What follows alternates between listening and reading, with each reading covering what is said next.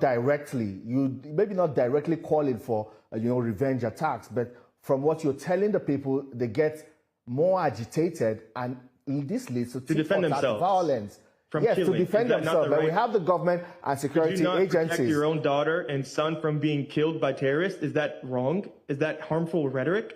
To protect your families from terrorists? Because it's Christians that we're saying to protect themselves? Everybody should protect themselves. And anybody in their right mind, if they are being threatened, if their daughter, mother, father, anybody is being threatened to be killed, it is their right to protect themselves. If you cannot live in peace and you cannot protect yourself, what country is this? I mean, if you can't live, what is that? Anybody in their right mind would not want their families to be killed. And that's all I call for. If the government is failing to protect you, you should protect yourselves from people who would take your life. There's nothing wrong about that. There's nothing breaking a law about that. There's nothing evil in that. And from my understanding, even in Muslim and Christianity, you should protect yourself from threats. I'm not saying to go and take up arms and go murder the government. I've never called for that. I've never called for anybody to be murdered. I've never called to do anything regarding the government. I said, protect yourselves from people who would threaten your life. Well, and there's nothing wrong with that. No law has been broken. There are also claims that there was a meeting you held with the local population, and after, talking to them, there was a reprisal, a revenge attack that also led to the death of two other people in Plateau State. That was already done before I arrived.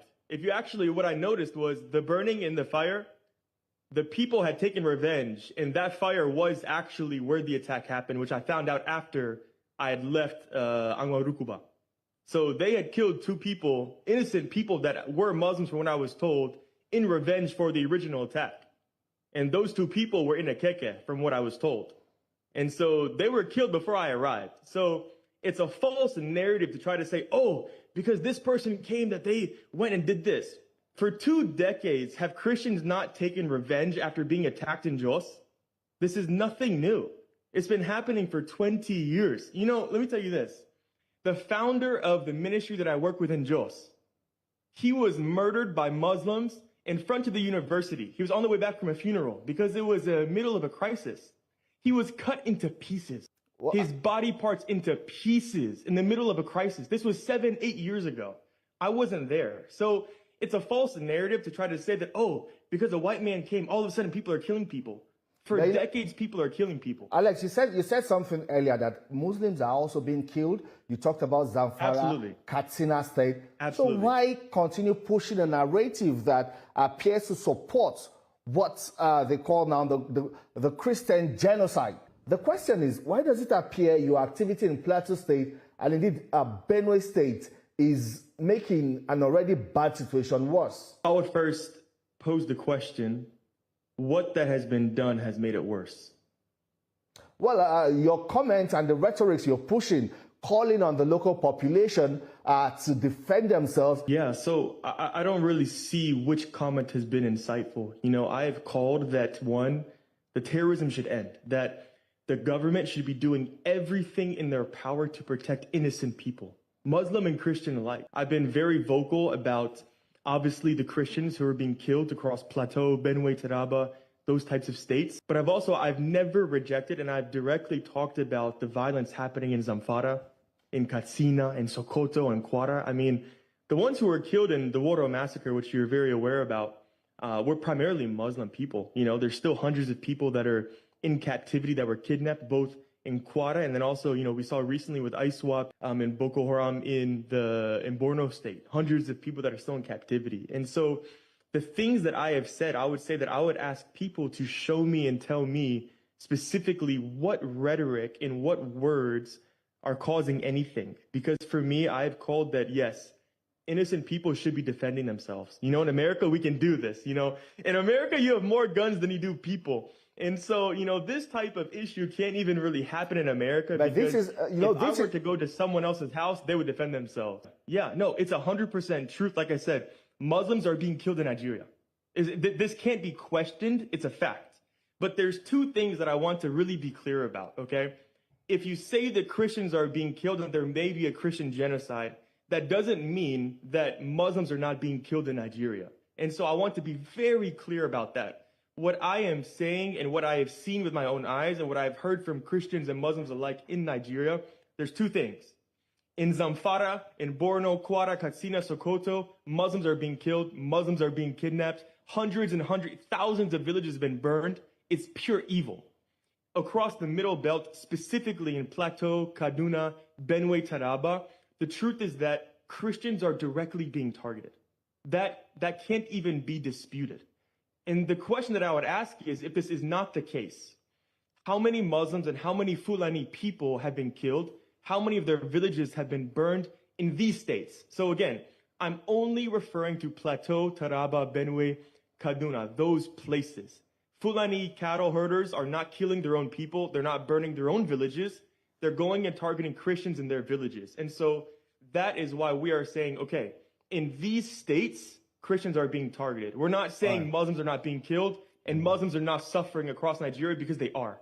That's the truth. It's a fact. And I've never said anything different than that. All right, Alex, I would ask you now, it has been alleged that, you're serving the interest of foreign influences. How do you explain allegations that, you were invited by a certain aide to the former governor of Benue State to push certain political agenda in Nigeria? If I were to respond to every allegation, I would never move from a newsroom. The reality is that people will continue to allege anything they desire, anything they think. And what I would say is, if you want to allege something, then there needs to be evidence or proof of such. You can't just say that I'm going to allege that this person is this person is that, this person has done that, but I have no proof of that actually being done. So if someone wants to say, oh, this person is CIA, he's a foreign operative, foreign agent, what shows that I'm a foreign agent or a foreign operative? Well, is Alex, there any type of proof or evidence at all? And even more so, which CIA operative or foreign agent is in the public eye? I mean, everything about me is public. I don't try to hide anything. You can see my life, my history, where I played football, what state I'm from, where I do work, what countries I go to, what I've built. I'm very open. I have nothing to hide. So it's on the burden of the people to show proof, not for me to disprove false allegations with no proof. All right, countries. Is this about a push for Nigeria's mineral resources, or it is truly about peace and finding lasting solutions to the conflict? And how exactly are you even working with government whose primary responsibility is to ensure the safety of lives and property? Which minerals have I sought? I haven't done anything regarding any minerals. I've never made comments regarding minerals. I've never touched a mineral. I build churches, I build schools, I rebuild villages that have been burned. I stand for the oppressed. I stand for freedom. I stand for the innocent people to protect themselves from terrorists and people that would take their lives. I've never discussed minerals. I have no interest in minerals. I don't even know what minerals there are in Nigeria. I know there's tin because I saw tin miners mining in Ladi. So I don't know where these allegations come from outside of people that simply are trying to slander, trying to spread misinformation and propaganda, to try to silence me, to discredit me, to try to shade over the work and the things that I am saying and what I am doing. But the reality is that truth is my greatest defense. Because truth cannot be argued. A fact cannot be argued. Allegations can be argued. And this is an allegation. All right, but when there's no proof and there's no facts, there's nothing for me to say. I can't disprove, but there's nothing to respond to. All right, then. Alex, what next for you? You have left the country. You deny claims or allegations or claims that your visa was revoked, but now you have left Nigeria. You're in Florida. Are there plans to return to continue with your work? Absolutely. Absolutely. I actually went to Kwara. I wasn't even supposed to be in Plateau during this mission. I went to Kwara to rebuild Woro. And when I got there, between the government, the governor, the chairman, military, they said that we're not allowed to rebuild Woro village. They said there was a heightened security risk in that area. And so I had to reshape everything. I had to drive 20 hours through the night back to Plateau to figure out what I'm going to do and to reallocate those funds specifically for building in Ladi. And so I'm waiting to still go back to Kwara to build for Woro. I have money specifically for that in the account for rebuilding. And so we're currently drilling. We're rebuilding a village in Ladi. And so we even did some building in Kebbi. And so, yes, I absolutely have plans to be coming back to continue that work. That Alex, is what I do. And I'm waiting to go to Woro. Alex, who is funding you? Who's funding your works? Yeah, absolutely. I'm very open about this. So in America, when it comes to nonprofits, the primary people that fund these types of organizations are: one, you have individual people that give to charity. That's how nonprofits are primarily funded. Two, you have churches that give, and then you have also organizations that give. And so you have three pools of people that, if they believe in what you're doing, they believe in the work that you're doing and how it's being done, or whatever it is, then they support you with funds. This is how it works in America and what do they want countries all around the world. And what do they want in return? There's nothing in return. You don't get anything. It's charitable. So you give without any type of expectation of being given anything back. So that's how it works for charities and nonprofit organizations, which Building Zion is a nonprofit organization. Are you committed to seeing lasting peace, or seeing the government, restore lasting peace to Nigeria and ensure that both Christians and Muslim population are protected? The answer is yes, unequivocally. To me, it's actually a shame that I even need to speak regarding injustice in the killings. And I would actually completely agree with what you just talked about, that if there was justice, I wouldn't even need to say a word. I would prefer that I could come and build a school, build a church in peace, not have to say a word to anybody, not be in the public eye. That's how I began in Nigeria. But because of how much injustice I saw, and how every time I come, I'm getting reports from all these pastors, everybody kill. I'm like, how can I be silent? And so when I see those things, I'm like, truth needs to be told, justice needs to be served, and we need to speak for the innocent, speak for the oppressed. And so I am on the side of peace. I wish there was peace. I wish Muslim and Christian alike that people did not have to be killed. Whether I disagree with your beliefs or not, that's okay. I'm not going to kill you because I disagree.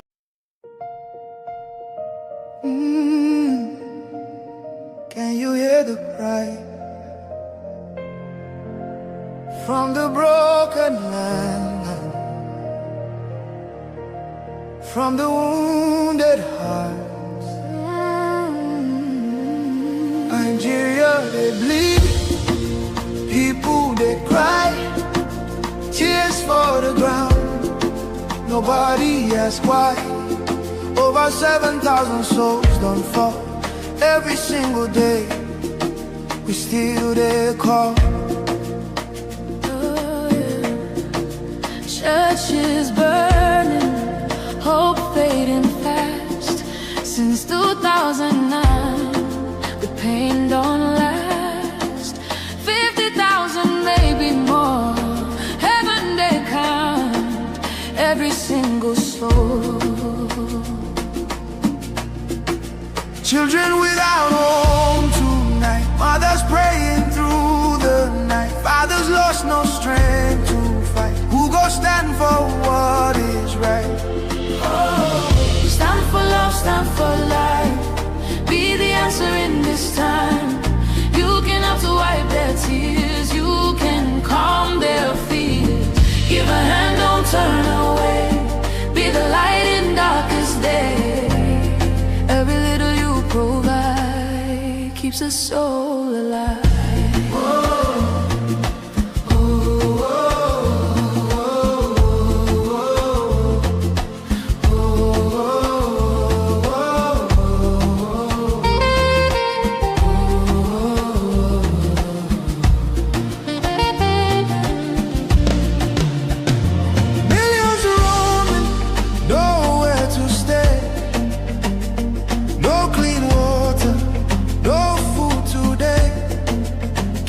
Voices grinding chains, silent echoes filled with pain.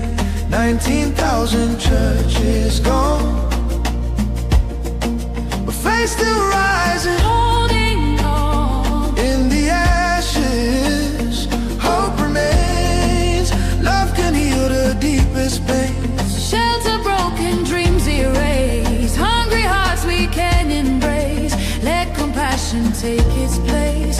Now's the time to show His grace.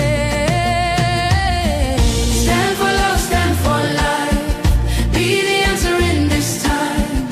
You can help to wipe their tears. You can calm their fears. Give a hand, don't turn away. Be the light in darkest day. Every little you provide keeps us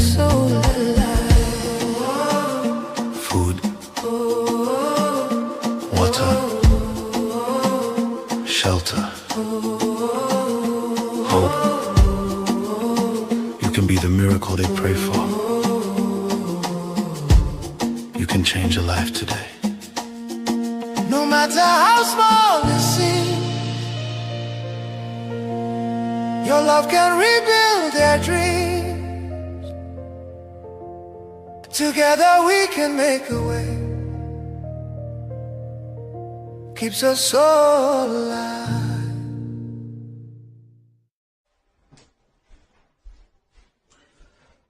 Good afternoon, my fellow citizens, dear friends, and all of us of freedom worldwide. We have a question to ask, especially those that identify themselves as Nigerian. If you identify yourself as a Nigerian, are you better off in Nigeria? Do you love the current situation in Nigeria? Is Nigeria working for you? And for my fellow citizens, Biafrans, it's time we exit, of which we don't identify ourselves as Nigeria anymore. We are fighting to exit Nigeria. We'll do everything within our reach. We are Biafrans, we are not Nigeria. And for those that still be campaigning as Nigeria, ask yourself this question again. Is Nigeria working for you? Nigeria is not a country. Nigeria is built on faulty foundation by the British government, and it's not working. Millions of people have been massacred from 1967 to 1970, the genocidal war, the Nigerian terrorist state killed Biafrans in millions, while the North that have been killed today, and also the Middle Belt and the Southwest part of Nigeria, they all colluded. They fought the Biafran people and asked them today, is Nigeria working for them? The northern part of Nigeria is crying, while the Middle Belt crying. That means Nigeria is not working. We encourage the people of the Middle Belt to rise up, fight for their freedom. Southwest, Oduduwa, Yoruba people, rise up, fight for your freedom. Nigeria is not a country and will never be a country. A former presidential candidate, a terrorist called Peter Obi, he acknowledged that Nigeria breeds criminals. And he is also a criminal. Nigeria breed him. A former president and a vice president in the name of Goodluck Jonathan also acknowledged that Nigeria is not a country. The British people are trying to make it work, but it's not working because the people are different. People speak different language, different religion, different culture, different ideology.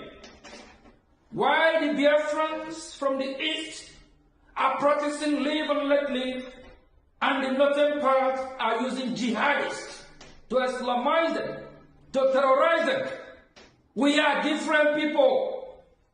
Please, let's ask Nigeria this question. Where is the next place that we attack? Nigerian government. Where is next place you will deploy your military terrorists that have colluded with the terrorist state, Islamic terrorists, to kill the innocent Biafran Christians, Nigerian Christians? Nigerian government, where is the next place you target? Where is Dangote? Dangote sponsor these terrorists. Shetima sponsor these terrorists. Kwankwaso, Gumi, Sanusi, Sultan of Sokoto, and also Tinubu. These people are all terrorists. They sponsor terrorists. They sponsor the insecurity. A former president named Obasanjo Obasanjo made it clear that insecurity in Nigeria can never stop. This is a former president. He said insecurity can never stop. Do you know why? Because the government of Nigeria sponsored the insecurity. While the North is burning now, they are crying. Middle Belt is burning, the people of Middle Belt are crying. These are people that have been clamoring for years of one Nigeria, unity of Nigeria. How will Nigeria be united? Why the people are different?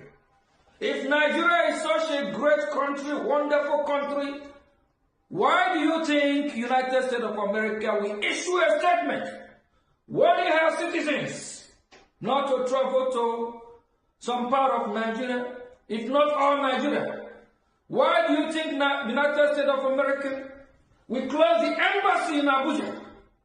Because Nigeria is collapsing. Nigeria is at brink of war. Nigeria is going down. Please, Biafrans, our freedom is in our hand. Our freedom is now. And for the people of Middle Belt, rise up. Fight for your own country. Stop this, your one Nigerianist. It's not working. The more you call on one Nigeria, the more they kill you. The more you believe in Nigeria, the more you die. Lucky target. When so-called patriots of Nigeria once protest against the injustice, the same Nigerian terrorist state unleashed her military to kill innocent protesters. Nigeria is a disgraced country. It's not working. Please, citizens of that contraption, ask the federal government, ask Nigeria, the next place they will attack. Because they know all the terrorists by name. They know their house, they know where they live, they know their hiding place. And for all the terrorists in Biafra land, both those so-called former governors and the present illegitimate governors and senators that are bringing these terrorists to our land, all be brought down. Without that, we will not achieve or get our freedom. You can't bring terrorists to kill us and you will be walking freely. The Biafran people will hold you accountable. The Biafran people will hold you responsible. As far as for Nigeria, those want Nigerianists. If you don't face the reality, fight for your freedom, enjoy the show while it lasts. Now that the whole Nigeria is burning, how do you feel about it? These are the so-called terrorists you call your brothers, you call your friend, you call your countrymen. These are the so-called terrorists you dine and wine with. These are the so-called terrorists you believe. Nothing will separate you and them. Fight for your freedom. Thank you from here. God bless United States of America. God bless Biafra Republic. Thank you. Are you ready to be held accountable if indeed your comments, your actions and inactions are found to have incited people to violence? Which laws have been broken, can I ask? Well, and even more so, which incitement to violence has been done? You know, I appreciate the prior remarks and context regarding different issues in Nigeria. I would say that it's despicable to try to compare me to anything in Rwanda. It truly is disgusting. When have I called to murder one person? I have never once called for anybody to be murdered. I have called for people to be protected.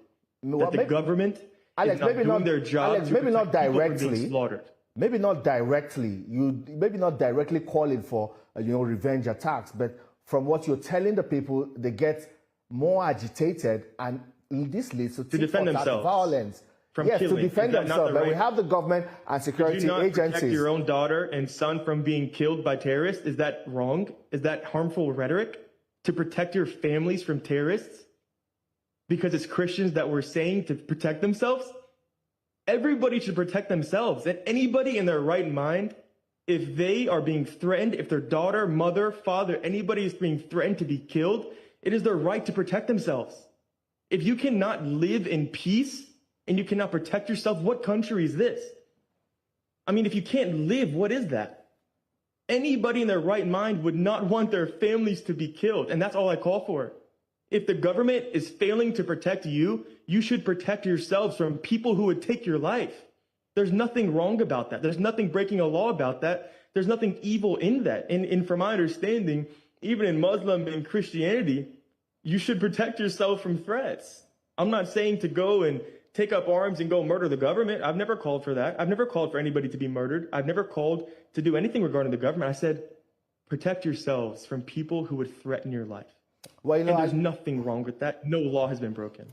There are also claims that there was a meeting you held with the local population, and after, talking to them, there was a reprisal, a revenge attack that also led to the death of two other people in Plateau State.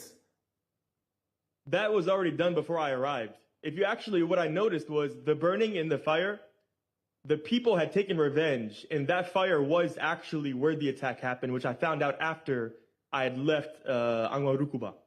So they had killed two people, innocent people that were Muslims from what I was told, in revenge for the original attack. And those two people were in Ekeke, from what I was told. And so they were killed before I arrived. So it's a false narrative to try to say, oh, because this person came that they went and did this. For 2 decades, have Christians not taken revenge after being attacked in Jos? This is nothing new. It's been happening for 20 years. Let me tell you this. The founder of the ministry that I work with in Jos, he was murdered by Muslims in front of the university. He was on the way back from a funeral because it was the middle of a crisis. He was cut into pieces. What? His body parts into pieces in the middle of a crisis. This was 7, 8 years ago. I wasn't there. So it's a false narrative to try to say that, oh, because a white man came, all of a sudden people are killing people. For decades, people are killing people. Alex, you said something earlier that Muslims are also being killed. You talked about Zamfara, Katsina State. Absolutely. So why continue pushing a narrative that appears to support what they call now the Christian genocide? The question is, why does it appear your activity in Plateau State and indeed Benue State is making an already bad situation worse? I would first pose the question, what that has been done has made it worse? Well, your comments and the rhetorics you're pushing, calling on the local population to defend themselves. Yeah, so I don't really see which comment has been insightful. I have called that, one, the terrorism should end, that the government should be doing everything in their power to protect innocent people, Muslim and Christian alike. I've been very vocal about, obviously, the Christians who are being killed across Plateau, Benue, Taraba, those types of states. But I've never rejected, and I've directly talked about the violence happening in Zamfara, in Katsina, in Sokoto, and Kwara. I mean, the ones who were killed in the Woro massacre, which you're very aware about, were primarily Muslim people. There's still hundreds of people that are in captivity that were kidnapped, both in Kwara, and then also, we saw recently with ISWAP and Boko Haram in Borno State, hundreds of people that are still in captivity. And so the things that I have said, I would say that I would ask people to show me and tell me specifically what rhetoric and what words are causing anything. Because for me, I've called that, yes, innocent people should be defending themselves. In America, we can do this. In America, you have more guns than you do people. And so, this type of issue can't even really happen in America, but because if I were to go to someone else's house, they would defend themselves. Yeah, no, it's 100% truth. Like I said, Muslims are being killed in Nigeria. This can't be questioned. It's a fact. But there's two things that I want to really be clear about, okay? If you say that Christians are being killed and there may be a Christian genocide, that doesn't mean that Muslims are not being killed in Nigeria. And so I want to be very clear about that. What I am saying and what I have seen with my own eyes and what I've heard from Christians and Muslims alike in Nigeria, there's two things. In Zamfara, in Borno, Kwara, Katsina, Sokoto, Muslims are being killed. Muslims are being kidnapped. Thousands of villages have been burned. It's pure evil. Across the Middle Belt, specifically in Plateau, Kaduna, Benue, Taraba, the truth is that Christians are directly being targeted. that can't even be disputed. And the question that I would ask is, if this is not the case, how many Muslims and how many Fulani people have been killed? How many of their villages have been burned in these states? So again, I'm only referring to Plateau, Taraba, Benue, Kaduna, those places. Fulani cattle herders are not killing their own people. They're not burning their own villages. They're going and targeting Christians in their villages. And so that is why we are saying, okay, in these states, Christians are being targeted. We're not saying Muslims are not being killed and Muslims are not suffering across Nigeria, because they are. That's the truth. It's a fact. And I've never said anything different than that. All right, Alex, I would ask you now, it has been alleged that, you're serving the interest of foreign influences. How do you explain the allegations that, you were invited by a certain aide to the former governor of Benue State to push certain political agenda in Nigeria? If I were to respond to every allegation, I would never move from a newsroom. The reality is that people will continue to allege anything they desire, anything they think. And what I would say is, if you want to allege something, then there needs to be evidence or proof of such. You can't just say that I'm going to allege that this person is this person is that, this person has done that, but I have no proof of that actually being done. So if someone wants to say, oh, this person is CIA, he's a foreign operative, foreign agent, what shows that I'm a foreign agent or a foreign operative? Is there any type of proof or evidence at all? And even more so, which CIA operative or foreign agent is in the public eye? I mean, everything about me is public. I don't try to hide anything. You can see my life, my history, where I played football, what state I'm from, where I do work, what countries I go to, what I've built. I'm very open. I have nothing to hide. So it's on the burden of the people to show proof, not for me to disprove false allegations with no proof. All right, countries. Is this about a push for Nigeria's mineral resources, or it is truly about peace and finding lasting solutions to the conflict? And how exactly are you even working with government whose primary responsibility is to ensure the safety of lives and property? Which minerals have I sought? I haven't done anything regarding any minerals. I've never made comments regarding minerals. I've never touched a mineral. I build churches, I build schools, I rebuild villages that have been burned. I stand for the oppressed. I stand for freedom. I stand for the innocent people to protect themselves from terrorists and people that would take their lives. I've never discussed minerals. I have no interest in minerals. I don't even know what minerals there are in Nigeria. I know there's tin because I saw tin miners mining in Barikin. So I don't know where these allegations come from outside of people that simply are trying to slander, trying to spread misinformation and propaganda, to try to silence me, to discredit me, to try to shade over the work and the things that I am saying and what I am doing. But the reality is that truth is my greatest defense. Because truth cannot be argued. A fact cannot be argued. Allegations can be argued. And this is an allegation. All right, but when there's no proof and there's no facts, there's nothing for me to say. I can't disprove what there's nothing to respond to.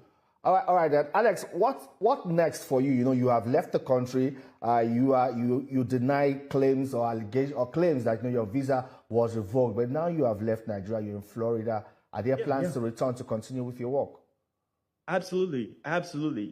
I actually went to Kwara. I wasn't even supposed to be in Plateau during this mission. I went to Kwara to rebuild Woro. And when I got there, between the government, the governor, the chairman, military, they said that we're not allowed to rebuild Woro village. They said there was a heightened security risk in that area. And so I had to reshape everything. I had to drive 20 hours through the night back to Plateau to figure out what I'm going to do and to reallocate those funds specifically for building in Barikin Ladi. And so I'm waiting to still go back to Kwara to build for Woro. I have money specifically for that in the account for rebuilding. And so we're currently drilling. We're rebuilding a village in Barikin Ladi. And so we even did some building in Kebbi. And so, yes, I absolutely have plans to be coming back to continue that work. That Alex, is what I do. And I'm waiting to go to Woro. Alex, who is funding you? Who's funding your works? Yeah, absolutely. I'm very open about this. So in America, when it comes to nonprofits, the primary people that fund these types of organizations are, one, you have individual people that give to charity. That's how nonprofits are primarily funded. Two, you have churches that give, and then you have also organizations that give. And so you have three pools of people that if they believe in what you're doing, they believe in the work that you're doing and how it's being done or whatever it is, then they support you with funds. This is how it works in America and what do also they other want countries all around the world. And what do they want in return? There's nothing in return. You don't get anything. It's charitable. So you give without any type of expectation of being given anything back. So that's how it works for charities and nonprofit organizations, which Building Zion is a nonprofit organization. Are you committed to seeing lasting peace, or seeing the government, restore lasting peace to Nigeria and ensure that both Christians and Muslim population are protected? The answer is yes, unequivocally. To me, it's actually a shame that I even need to speak regarding injustice in the killings.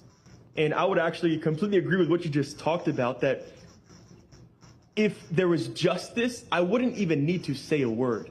I would prefer that I could come and build a school, build a church in peace, not have to say a word to anybody, not be in the public eye. That's how I began in Nigeria. But because of how much injustice I saw and how every time I come, I'm getting reports from all these pastors, everybody kill. I'm like, how can I be silent? And so when I see those things, I'm like, truth needs to be told, justice needs to be served, and we need to speak for the innocent, speak for the oppressed. And so I am on the side of peace. I wish there was peace. I wish Muslim and Christian alike that people did not have to be killed. Whether I disagree with your beliefs or not, that's okay. I'm not going to kill you because I disagree. More Christians are killed for their faith in Nigeria than anywhere else in the world.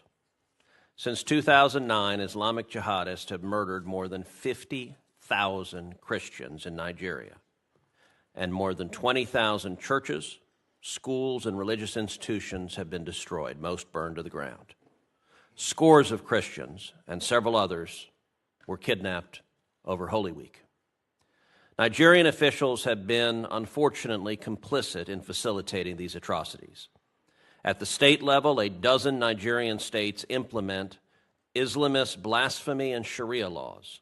At the federal level, the government looks the other way at Islamist violence. The result is, unsurprisingly, yet more jihadist violence. Last year, I introduced the Nigeria Religious Freedom Accountability Act, which would require placing Nigeria back on the country of particular concern list and impose sanctions on officials involved in enforcing blasphemy and Sharia laws. The U.S. government knows who they are at both the local level and the federal level, and they should be held accountable.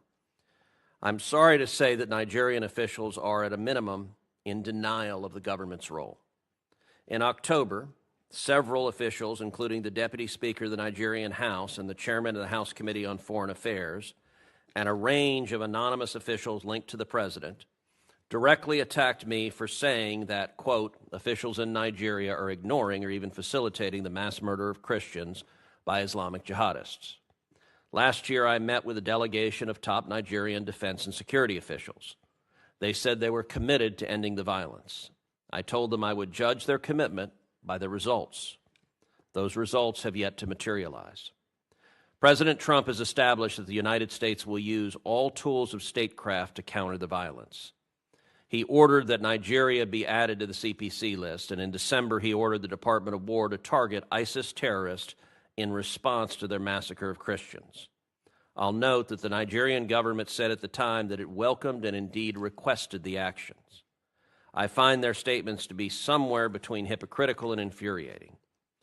In December, the president said that jihadists have been targeting Christians in Nigeria, quote, at levels not seen for many years and even centuries. What does the situation look like now, several months later, and what can and should the United States do to stop the mass murder of Christians? Oh, no, no.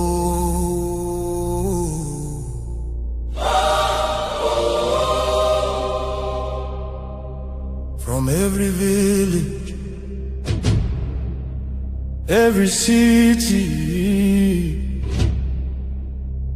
from homeland to diaspora, hope is rising again.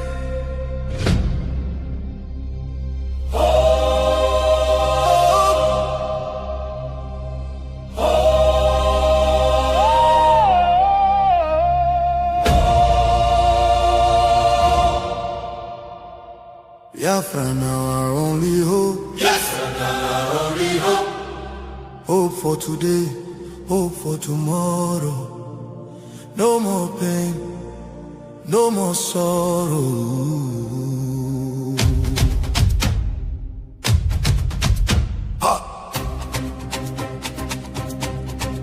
We bring better news, make your head on clear.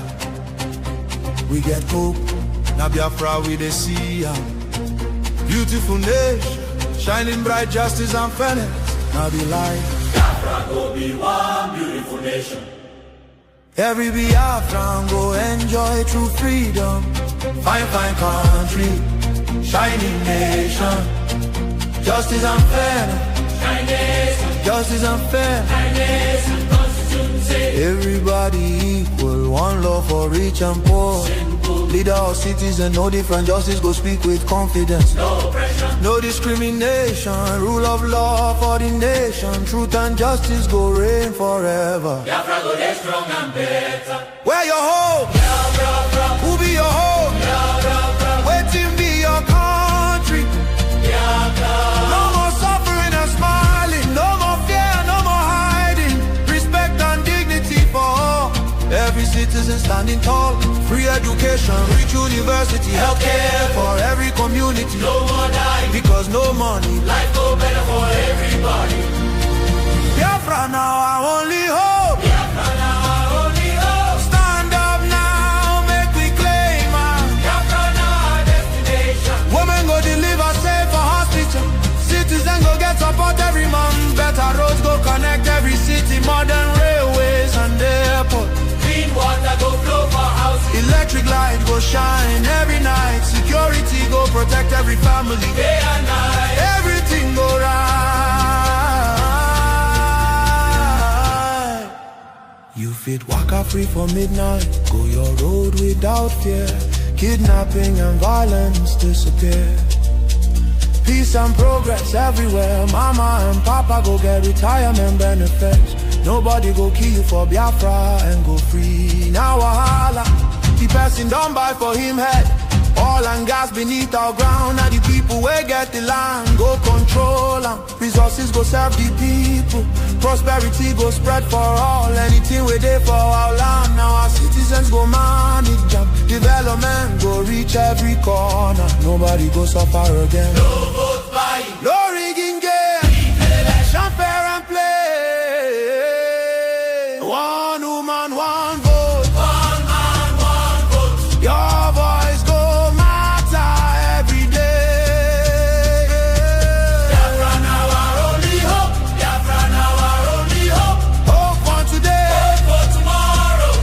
No more pain, no more sorrow.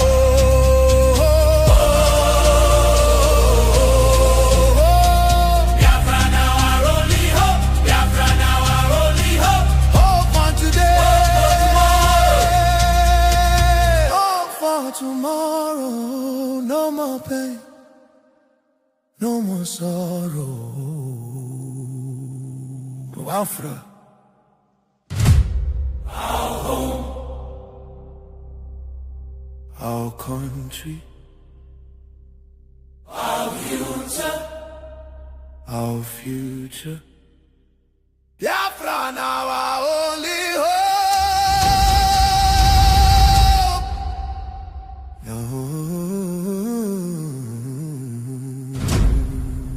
No. Simple fact is radicalized Islamists are running amok in Nigeria. They're terrorizing moderate Muslims, they're terrorizing Christians, and they are targeting Christians. That cannot be disputed. And while we see many people trying to emphasize the outside issues, lifestyle, who owns land, who is the herder, et cetera, they want to emphasize that those are the key drivers and that they're the key drivers of everything but religion. And I and many others, and I'm not just talking about those of us on this committee or Americans, I'm talking about religious leaders in Nigeria, believe religion is one of, if not the main driver of targeted violence right now. We just heard from Bishop Anagbe. A week and a half ago, I talked to President Magaji.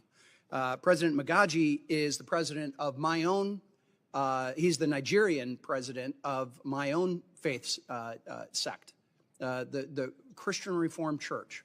We have 400,000, mostly from a Dutch background, 400,000 participants and members here in North America between the United States and Canada. We have 500,000 in Nigeria. We are essentially an African church that happens to be headquartered in Grand Rapids, Michigan. And I want to ask this question, because this seems to be sort of part of the central argument. Well, this isn't necessary. Well, certainly the Trump administration believed it was necessary the first go around. And I want to ask this question. Did things improve when the Biden administration removed the CPC? Thank you for your question, Representative Huizenga. And just for the record, I'm seeing a number of heads shaking no in the right behind you.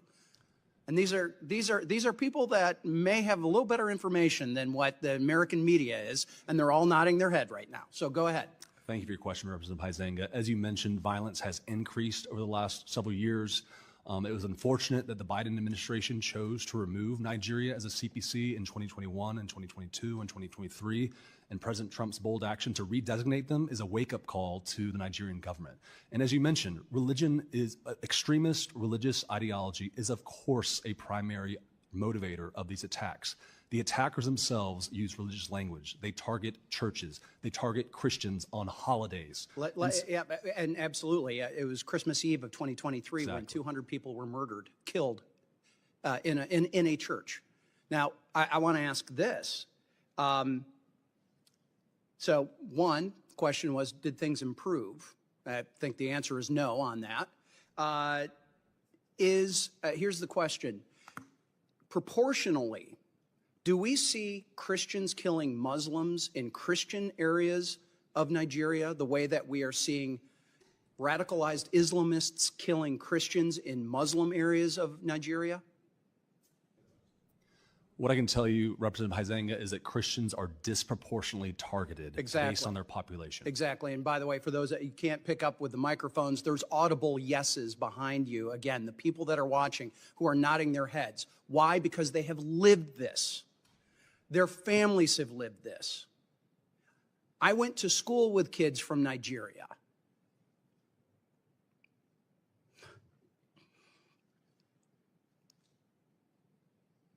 I've got neighbors who've been missionaries there, who have family there, who have friends there, who know this is going on. Yet we've got not just the mass media, we got people within Congress denying that this is happening, or certainly de-emphasizing it.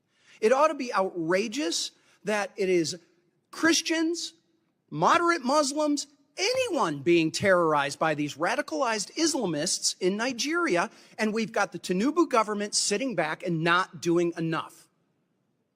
And I recently just was interviewed by Nigerian television, Arise TV, and that was really their question. Is the Tinubu government doing enough? And I had to answer, no, they are not. And I do not understand how a delegation can come here to the United States and downplay and come up with all of these other excuses as to why this is allowed to happen. It should be rejected and should be called out for what it is. And I've got a couple of other questions that my time has expired that I'm going to have to go and ask for them in written responses. But one of them I need to highlight is in Benue State, there's 1.4 million people who are considered internally displaced. Understanding that the administration has supported refugee assistance in dozens of other countries since taking office, what humanitarian assistance support are you providing or plan to provide to the IDPs in Benue and Taraba states, where many of those Christian communities reside? And I'll have to take the answer in writing. And Mr. Chairman, with your indulgence, just to show the breadth of this, I want to submit for the record remarks from the chairman of the Financial Services Committee, French Hill from Arkansas, who also serves on the knowledge, in a country where you can get the death penalty for criticizing a religion. And we'll talk about that if I have time to get to questions. That is not okay. That is not acceptable. That is not a value that America should ever stand by and allow. We are allowed to have whatever opinions we want in this country, no matter how reprehensible they may be. We should demand that from others if they wish for our aid and assistance. But what I'm most tired of is the delusional belief that if we all just sit down around some sort of hypothetical drum circle, as I heard earlier, that we can resolve our differences. People are being killed, and it requires people to stand up and use force to keep them and to make them safe. I'd like to ask the ambassador, since 2009, it's believed 19,000 Christian churches have been destroyed. My question to you is, was that a coincidence? Were they just like randomly targeting buildings, and these 19,000 buildings happened to be churches, or were they targeted because they were churches? Thank you for the question, Congressman.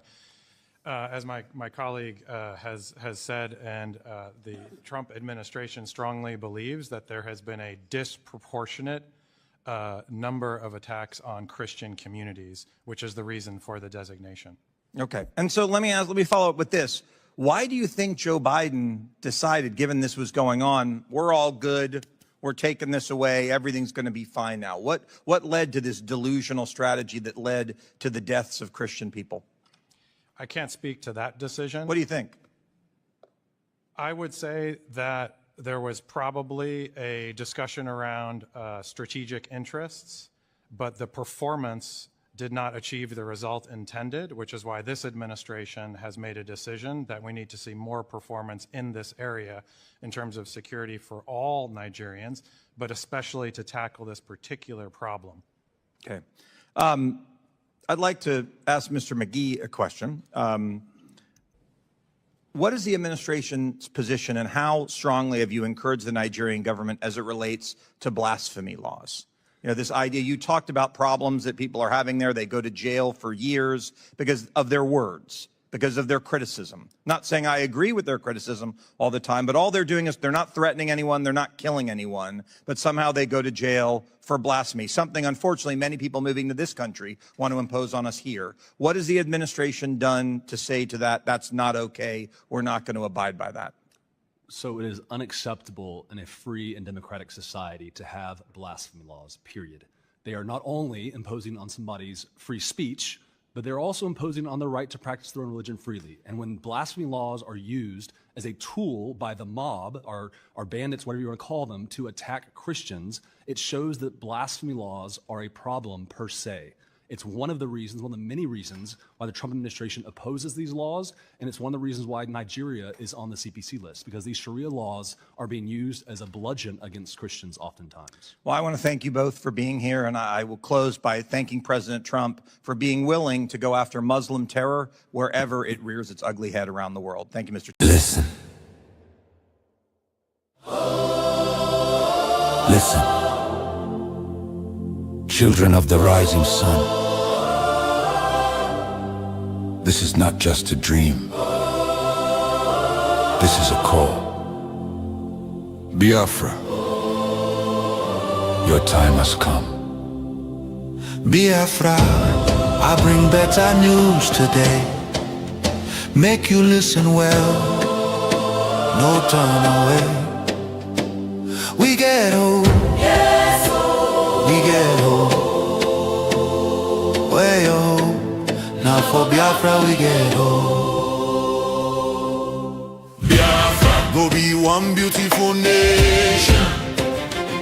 Every Biafran go enjoy true freedom.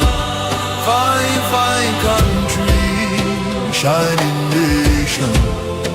Justice and fairness be the foundation. No more fear. No more silence. No more oppression. Justice must speak. One constitution, everybody equal. Rich or poor, the same law go rule. Leader or citizen, nobody above. Truth and justice, not the power we love. No discrimination, no oppression again. Rule of law will stand till the end. Biafra, now our only hope. Biafra, now our only hope. Hope for today, hope for tomorrow. No more pain, no more sorrow. Free education for every child. Good health care reach every side. Better roads and steady light. Security keep us safe at night. You go waka free, no fear again. Peace and progress go remain. A nation where dignity lives, where the future is bright. Biafra, now our only hope. Oh, Biafra, oh, now our only hope. Stand up, make we claim our nation. Biafra, now our destination. Biafra be our home. Biafra, Biafra be our country. Biafra, we believe. Nigeria's armed forces are the largest in all of West Africa. On paper, they should be an absolutely formidable machine. But in reality, they are actively deployed across 2/3 of the country's 36 states all at once. They are stretched to the absolute breaking point. The Sufan Center, a global security intelligence group, revealed that massive embezzlement of weapons fund, terrible living conditions for troops, and sheer logistical sabotage have completely gutted the military's ability to actually hold territory. And because of this, a deadly pattern keeps repeating across Borno State. Insurgents attack a remote military base. The soldiers stationed there, widely understaffed and often fighting with broken equipment, are forced to either flee or be overrun. And when they run, they leave everything behind. Armored vehicles, heavy weapons, thousands of rounds of ammunition. The insurgents simply loot it all. Then they use those exact same weapons to attack the next base. Every time the Nigerian military loses a base, it isn't just a tactical defeat. It is a massive free weapons delivery for Boko Haram.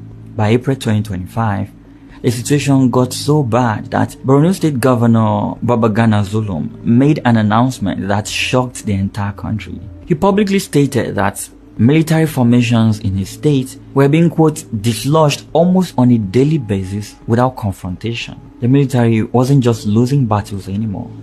In some cases, soldiers were abandoning their posts even before the fighting began. By November of that year, the Nigerian Senate was panicking. They called for the urgent, immediate recruitment of 100,000 additional soldiers. This was a quiet, desperate admission that their fighting force was completely hollowed out. And when Boko Haram overran the resettled town of Ngoshe in March 2026, that grim reality became impossible to hide. The roughly 300 soldiers stationed at the local base were completely overpowered. They were forced to retreat into the deep bush alongside the very civilians they were supposed to protect, leaving the entire town to burn. 300 soldiers swept aside in a single night by a resurgent ghost army. So Ibrahim Bakura Doro now had everything he needed. He had a distracted enemy. He had an endless stream of recycled recruits. He had wide open borders, and he had a national military that was literally arming his fighters by losing to them. But what he decided to do with those massive advantages is what should terrify anyone paying attention to this story. A lot of foreign insurgents are coming into Nigeria. So if letting you think that the state will be in turmoil again. When most people hear the name Boko Haram, they think of one very specific place, the Northeast, Borno State, the Lake Chad Basin. And for over a decade, that is exactly where this war was contained. Well, that is no longer true. Remember that trusted commander Shekau sent into the deep forest near Nigeria's capital city of Abuja back in 2014? His name is Abubakar Saidu, though he is known simply as Sadiko. And for the past 10 years, hidden in the trees, he has been building something extraordinary. The Institute for Security Studies recently conducted a massive, detailed investigation into this specific cell. They interviewed defectors. They spoke to local victims. They sat down with women who had escaped after being forcibly married to these fighters. What they uncovered wasn't just a military base. It was a complete mutation of the insurgency. Sadiku's cell does not operate like traditional Boko Haram. Instead of a strict religious command hierarchy, it operates under kachalas, that is, ruthless local warlords. They raid villages, they kidnap innocent people for ransom, and they justify the massive extortion as taking the spoils of war from unbelievers. And here's the most critical detail. This cell actively tolerates local bandits using drugs, drinking alcohol, and engaging in prostitution. Under normal Boko Haram doctrine, every single one of those acts is punishable by death. But when strict clerics from the northeast complained about this, Sadiku gave a chillingly practical answer. The locals, quote, will change with time. This is pragmatism over ideological purity, and it is working flawlessly. The local bandits provide the manpower and an intimate knowledge of the terrain. In exchange, Boko Haram provides the heavy weapons, shipped directly by Bakura Doro from his hidden island base in Lake Chad. Together, this terrifying alliance now controls massive swaths of forest in Niger State. And the Nigerian military's ground forces, well, after suffering repeated deadly attacks, they have completely withdrawn. But this expansion doesn't stop there. A completely separate network, led by a commander named Malam Mahmouda, has been spreading south. It moved from Niger State all the way down into Kwara State, reaching the fringes of the old Oyo National Park in Nigeria's southwest. Mahmouda was eventually arrested in August 2025, but the sleeper cells he established are still highly active. In fact, the International Crisis Group identified Sadiku's sprawling forces as the likely perpetrators behind a horrific massacre in Kwara in February 2026, where 162 people were slaughtered. In the weeks that followed, suspected Boko Haram fighters killed at least 71 more people in raids across the region. And then comes the connection that ties this entire nightmare together. Remember Lakurawa? That is the armed group that suddenly regrouped after those crucial border patrols collapsed. According to sources within the Institute for Security Studies, Lakurawa formally pledged his allegiance to Boko Haram in August 2025. Researchers even obtained images showing Boko Haram fighters physically traveling to join Lakurawa in the lawless tri-border area between Nigeria, Niger, and Benin. Sadiku is actively sending his own fighters to reinforce them, and Lakurawa emissaries visit Sadiku's forest camp every single year. If you map out these attacks, the terrifying reality becomes clear. This is no longer a northeastern insurgency. This has become a fully national armed network, with alliances reaching deep into the Sahel. And for the ordinary Nigerians living trapped inside this expanding web, this convergence is creating something far worse than any single terrorist group. Here's the brutal reality of living inside this crisis. Imagine you are a farmer in Borno State. If Boko Haram even suspects you gave information to their rivals in Iswap, they will massacre your entire village. This isn't hypothetical. That is exactly what happened at Malan Karamti in May 2025. Over 100 people were gathered up and marched out into the deep bush. At least 57 of them were executed on the spot. Dozens more simply vanished without a trace. But if ISWAP suspects you helped Boko Haram, they come for you next. And if the Nigerian military suspects you helped either group, you face immediate arrest. Or much worse, both the armed insurgents and the national security agencies constantly demand intelligence from these local communities. But providing that information or simply being suspected of providing it brings absolute devastation from all sides. There is no safe choice. It is a complete trap. In September 2025, Boko Haram attacked Daro Jama, This was a community in Borno that had just been resettled with 3,000 people who had spent a decade living in displacement camps. The government had finally looked them in the eye and told them it was safe to go back home. Instead, more than 60 people were slaughtered, including the soldiers stationed there to protect them. The state governor visited the very next day and told the traumatized survivors to stay and rebuild. And this brings us to the core truth of this entire war. The reality that should keep every Nigerian awake at night. Boko Haram is not just the Shekau group you used to know. It is something far darker now. Niger claims they killed Ibrahim Bakura Doro in a drone strike in August 2025, but his fighters immediately denied it, and multiple intelligence sources say he is still very much alive. But honestly, even if he is dead, recent history tells us exactly how this story goes. When Shekau died, everyone expected his faction to permanently fall apart. Instead, Bakura Doro emerged from the shadows within months, more strategic and dangerous than before. Because killing leaders does not kill movements. To end this, you have to kill the conditions that created them in the first place. The numerical strength of the Nigerian army is not enough to contain the situation. The UN Development Programme recently sat down with people who voluntarily joined violent extremist groups across Africa and asked them a simple question. Why? A quarter of them gave the exact same answer. They had no jobs. And since 2017, that number has nearly doubled. But there was another finding in that report that cuts even deeper. The researchers asked about, quote, tipping points. That is a specific triggering event that finally pushed a person over the edge and made them join up. Of those who had a tipping point, a staggering 71% said that moment was an act of abuse by their own government security forces. It wasn't a fiery religious sermon. It wasn't a slick recruitment video. It was a soldier kicking down your door.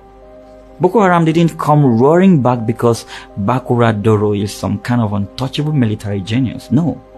It came back because Nigeria handed the group absolutely everything it needed to survive.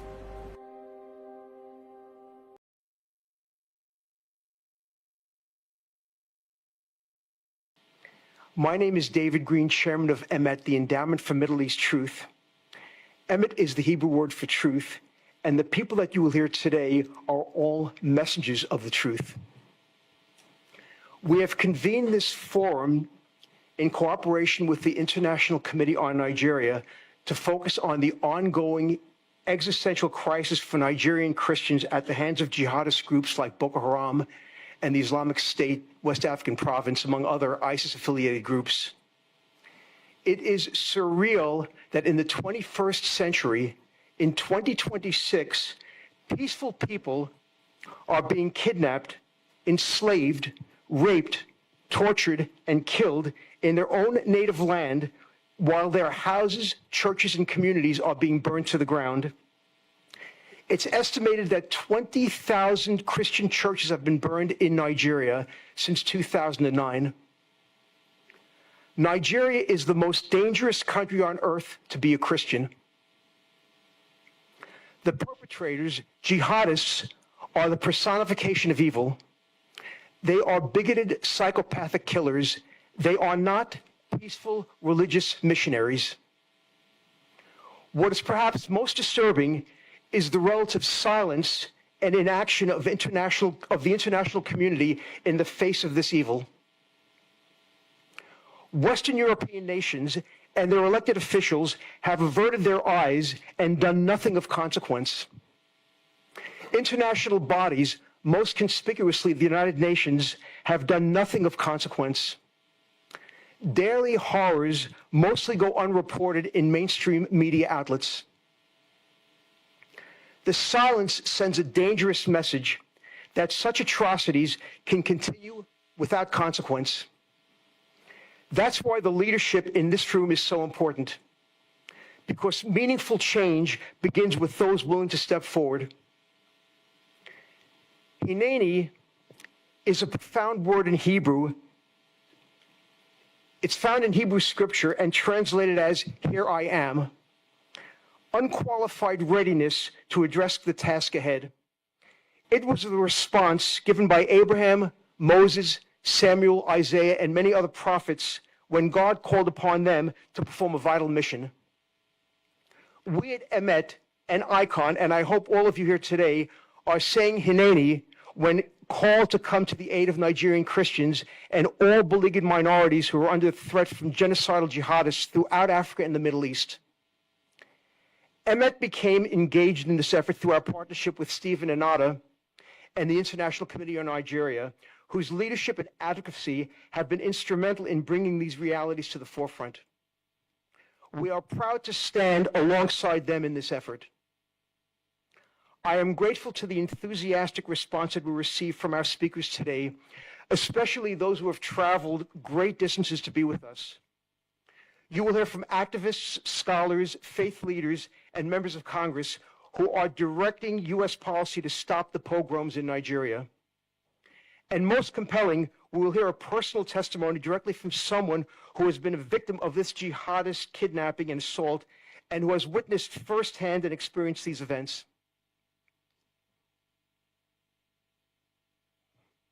At this time, it's my pleasure to introduce Charles Jacobs, who will serve as our MC for the remainder of the program.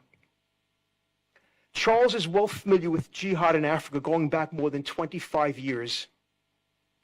At that time, Charles, working with Christian Solidarity International, led a movement to free the jihad slaves in Sudan.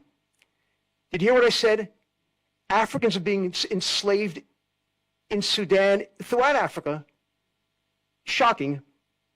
Charles flew into a war zone several times to witness and document the liberation of the slaves. For this, he was presented with the Boston Freedom Award by Coretta Scott King. At that time, his partners in Congress were Representatives Chris Smith and Frank Wolf, who will be with us here today and have spent their lives helping Africans against jihadists. Charles heads the African-Israel Alliance. He's been widely published in the New York Times, Wall Street Journal, Boston Globe, and more. Ladies and gentlemen, Charles Jacobs. Thank you, David. You know, you're here for an incredible program. You know, what we have here today, we have the 3 top lawmakers who are doing anything and everything they can about stopping the jihad in Nigeria. Believe it or not, today you're going to hear from Frank Wolf, Chris Smith, and Ted Cruz. It's a hat trick. That's like Tinkers to Evers to Chance, if you know baseball. So my daughter called me from Tel Aviv on October 7th, 2023, and she told me what had happened, and I knew immediately what that was because I'd seen it in Sudan. I interviewed survivors of jihad raids there. These were girls who were raped. Same MO. They stormed the village, Allah Akbar, slit the throats of the innocent. They burn people alive. They steal the women and children and make them sex slaves. Jihad is jihad. And then I already had met Stephen Inata, and we formed the African Jewish Alliance. It's my honor to introduce Stephen, who's the president of ICON, International Conference on Nigeria, which is the co-sponsor of this event. Stephen has devoted his life to the people of Nigeria. Under his leadership, ICON has become one of the most authoritative voices in the world documenting the persecution of Nigeria's Christians. No one has done more to make the cries of Nigeria's persecuted Christians than he has. Stephen Inata.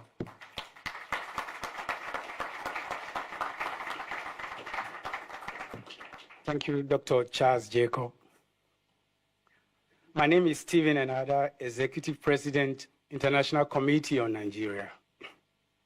We mobilize the international community for religious freedom, human rights, and atrocity prevention in Nigeria and the Sahel. Members of Congress, officials of the State Department, honored guests, ladies and gentlemen. This is an important moment for us to be present and gathered in this room. Nigeria is 5 minutes to midnight. A 10 alarm fire. This is a triage situation, and for more than a decade, it has been misdiagnosed. False narratives and false equivalencies. Framing genocide as climate change, farmer-herder conflict, terrorism as communal violence, and sexual slavery as isolated criminality have diminished the scale of atrocity and lulled the world into inaction. Akon and yourselves are here today to end that silence. We speak for the women and girls whose names the world does not know, and for those whose names it once knew and has since forgotten. They are schoolgirls of Chibok and Dapchi, Leah Sharibu, the farming wives of the Middle Belt, the students seized from dormitories in Zamfara, Katsina, Kaduna, and Sokoto, and the daughters of Burkina Faso, Mali, and Niger who have vanished into the forests and camps of terror and sold across the Mediterranean as sex slaves. They were taken by Boko Haram and ISWAP offshoot in the Lake Chad Basin by Fulani militants who raid Christian villages across Plateau, Benue, Kaduna, Taraba, Adamawa, and Kogi, Kwara, etc., by the so-called bandits of Nigerian Northwest who have industrialized mass abduction, and by JNIM, ISIS, and allied jihadist groups sweeping the Sahel. What unites these perpetrators is not geography, but intent to conquer territory, cleanse it of faith and identity, and do so by breaking women's bodies.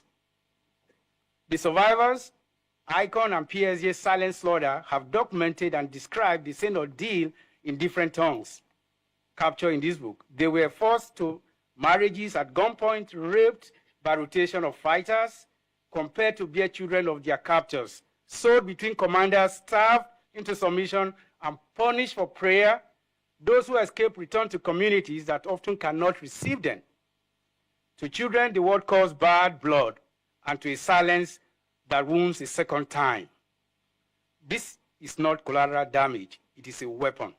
Deliberate strategy deployed as an instrument of genocide against Christian and minority communities and as a tool of terror against who resist. It meets by every measure in international law the threshold of crimes against humanity. ICON urges the United States and the international community to act on forefront. Rescue those still held. Thousands of women and girls remain in captivity. We call for coordinated intelligence, diplomatic pressure, and operational support to secure their release. Expose and name the perpetrator with the tools of Global Magnitsky Act. Fund survival rehabilitation. Establish dedicated U.S. and international funding for trauma care, medical treatment, legal aid, economic reintegration, and the children born of rape who must never again be abandoned. Prosecute as crimes against humanity. Support ICC referral, hybrid tribunals, and universal jurisdiction case so the commanders who order these atrocities face justice. The women of Nigeria conclude, and the Sahel are not statistics. They are the conscience of this generation. History will record how the free world answered their cry or how it did not. On their behalf, we ask you to answer. On this note, it's my privilege and honor to bring to this podium the person of Dr. Richard Ikebe, who is a professor of journalism in Atlantic African University, Lagos, Nigeria. He is into peace journalism. Please, ladies and gentlemen, welcome Dr. Richard Ikebe.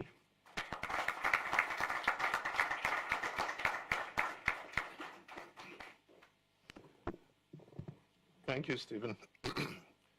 Thank you, David, and thank you. My name is Richard Ikebe. I come here with a very heavy heart this afternoon.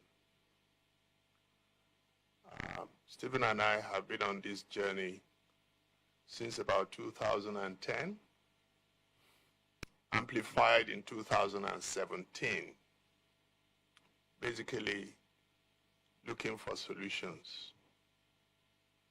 And there are some of you in this room who went around in 2017, received us. in this, so many places that I had spoken before 2020, they always asked for evidence. Are you sure this is happening? Are you sure these pictures are real? Are these doctored pictures? That's why we did this. And we did it just in 2 states, Taraba and Benue. And we did not rely on just hearsay. We went into government and we asked for questions. We asked questions, we got archived materials. We got government stamped documents. We got names of people. This, remember, this is 2020, so this is 5 years old. The atrocities have not stopped. Nigeria is currently engaged in a major internal war across 33 states of the Federation. This is not my words. These are words of a sitting senator of the Nigerian Federation. And the unfortunate thing about it is that this war is largely undefined, officially unacknowledged, and strategically mismanaged. That's what we are faced with. And because the country has not named it as a war, it has become even more difficult to stop. And that is why we're saying that the international community must become interested. Not because we hate Nigeria, but because we know that the consequences of this is going to affect everyone. It's therefore important that everybody joins hands together to see how we can find solution to it, because Nigeria is not a peripheral nation. Nigeria is one of the, it's not one of, Nigeria is the biggest population, has the biggest population in Africa, and one of the leading economies in Africa. What's the nature of the crisis? The nature of the crisis is that often it's been looked at as one crisis, but it's not one crisis. The different parts of the country that you go to, you will meet the different form of the same crisis. So it's one crisis that is manifesting itself in various ways. If you go to the Northeast, it's different. It's ideological, it's Islamic. If you go to the North Central, it's totally different. It's jihadist, and it is strong. If you go to the Northwest, it is communal, and it's almost ethnic.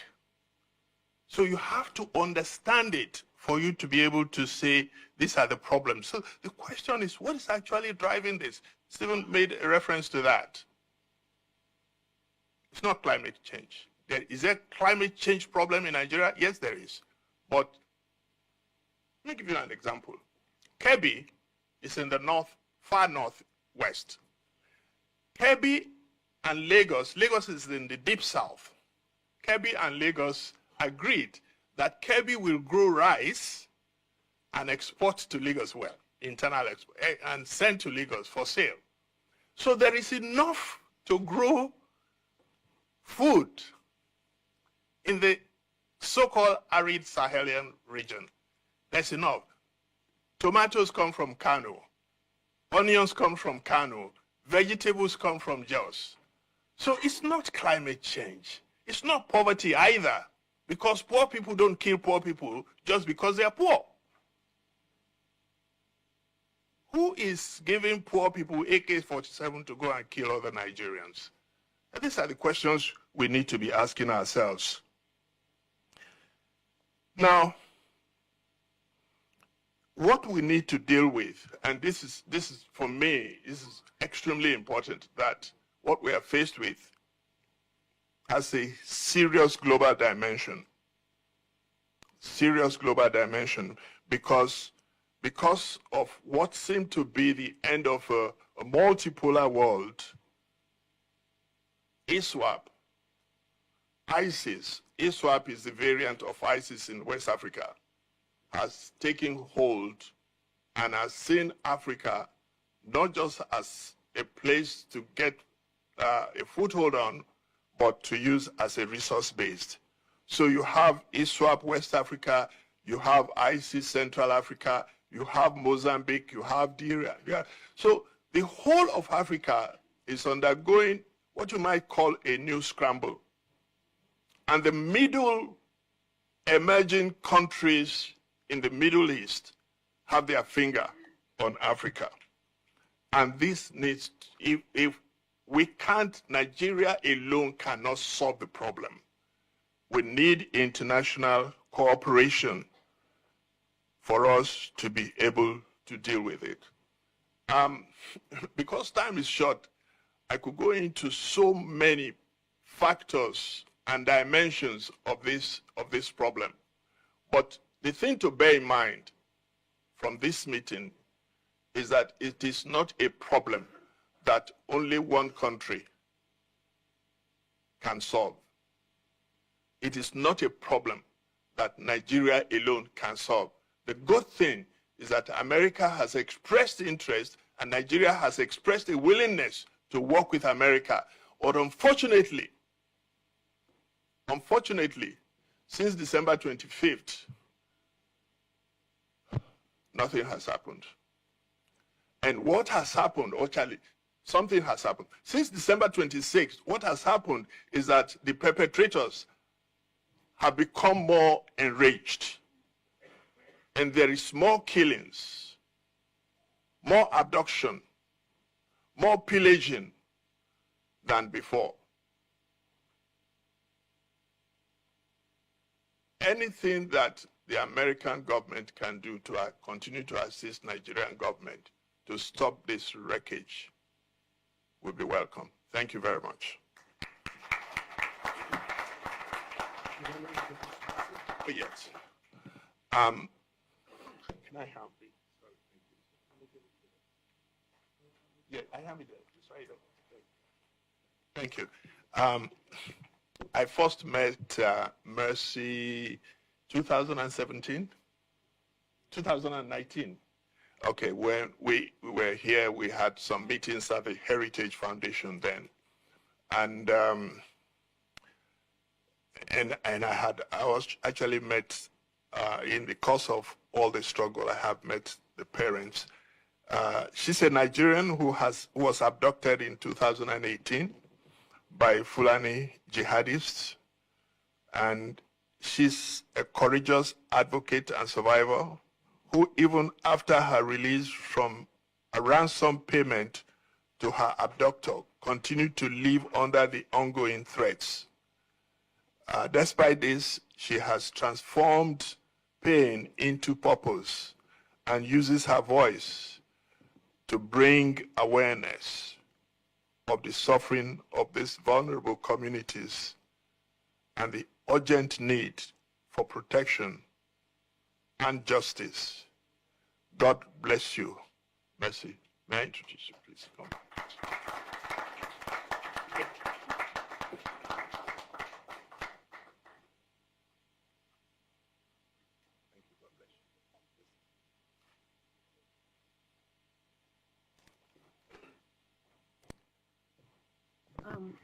My name is Mercy Mesamari, and I stand before you today as a woman who was not meant to survive. I was a daughter, a teacher, and had dreams written in notebooks, and a future I could almost touch. Then they came. Fulani and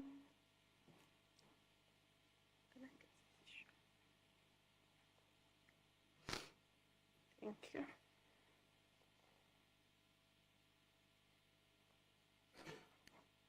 Armed Fulani militiamen who did not see us as humans, but as something to be owned. They killed those who could not pay ransom. They marched us away from everything we had ever known.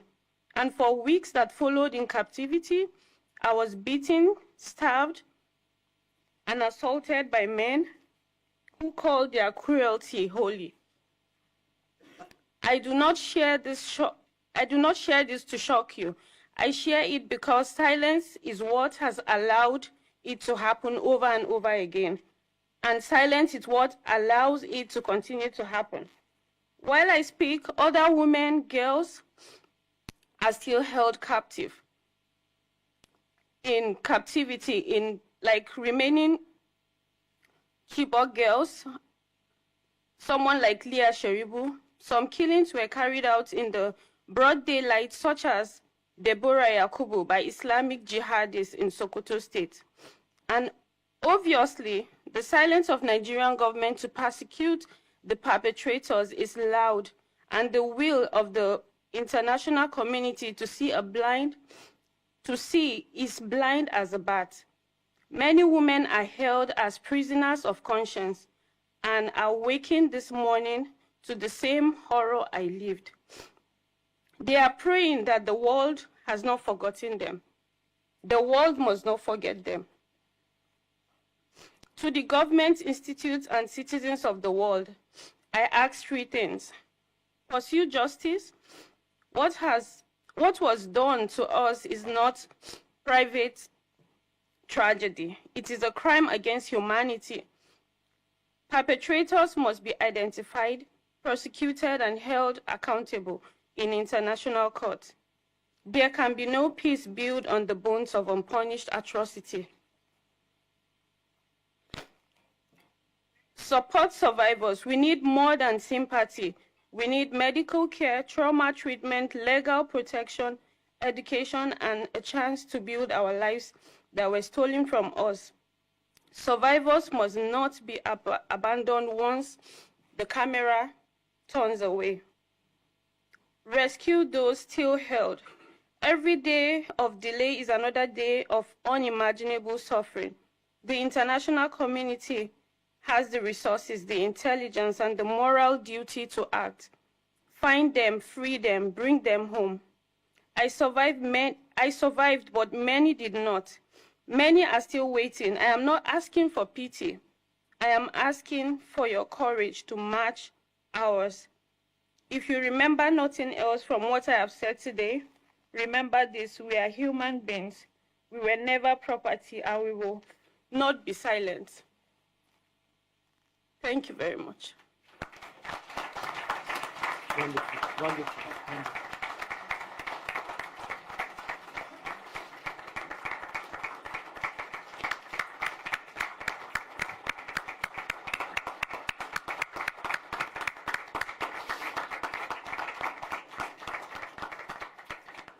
You know, I want to say something that in Sudan 25 years ago, we had the same problem, that the massacres were amazing, like awful, horrible, horrible. The slavery was there as well. And the Sudanese at that time said, well, we have to talk about the killings because murder is worse than slavery. And I remember saying to them, America is a place that tore itself apart over the issue of one man owning another. If you talk about the enslavement of black people, that will ring a bell that maybe even illogically may be stronger than the massacres. So I want to tell you the same thing. Look at what she can do, what she can do to an American public. We're living in this year, and on our watch, they're enslaving black people. Stop. And it's my deep honor to introduce my friend now, Frank Wolf. Congressman Frank Wolf served in the U.S. House for over 3 decades, and supposedly he's retired. But he's not retired from this cause. He has been and remains the Dean of U.S. International Religious Freedom Advocacy, and Nigeria has been the cause to which he's devoted most of his post-retirement energy. We don't have the time for history for this, but Frank Wolf is the institutional godfather of the entire U.S. religious freedom apparatus that makes any of the legislation we need on these matters possible. And there's one other thing. He never flinches. He chides the right people. So I want to quote you. Frank Wolf does not hesitate to tell Christians here that Nigerian Christians, quote, feel abandoned by Western churches. That's the right message. Frank Wolf.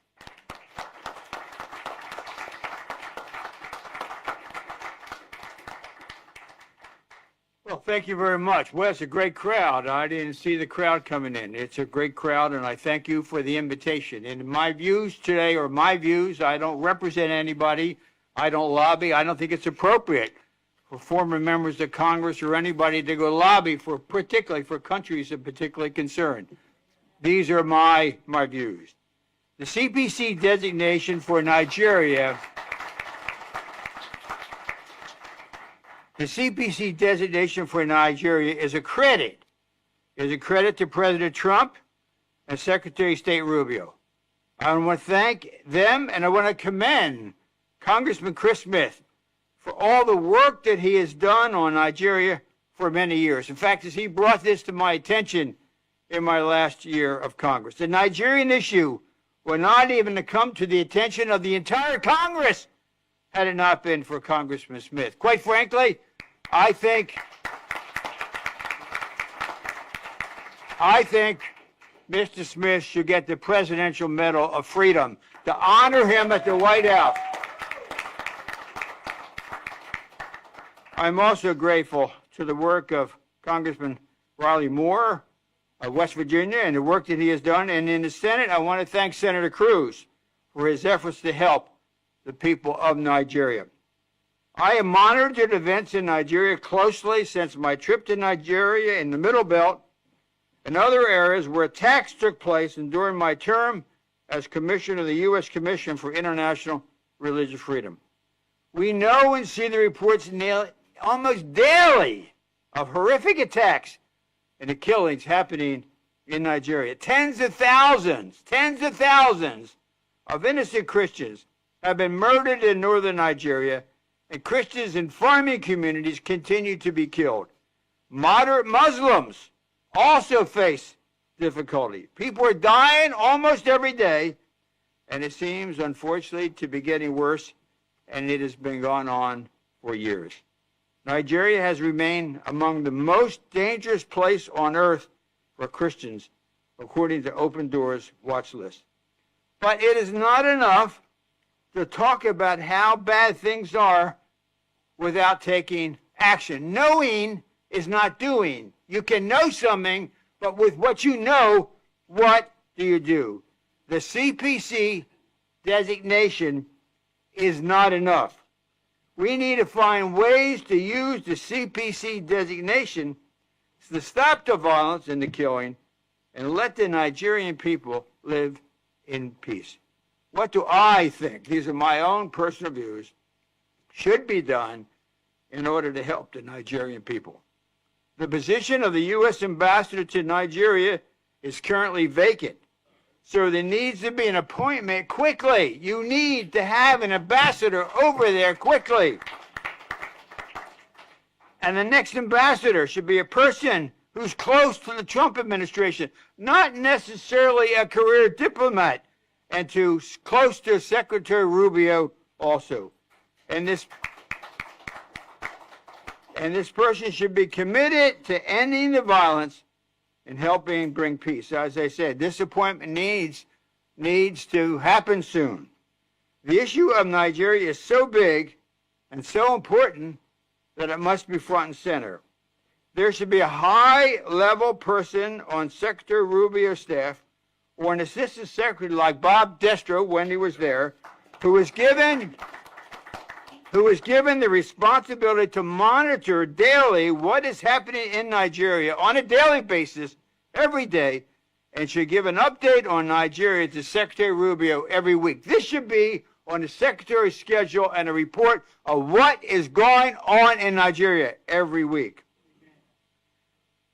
The Public Affairs Office at the State Department should be circulating reports and articles to the media highlighting the events in Nigeria. Also, the issue in Nigeria must be bipartisan. My best friend in Congress was a Democratic member from Ohio, Congressman Tony Hall. We would work together on issues of Africa. We would travel there. We would be friends with each other. We would come together on how we were going to solve the problem, whether it be in Sierra Leone, wherever we would go and see Sudan. I urge Democratic members to work with Republicans to end what is going on there, the killing of Christians and moderate Muslims, and to give the Nigerian people an opportunity for peace.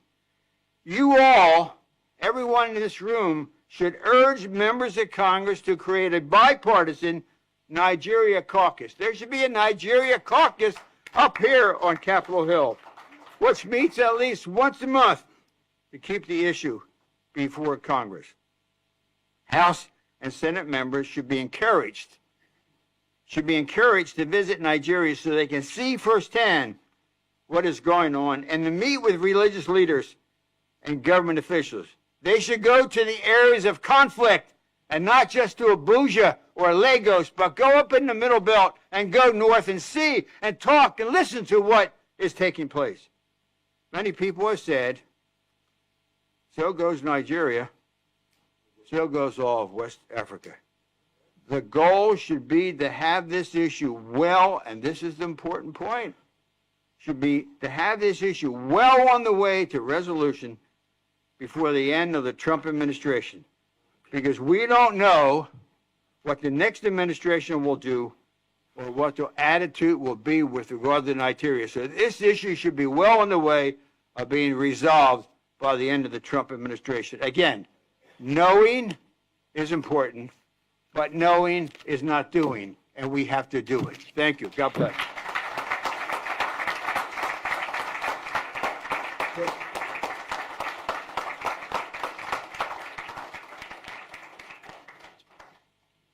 Okay. Leo Terrell, who's going to be my friend, is a fearless civil rights attorney and lifelong defender of the persecuted, the bullied, and the targeters. Today, he serves as the head of President Trump's task force to combat anti-Semitism at the Department of Justice. Under his leadership, that task force has gone after anti-Semitic harassment on college campuses and filed federal hate crime cases against people who intimidate Jewish students. Leo Terrell has sent a message that the United States will no longer tolerate religion-based hatred on American soil. And that is precisely why he belongs with us today, because the evil that assaults and even murders Jews in America is the same evil that burns a church in the Plateau State, the same evil that beheads a pastor in Benue, or drags a Christian schoolgirl into captivity for refusing to deny her Lord. Leo Terrell understands that jihadist hatred knows no border, and neither must our response. Please join me in welcoming Leo Terrell.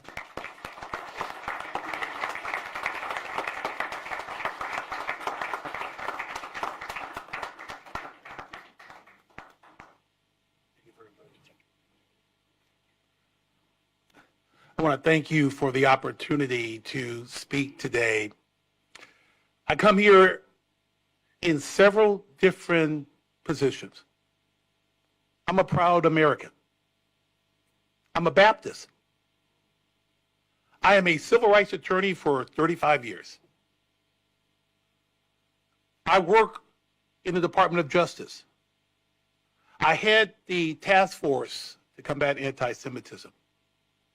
And I work for, in my opinion, the greatest president in my lifetime.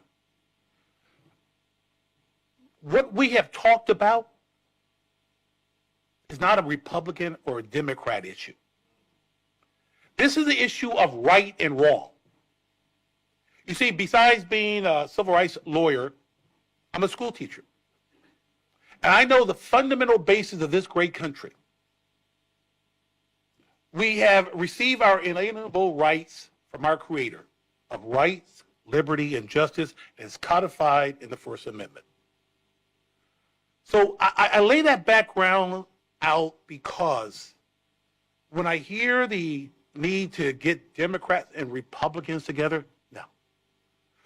An issue of right and wrong is clear.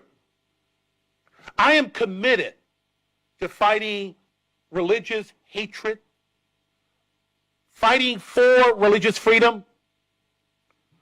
So this is a no-brainer.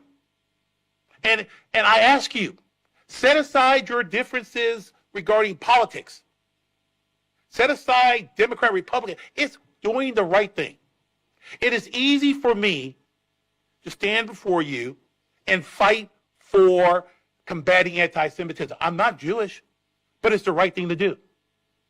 It's easy for me to sit here and tell you that the murdering of Christians in Nigeria is wrong. I don't need to think about it. It's fundamentally wrong. And I will sit here and tell you, if we're going to be honest with each other, we have a president in this country right now, a unicorn, who's taking action on religious freedom and liberties. That's why I had this task force. Forget about your differences on everything else about that man. But when it comes to religious freedom, he has made a commitment. I have listened to these great speakers. I have listened to the problems that's been going on for years. And I applaud you, sir. Talk is cheap. There's been a lot of talking. It's clear what the problem is. This president will take action. This president can take action. And he has demonstrated. What has happened is, year after year after year, you hear speeches about doing something. I'm not a politician. I'm just a person committed as a civil rights attorney for religious freedom and religious liberty. And we need to stop this killing, this genocide. The same way I have the attitude and commitment in my current role as head of the task force to combat anti-Semitism. I have that same commitment to fight Christian murders in Nigeria, any type of religious discrimination, and pursuing religious freedom. So what are we going to do about it? Do we have to hear someone to tell us what is right and wrong? When we know, we see it, it's understood, it's fundamental to this country that religious freedom shall flourish. We have taken that mindset beyond our borders. So I think it amazes me that the discussion is, what are we going to do about it? We have to stop it. And as I sit in this country here today, I look at the absence of this discussion of the issue in Nigeria. The crickets are deafening. And those countries and these individuals in this country who talk about doing the right thing, I don't hear them. I don't want to mention any names. CNN, MSNBC, New York Times. We have an obligation to do something right now. And so I applaud my speaker that was ahead of me. We have the right president. We have the Secretary of State, the right individuals. You have the right guy in the Department of Justice committed to fighting, eliminating genocide. But it takes more than us in this room. We have to expand our base. You know, people always have a hard time understanding why a black Baptist is head of the task force to combat anti-Semitism. Because it's the right thing to do. So it's easy to be up here saying we have to stop the genocide in Nigeria because it's the right thing to do. So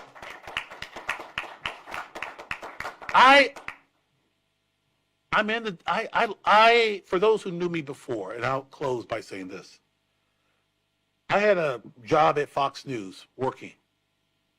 But when the president called me and asked me to head the task force, and I had the opportunity to serve God and country, it was easy for me to leave. Let me add to you and tell you, let's do something. Let's not talk about it anymore. I left Fox News. I'm in Department of Justice. Let's expand our obligation to eliminate that. And when we talk about getting international support, let me be very clear. We're talking about the United States of America. Okay, that's who we're talking about. Because that's too vague for me. That's very ambiguous. As a lawyer, that's vague. It's the United States of America. And if we're going to be honest, it's President Trump and Marco Rubio. And it's those individuals who care about doing the right thing. God bless America. God bless Nigeria. God bless you. Thank you. Thank you. Thank you.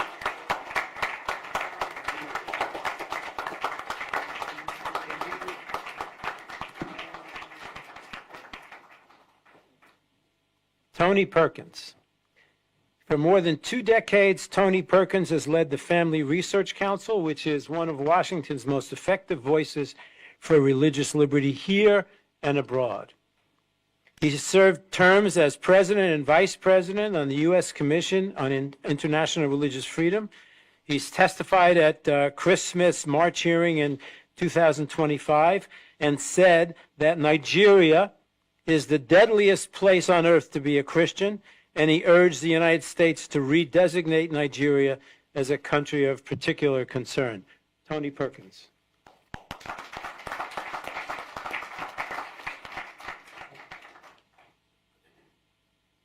Good afternoon. It's good to be with you. I will say I'm a white Baptist, so not as dynamic. I'm working on it, Leo, working on it. I got to get my rhythm down. Stephen asked me to come, and I wear many hats. I served in the United States Marine Corps. I've served in public office. I've been a police officer, served on the Commission on International Religious Freedom, but I've also been a pastor. And one of the things that we can do is understand that what we are facing are the forces of darkness. During my time on the commission, I adopted Leah Sherbu as my prisoner of conscience and prayed for her every morning and met with her family, and I have advocated for her before Congress. And I am grateful for Frank Wolf for the work that he has done for decades on behalf of the persecuted, and echo his comments on Chris Smith, who I was with yesterday. During President Trump's first administration, we were successful in working with Secretary Pompeo when I was chairman of the commission to get Nigeria for the first time designated, only to have it reversed by the last administration. And we were very close to having a special envoy being designated for Nigeria, and that was stopped after the election. But we have to understand the spiritual darkness and the forces that are at play. And so I take nothing away from what has been said. I amen everything that has been said. It is America. I thank you for putting a fine point on that. When we talk the international community, it's America. If we lead, some others will follow. Not many, but some will. But it's up to America to lead. And I know the world is a very dangerous place. There's a lot happening in the world. But to Frank's point, that every time I've met with him back even when he was in Congress, he would ask me the question, where's the church? So that's why I'm here. And Stephen has asked me to come. And that's the aspect that I want to focus on. You know, in recent years, the situation facing Christians in Nigeria has moved beyond those isolated incidents to a sustained pattern of violence that now demands our attention, not only as policymakers, but as believers and as people of faith. You know, we gather here today at the U.S. Capitol, which is an emblem of hope and freedom for people around the world. But we're here not just to discuss a geopolitical issue, but to recognize that there is a human and a spiritual crisis in Nigeria. It's all across various parts of Nigeria, particularly in the Middle Belt and the northern regions. Christian communities being targeted by militants, including elements associated with the Fulani herdsmen and other extremist groups. Entire villages have been attacked, families have been displaced, churches have been burned, and for many, the simple act of worship has become an act of courage. As Christians, and I want to speak for just a moment, I want to speak to Christians. I'm putting my Baptist pastor hat on here for a moment. I should say robe, not hat. We don't wear hats in church. Would we tolerate this in our communities? Would we allow this to happen in our country? Why are we allowing our brothers and sisters to be enslaved and to be murdered and to be run from their homes. So what are we to do? Yes, we can look to our policymakers, and we appreciate them. Senator Cruz, thank you for being here. Appreciate all that you've done. Ted and I go back a long ways on this issue of Nigeria.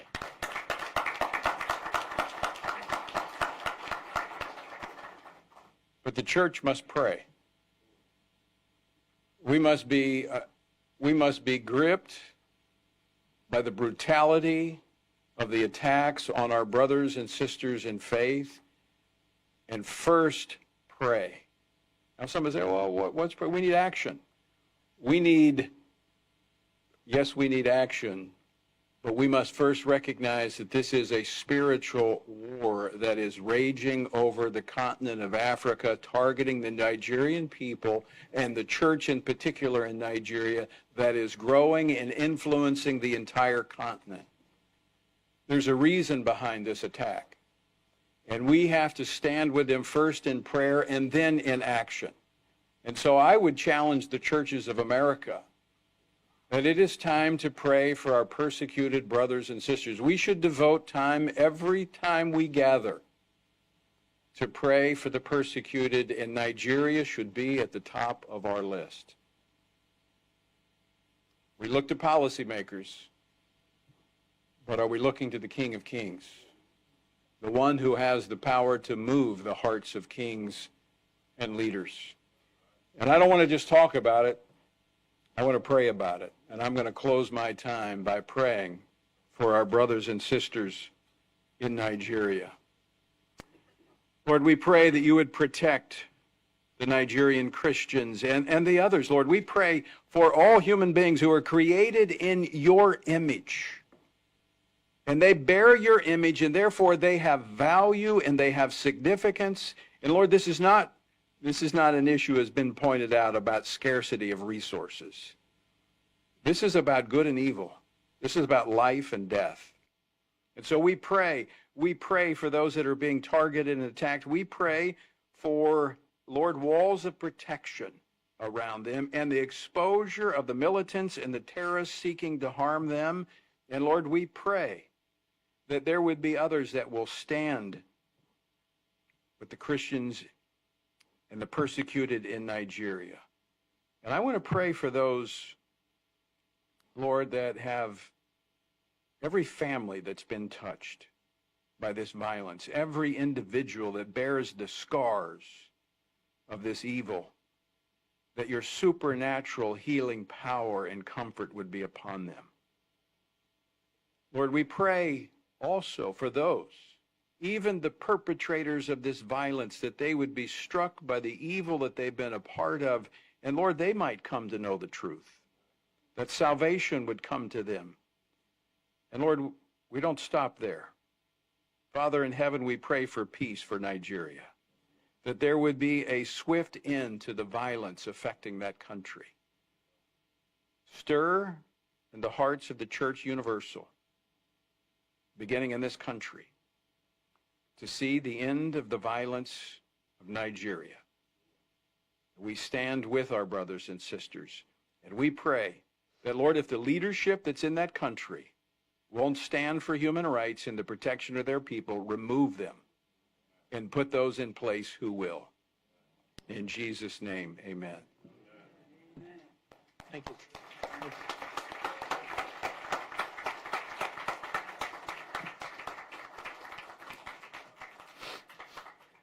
Senator Ted Cruz is a hero to the people of Nigeria, and he is perhaps today's most vocal U.S. lawmaker on Christian persecution in that nation. Let's be clear about something. We all know here there's an elephant in the room, and that is the religious ideology that inspires the jihadists to rape and murder, and it's taboo to mention. Senator Cruz speaks truth to the obfuscators. Just yesterday, he said jihadists have killed 50,000 Christians in Nigeria. Let's not forget that. His bill, S-2747, is currently still before the Senate Foreign Relations Committee. Please let us welcome Senator Ted Cruz.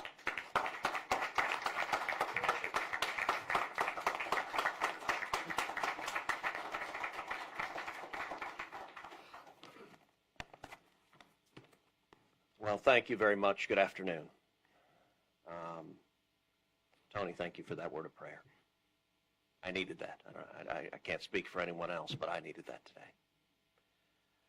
Thank you for inviting me to speak with you today. I want to thank the International Committee on Nigeria and the Endowment for Middle East Truth for hosting this critical forum today. The more we work together, the more we gather like this, the more we shine a light on the atrocities happening in Nigeria, the closer we get to resolution.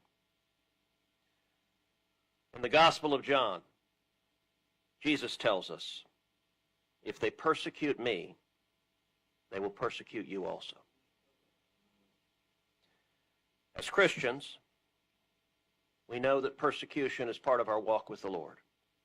Since the church's founding, Christians around the world have been captured, beaten, and even killed for their faith. I want to begin by taking us back a few weeks to March 29th. Palm Sunday services were held around the world, ushering in the most holy and somber week Christians observe. Believers were united, waving palm leaves and branches, reflecting on when Christ rode into Jerusalem before his betrayal and crucifixion.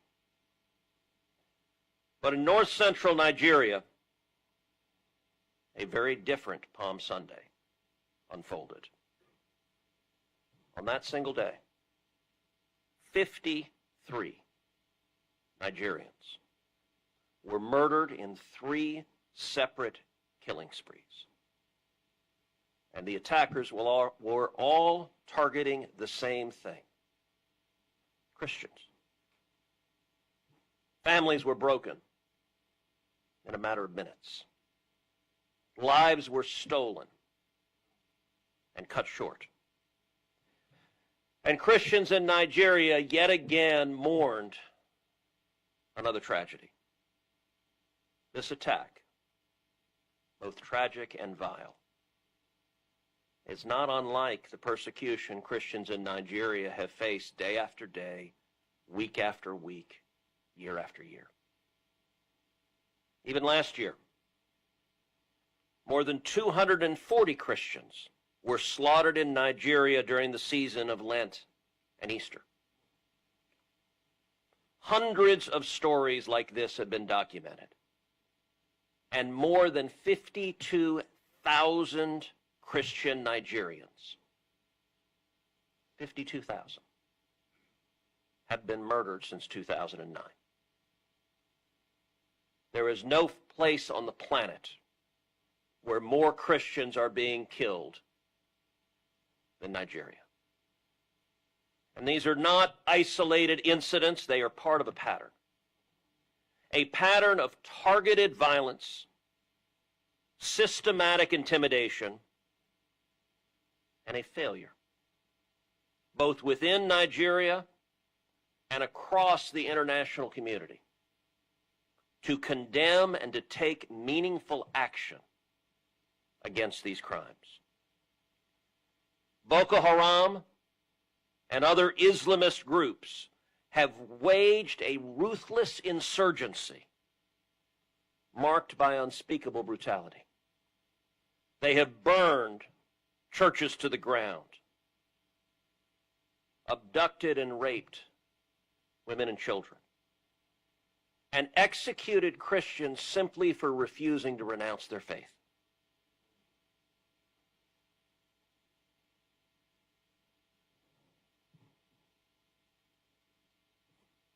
Many years ago, during the Obama administration, some of y'all will remember Miriam Ibrahim. Miriam was imprisoned in Sudan. She was imprisoned and she was sentenced to receive 100 lashes and then to hang by the neck until dead for the crime of being a Christian. Miriam had her toddler son, Martin, in the prison cell with her. and she was pregnant, and they delayed the sentence till she gave birth to her infant daughter, Maya, whom she delivered while she was in leg irons. Now, I spoke about Miriam Ibrahim multiple times on the Senate floor, calling for her release, trying to shine a light. I will tell you, I begged President Obama to say her name. Samantha Power, the UN ambassador, Samantha Power, to her credit, did say her name. She spoke up for Miriam. And I said, why will Obama not do this? I don't understand. But even though he was silent, others around the globe were not. And so much light and attention was focused on Miriam that the Sudanese government relented and released her. And I actually had the opportunity, Tony brought her to D.C. I had the opportunity to meet her. I'd never met her. She's a little bitty woman. Can't weigh more than 95 pounds. And a quiet woman. And I remember asking her when I met her, look, she was told, we will torture and murder you unless you renounce Jesus. Now, as Christians, we all hope we know what we would do in that circumstance. But I've never faced that. I've never looked in the eyes of my captor who would torture and murder me or murder my children. And I asked her, I said, Miriam, how did you not lose hope? How did you not despair sitting in that prison cell with your babies? And she looked at me with a peace that I still remember. And she simply said to me, Jesus was with me.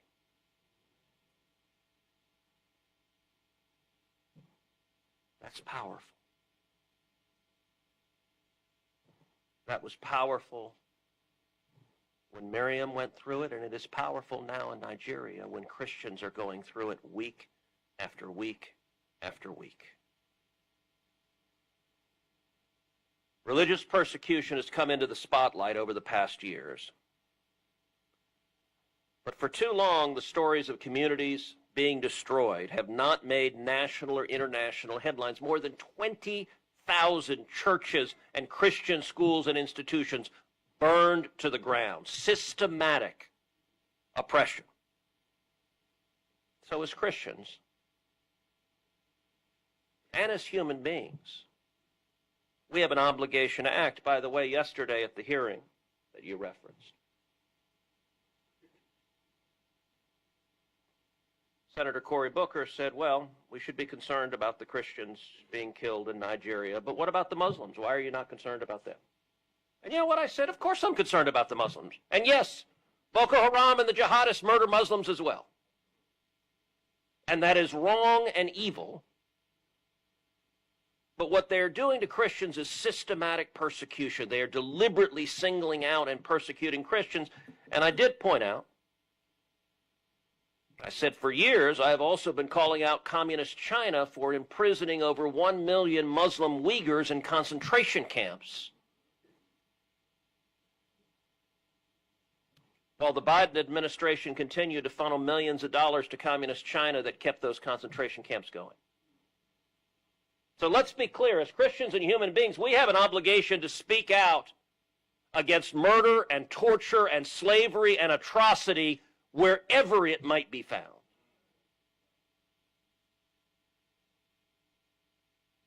But when Christians are being systematically persecuted, anyone who remains silent is complicit. Last year, I introduced the Nigeria Religious Freedom Accountability Act to protect Christians along with other religious minorities facing persecution in Nigeria by holding accountable Nigerian officials who facilitate Islamist jihadist violence and the imposition of blasphemy and Sharia law. And understand, the government is actively complicit in enforcing blasphemy and Sharia law as tools to target and persecute the Christians. Government leaders like to say these are rogue terrorists doing this, not us. But the government's hands are not clean. In many instances, they are actively enforcing the laws used for persecution. In other instances, they're simply looking the other way. This legislation will impose targeted sanctions on Nigerian officials responsible for facilitating violence against Christians.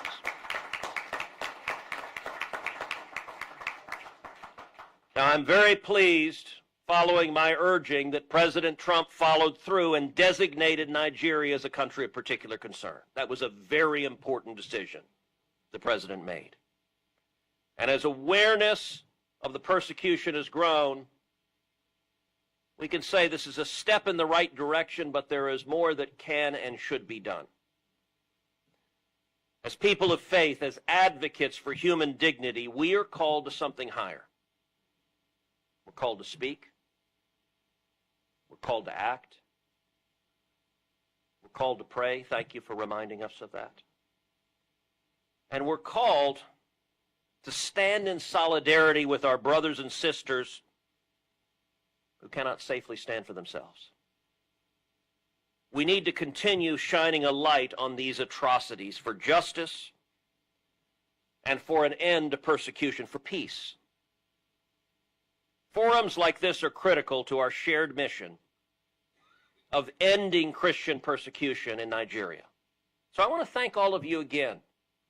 This attention, this light is powerful. Thank you for your work. Thank you for your advocacy. Thank you for standing up for those united to us in faith. I want to leave you with a verse of encouragement from the book of 2 Corinthians.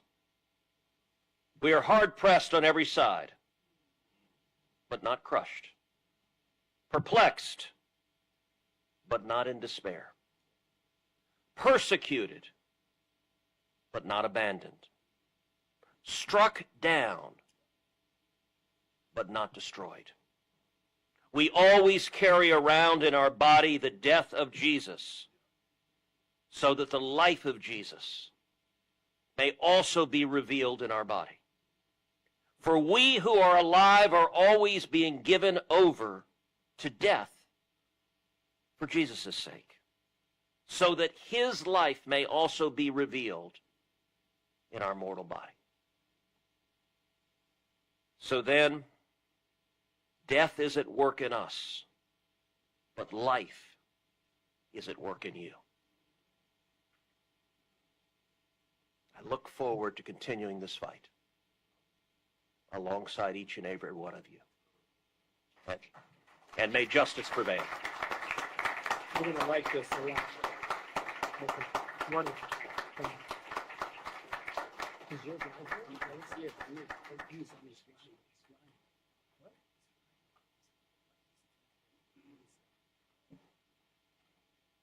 Sorry, he's not here. You're good.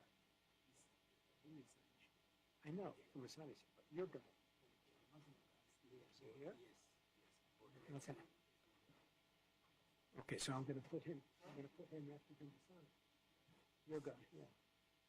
Okay. Wow.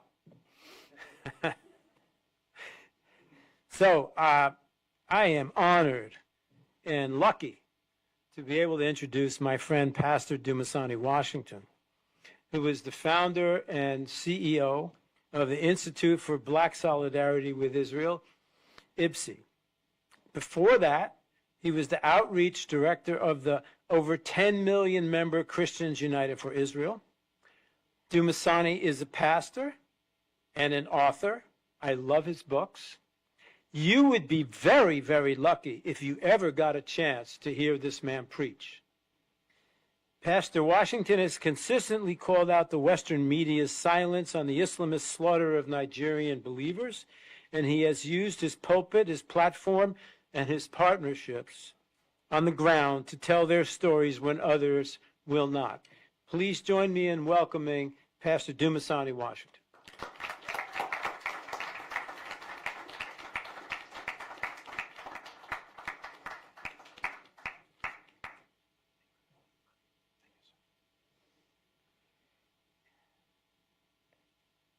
I'm grateful to be here this afternoon along with my friends and my colleagues, and I'll be brief. Pastors and rabbis are long-winded. I'll attempt not to do that. Long before I started the Institute for Black Solidarity with Israel, which has been 13 years now, as a young pastor in Stockton, California, our church would hold persecuted church conferences.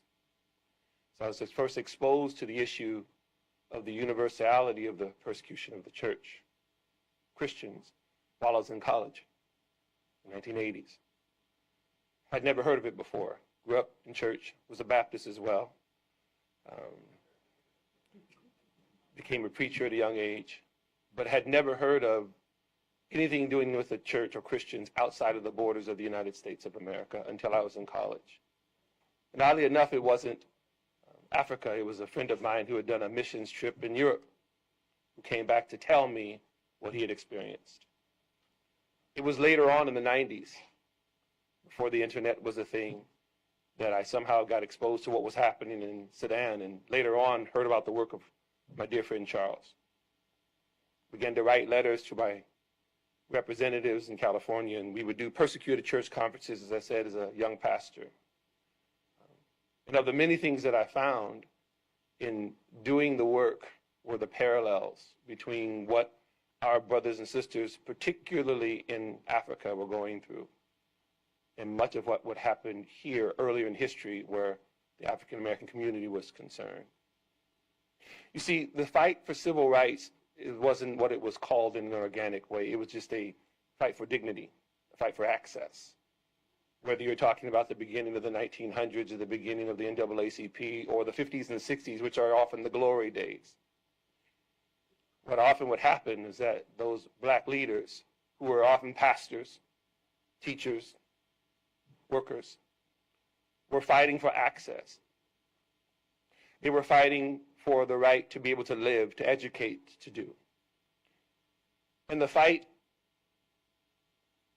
in the Hollywood sense, would often be depicted as a fight against this white person or that white person, this white sheriff, this white mayor. But the reality of it is that the strength of what was the Jim Crow system came from the federal government and from the state governments.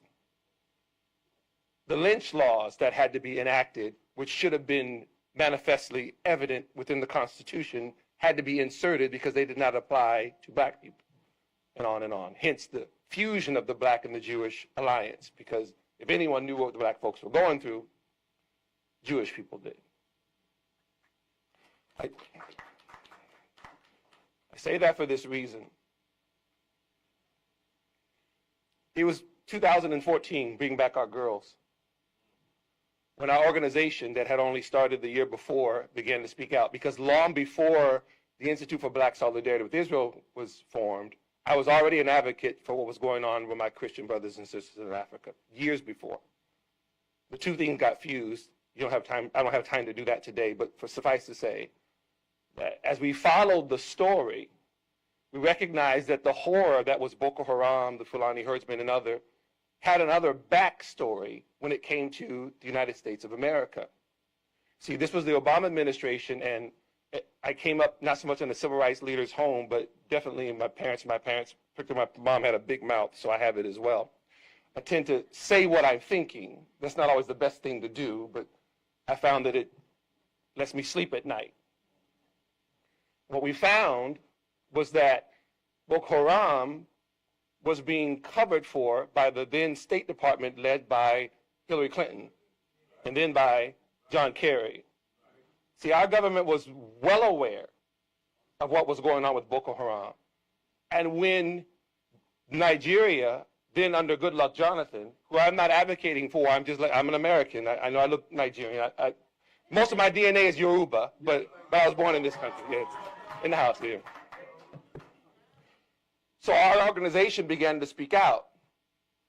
We began to speak out about the duality and the duplicitousness of the American government in aiding and abetting terrorists that were destroying Nigerian Christians. Well, people thought we were being partisan. I am a registered independent. I speak the power to either party. I don't care who's in office. I try to do it respectfully, but I'm also a pastor. And we underscored the need for there to be accountability. As a matter of fact, our State Department at that time refused to list Boko Haram as a terrorist organization until Bring Back Our Girls, and they were shamed into doing so. President Obama's wife held up a hashtag, Bring Up Our Girls, although he knew exactly what was going on. And the girls were never brought back, by the way. As a matter of fact, a couple of them have been sent back as suicide bombers just a couple of years ago. We were monitoring this whole thing. So when the first Trump administration came in, we applauded his willingness to be the first president in decades to actually speak of Christian persecution in office. When then newly elected President Buhari was in DC, he said to him, "Why are you persecuting Christians?" Likewise, we have been critical of the current administration for not so much the silence, but for this part here. One of the things that's not spoken of the several elephants in the room, is some of the funding for the terrorism. You cannot be an effective terrorist without the money. AK-47s cost lots of money. IEDs cost money. And there are top terrorism producers that unfortunately are not being held into account by the most powerful government in the world. I'll say them out loud, you don't have to. Turkey, Iran, Qatar, Saudi Arabia. Their hands are not clean. The civil war happening now in Sudan is a proxy war between Arab powers, but it's not discussed. It's not talked about. And who's paying for it? The Christians that we are coming now. So I leave you with this. Speak truth to power is not just a phrase. The reason I reference the civil rights community from which I descended is that in order for them to do what they had to do, say what they had to say, they ruffled feathers and were often targeted, attacked. If we in this room will be effective in quelling this violence, we too will be targeted. We too will be attacked. I leave you with this now. I've got to do my clothes. I'm going to take my offering and everything. Here now, we stand at a crossroads because it has already been said, not only is Nigeria the largest population and the largest economy in Africa, but at the same time, the terrorists are throughout. The Houthis are based in Yemen, yet they're in southern and western Africa. ISWAP is an acronym, Islamic State West African Province. Their headquarters is Syria, not West Africa. And our government is aware, and these things are not being taken seriously. And the head of Syria there, al-Shara, is very aware of what ISIS is doing in West Africa. These are the dots that are connected, that are affecting everything that's happening. We must take our opportunity as the citizens of the most powerful nation in the world and hold whatever administration accountable, Republican or Democrat, to make sure that the blood is not on our hands. Thank you.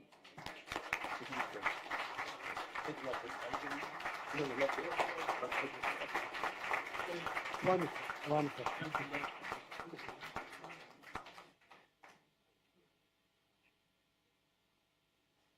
It's my very deep honor now to be able to introduce to you Professor Walid Faris, who is a native of Beirut and has become, for 3 decades now, one of America's foremost experts on terrorism in the Middle East.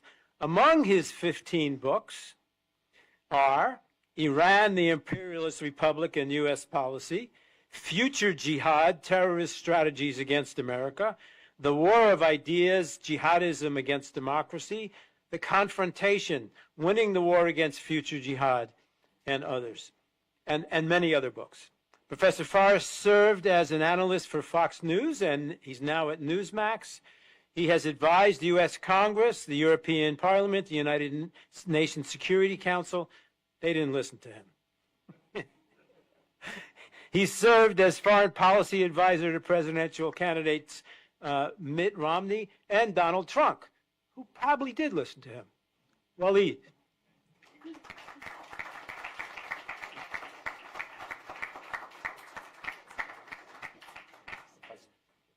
Thank you very much, Dr. Charles. It's a pleasure and honor to be again in a forum on Africa, but specifically today on Nigeria. I would like to thank David and the work, amazing work of education of Emmett. I would like to thank you, obviously, as the engineer of this movement and the International Coalition. My dear friend of 28 years, and my colleague and ally, Dr. Charles Jacobs, with whom I've started to work in America on persecutions in Africa and on jihadism. And Professor, also thank you for being here. I'm gonna wisely use the few minutes I have to do two things. Number one, to tell you about my own little quick journey. Why am I here now? Where I was coming from. To understand how Nigeria's events that are happening right now, especially the massacre and the ethnic cleansing of defenseless communities, including the Christian community, but not just the Christian community. Speakers have already spoken about the fact that though there is a persecution and an ethnic cleansing of specific Christian communities, Muslim communities as well who are anti-jihadists, who are neutral to jihadists, have been also dealt with violence by the jihadists in general terms. My journey started, and you may find it a little bit surprising, as a young kid in Lebanon, Beirut, Lebanon, but I was interested in politics early on in my life, and my older brother helped me as well. One day in the late 60s, he showed me newspapers and pictures of massacres taking place in Nigeria. We were always overwhelmed by the Arab-Israeli conflict. That's the only conflict that exists in the world. Then wait a minute, why were there up to, and you could correct me, 1 million Christians in Nigeria killed in the 60s? And I was a kid and wanted to know more about it. So I tried to focus on the matter. 10 years later, out of my college, I published my first book in Arabic, so it was not well read in America. And I published a photo, a picture of Nigerian persecution in Nigeria. And that was my first writing about the matter. It was later translated into French. Copies are in Congress, so on and so forth. Then I left Beirut. Why did I leave Beirut in 1990? Precisely because of the same reason. The invasion of the free enclave of the Christians in Lebanon at the hands of a multitude of jihadist regimes and organizations and etc. That was the shock that forced me to leave, not just to go seek for a job. I didn't need a job. I had a great job. I was a lawyer and successful one. But for the purpose of educating others, for the purpose of teaching. I actually had a career of 20 years teaching in colleges here. And in every course on the region, Nigeria had a place. Africa had a place.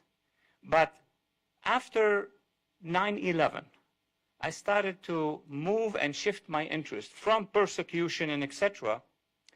to try to know who's behind this. It's not happening by itself. It's not a digestion issue.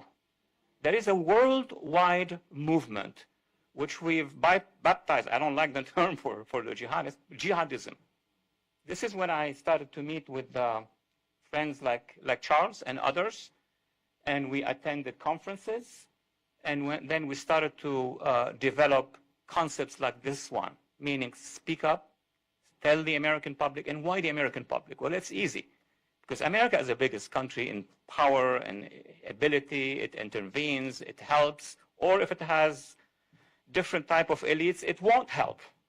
Like a speech that was given in Cairo in 2009, where then our president, and I'm not partisan as well, I am registered as an independent, to satisfy what the Muslim Brotherhood wanted from the United States. And there were 8 years of this, of support to the movement of the Brotherhood, to the Islamic regime in Iran. We went here, before we look at Nigeria or Lebanon or Syria or Yemen, we went through 8 years of actually diverting our attention from these persecutions. That's why many among you and NGOs said, why is it that the American public doesn't know? Because there was a policy. There was a policy of partnership with the Brotherhood, with the Khomeinists, and etc. That is something. It's not just on the left, it's also on the far right, as we see right now. People who consider jihadism as a colleague, as people who are doing yoga or something like that. So I was very honored in the 90s when I met Charles to have also had the experience of giving briefings in Congress and testifying to Congress. And who was the first congressman I testified to about the matter? He's sitting here, Congressman Wolf. Who was the second one I testified to, Congressman Smith. So I had been able to do as much as I could and interact with these members who are the key players in making sure that the American public is educated and making sure that the administrations are doing the right thing. After 9/11, we worked with Emmett and other sister organizations, and we reached a point where focusing on the jihadist movement gave us a lot of explanation, not just about what is happening, what we should do about it. The most important briefing I gave to AFRICOM, I used to brief significantly our agencies or many national security agencies, and I pushed on the issue of Nigeria and also the other parts of Africa. And I brought a map with me to that meeting. I think it was about 2010, 2011. And there were all the generals and the analysts. And I showed them on the screen, this is the map of Africa, and every green dot is a location of a jihadist movement moving south. Because most of the jihadists, the Salafists, they came from Egypt, Sudan, and they started to move to Central Africa, and now they are almost in South Africa. I brought that, and then they realized, some of them criticized me, it's about, economy, about education, about psychology, the whole things that you hear all the time, as if there is no one connecting mode to all these forces coming down, not just into Africa, but also into Asia and Central Asia as well. Years later, I did another conference with the agencies, and I told them, in 2010 or 9, I showed you a map. Can you show it? They showed it. And then show the next map. That's 8 years after. The green has gone all the way down, including in Nigeria. We used to hear, you're the expert. We used to hear that Nigeria has a Boko Haram problem in the northeast, between Kano and those places. That's containable. And then we got the other side as well, northwest, where the Al-Qaeda for the Sahel, so on and so forth. And then slowly but surely, we saw these jihadists committing all these problems in the plateau. And then suddenly now we hear about who said Yoruba and Biafra. So that is not a matter of simple police activity. That is not a matter of we need to reform the entire Nigeria so we can moderate them. This is a game. This is a strategy by the jihadists. They have headquarters. Behind them, you have the Muslim Brotherhood, and then you have the arms, Al-Qaeda, and all the jihadist groups. I teach that course. So now we have 2 candidates. I briefed the first candidate in 2012, Mitt Romney. There was a file. It was good. He lost. Well, we can't do much about it. But then the one that started to change things, I was the first appointed foreign policy advisor to our president now, but I was in 2015 and 16, and there was a file called Nigeria, and it has been pushed, and thanks also to members of Congress. So coming to now, what is to be done? Because that's what politicians and leaders need to know. Number one, it's talking about it, and the higher level, the better, because the American public is influenced, is impacted by what the leaders are saying. I met with many Americans and many Africans and many African Americans, and they told me that everything started to change when President Trump spoke about it. He's quick. It's not long speeches, a tweet. And he spoke about it, so people now have a greater interest. Number two, inside Nigeria, people start to have some hope. I know they tweet at my tweet when I say, well, we need to do this, we need to intervene here, and that, how long are we going to wait? All minorities or all communities under jihadist threat, they have a problem, which is time. That's the problem, and we understand that. But at this point in time, the recommendations that I would think about is, number one, speaking about it. Number two, as some among you have spoken, including our good former members of Congress, legislate about it. Because once you legislate, the issue goes higher and higher. And then last point, we need to make sure that every map in front of us has a strategy to respond to it. Let me explain it in less than a minute. So in the Northeast, we have those extreme jihadists who have a strategy, who have connections to ISIS. There need to be military action there. And if the government doesn't intervene, the government of Nigeria, which is accused by some among you and many among us, of being complicit or not helping or etc., there need to be actions. And if actions doesn't come, then we need to have an action. We need to have an international coalition to go in at the end of the day. And when we move to the southern parts of Nigeria, each community has a vision. Each community may have a future in mind. But what needs to be done is all communities at the same time have one goal, which is to defeat the jihadists. And the American people should be behind them. Thank you so much. Appreciate it.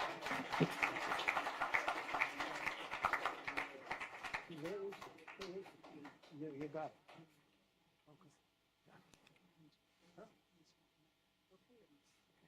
it. I'm going to introduce now Dr. Mohammed El Sanusi, who's the Executive Director of the Network for Religious and Traditional Peacemakers, building bridges between grassroots peacemakers and global players to work towards sustainable peace. Dr. El Sanusi served on the task force for the United States Department of State's Working Group on Religion and Foreign Policy. This work led him to play a leading role in developing standards and protocols for protecting the rights of Christians, Jews, and other religious minorities in Muslim-majority contexts. Dr. Sanusi.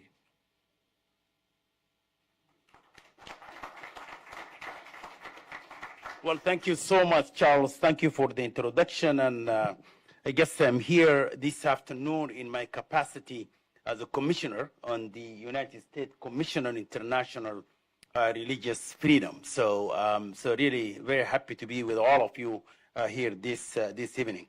So as just mentioned, I currently serve as a commissioner on the United States Commission on International Religious Freedom, or USERF. USERF as an independent, bipartisan U.S. legislative branch agency. And we're blessed this afternoon actually to have the champion of this 1998 law, which call it the International Religious Freedom Act, which is actually created the agency that I am now serving on, as well as the Office of the Ambassador at Large for International Religious Freedom. So we're blessed to have former Congressman Frank Wolf. Thank you so much, sir. The commission actually uses international standards to monitor religious freedom abroad and make policy recommendations to the President of the United States, as well as to the Secretary of State and to the Congress of the United States. So we are like to also thank the Committee on Nigeria, or ICON, and the Endowment for Middle East Truth for convening this event focusing on the evolving terrorism landscape in Nigeria. This forum is especially timely given President Donald Trump October's 2025 designations of Nigeria as a country of particular concern, or CPC. In fact, the Commission has been actually recommending the designation of Nigeria for a long time. So we were really pleased to see President Trump actually designated Nigeria as a country of particular concern. So why is that designation happened? Because governments engage and tolerate systematic, ongoing, and egregious violations of religious freedom. And Nigeria's government subsequent efforts to respond to the recent, upsurge in attacks, particularly in the Middle Belt region. In 2026, Fulani militants, as you know, and criminal gangs, which the Nigerian media often vaguely calls terrorists or bandits, continue to target religious communities across the country. In February, assailant killed 3 Christians and abducted a priest in Kaduna State, while Fulani militants reportedly killed 12 people, including 1 Christian farmer and 2 Muslim herders. In separate attacks in Plateau states, on Palm Sunday, as was just mentioned, gunmen killed dozens in a Christian community in Plateau, while other assailant attacks, attacked a wedding ceremony in Kaduna as well, killing and kidnapping, several people. On Easter Sunday, suspected militants also killed 7 at 2 churches in Kaduna, while kidnapping over 30 individuals. These are just a few examples of this kind of violence, but they are sadly simply too many to mention here just now. Insurgent groups that adhere to strict and intolerant interpretation of Islam, which actually majority of Muslims, they are not necessarily actually support, also continue to carry out horrific attack against Nigerian civilians from all regions and communities, or religious communities. This tragic reality is evident in recent strikes by JAS, which is Jamaat Ansar al-Islam, and as well as the Islamic State of West Africa province, suicide bombers who killed dozens at Mark and teaching hospitals in Maiduguri last month. Just today, as we all heard, the JAS actually killed 20 people in Borno and in the Adamawa states. This is just this afternoon we heard the news. So the things are continuing actually.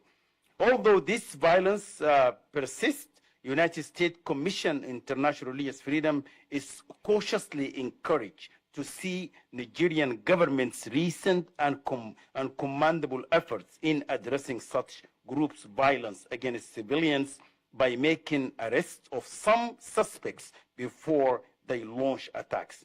Similarly, we hope that government efforts toward accountability continue, such as the prosecution of 9 men on charges of organizing the June 2025 Yalawata massacre in Borno State that killed more than 260 Christians.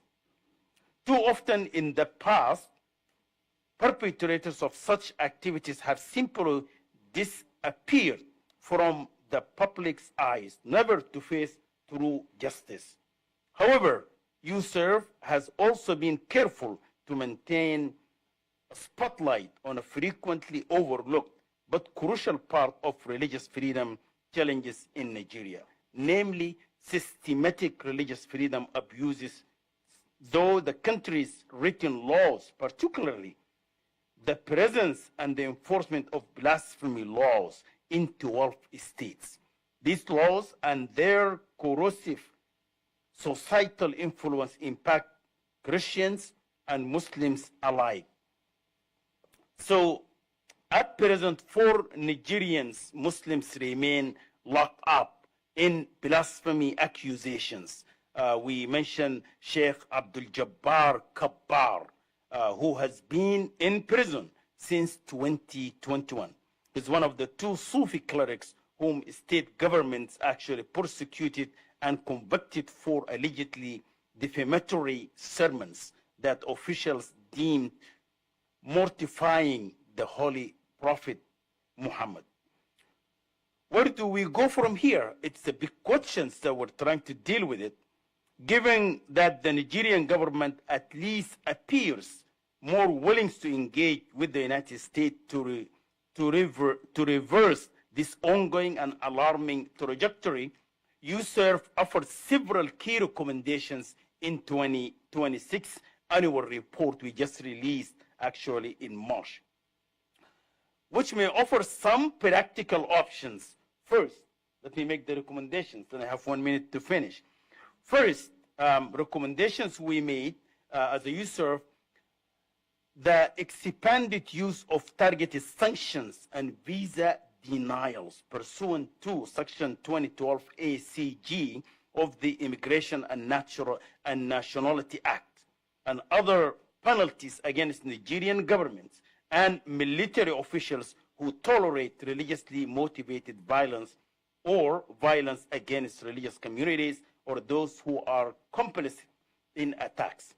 The U.S. administration did indeed issue new visa restrictions late last year, and we hope to see it continue to apply these accountability measures. Yusuf also recommends that the State Department enter into a binding agreement with the Nigerian government to encourage substantial steps to address violations of religious freedom or belief, including reporting on religious violence, returning displaced persons to their homes, and improving security and military training. We also recommend that the administration ties foreign assistance that we give as a country, as well as bilateral policies on trade, arms purchases, and visa reciprocation to benchmarks on religious freedom improvement.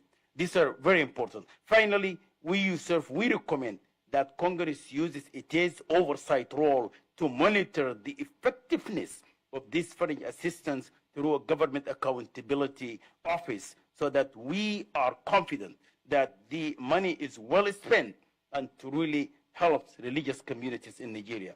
Yusuf realized that the comprehensive and meaningful success in stopping violence against religious communities across a country the size of Nigeria will take time, significant resources, and unfortunately will likely involve the sacrifice of some lives. Stopping this violence must also include government reform, political will, and continuous open and honest dialogue between not only the religious communities, but also between the people of Nigeria and their democratically elected representatives. So we need a whole of global approach, in fact, to address the problem in Nigeria. So thank you so much again for the opportunity to share these recommendations.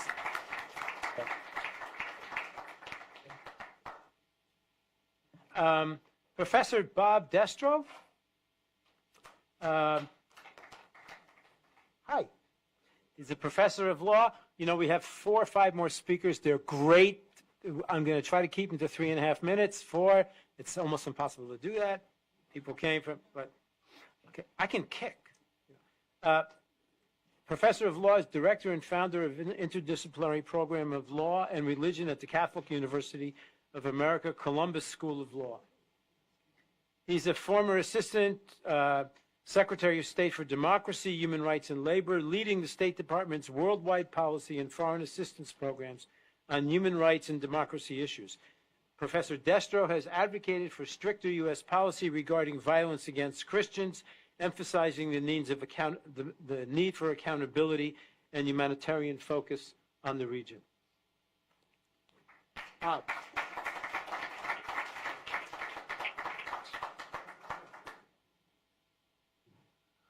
Well, thanks for having me. Thanks for putting on the program, and I promise I'm going to keep it short.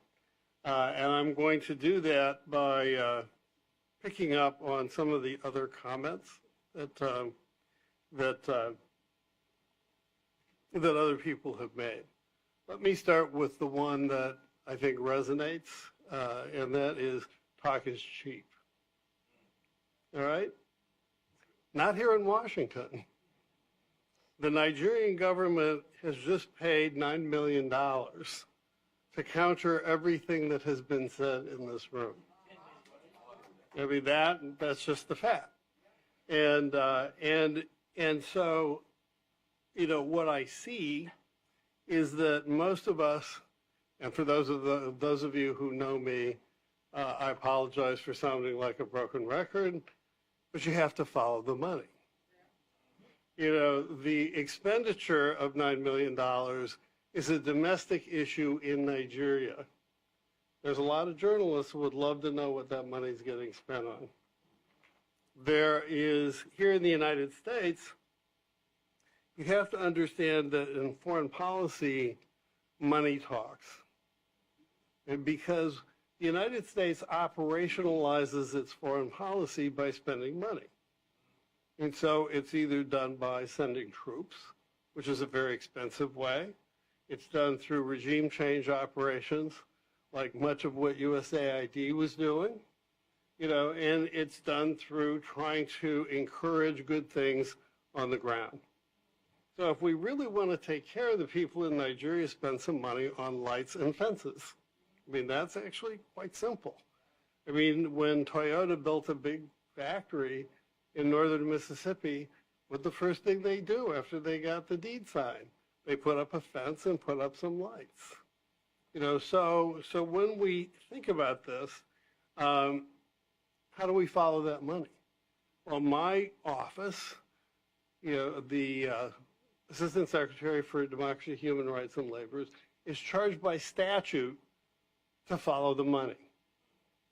By statute, the DRL is the person who, and I quote the statute, shall maintain continuous oversight, unquote, of all humanitarian and human rights funding. Now, you can have a big fight over what that includes, you know, but the fact of the matter is it's not getting done. The biggest black eyes I got during my time was trying to follow that money. Okay, so so we need our journalists, you know, many of whom are in this room, to help us follow that money. We need people here on the Hill, which has the power of the purse, to follow that money.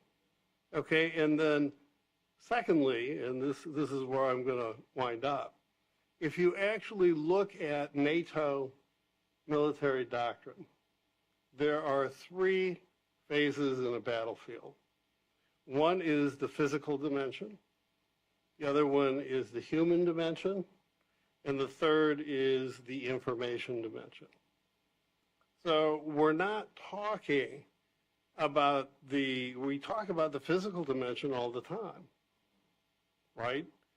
We talk about the part of the human dimension when we talk about, you know, the impact on the communities. You know, but we're not talking about the human, cultural, geostrategic dimension at all.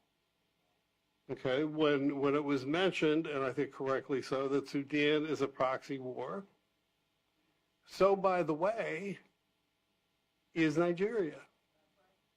You know, and what we're not looking at, as one of my Nigerian friends put it, when, and I'm going to quote her, when are you white people going to come to grips with the fact that Nigeria is Yugoslavia?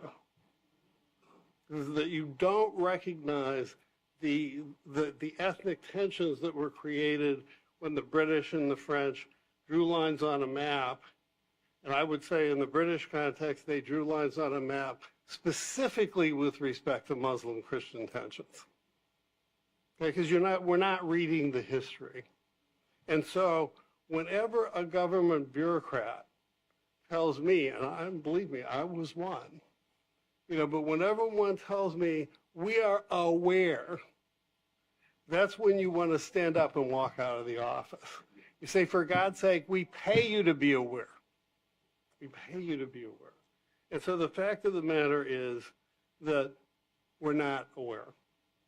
And the reason we're not aware is that we focus too much, and this is going to sound a little bit like the skunk at the garden party, but we focus too much on the victims and not enough on the people who are spending the money and making the policy. That's where the focus should be. That's where the heat should be, and it starts here. Thank you. Thank you.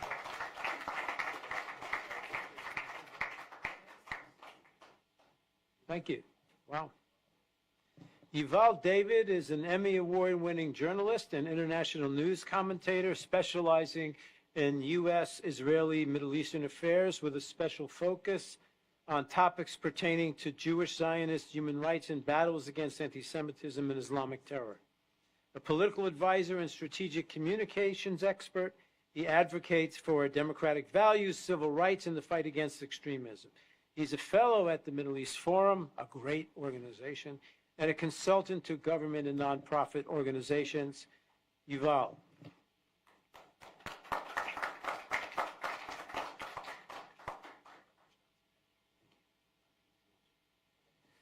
Good afternoon.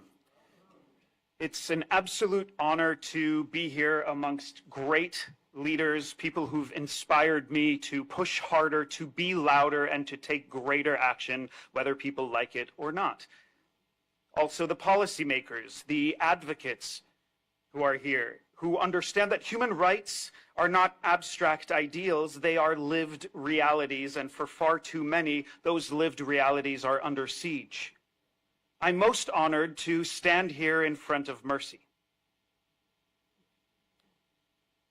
who proves what leadership is, who proves what happens when you don't live as a victim, but you live as a resilient, determined survivor who takes what happened to you and drives forward into leadership, to inspire other victims to live beautifully, to live openly when you can, and to force other people who are not taking action to take greater action. You are one of the greatest heroes in this room, and I'm honored to speak in front of you.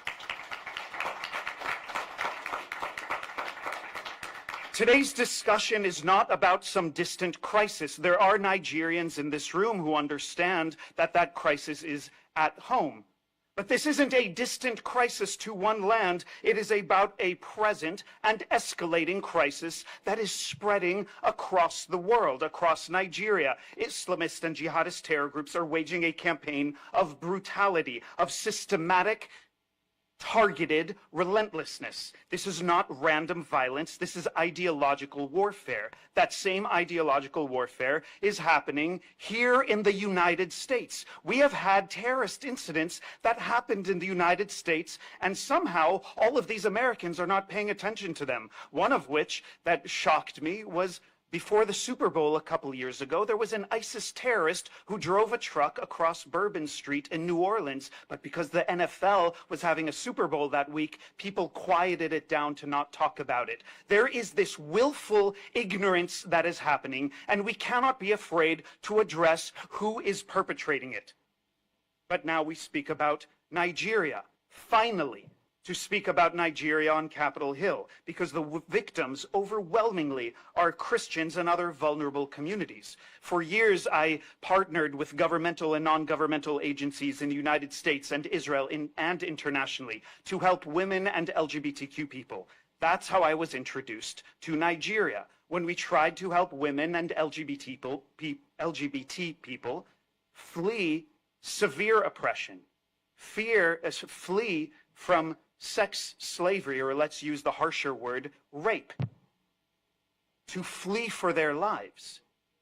And yet there are so many other people who are in need of help. And I thought, wow, now that it's happening to the Christian community and people are speaking out about what is happening to Christians in Nigeria, maybe the Christians around the world will rise up. I'm shocked.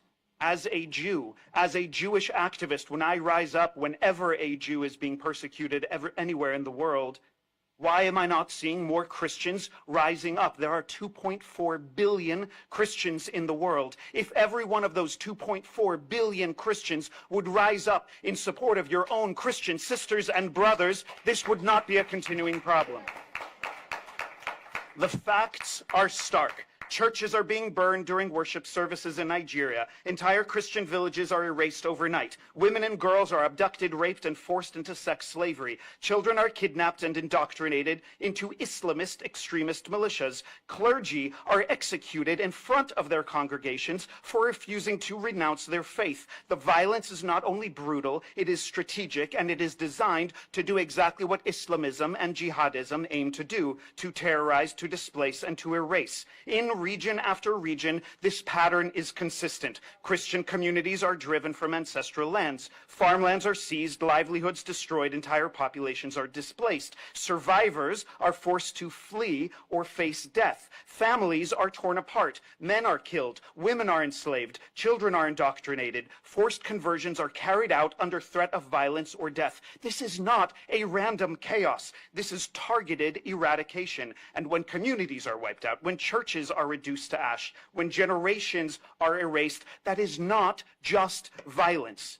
That is dismantling a civilization. So wake up, because Judeo-Christian civilization of democracy, is being dismantled in front of our eyes. Those of us who came to this room, those of us who take action and are considered brave or courageous, which is something I hate when somebody says, "Thank you, Yuval, for what you do, you're so brave."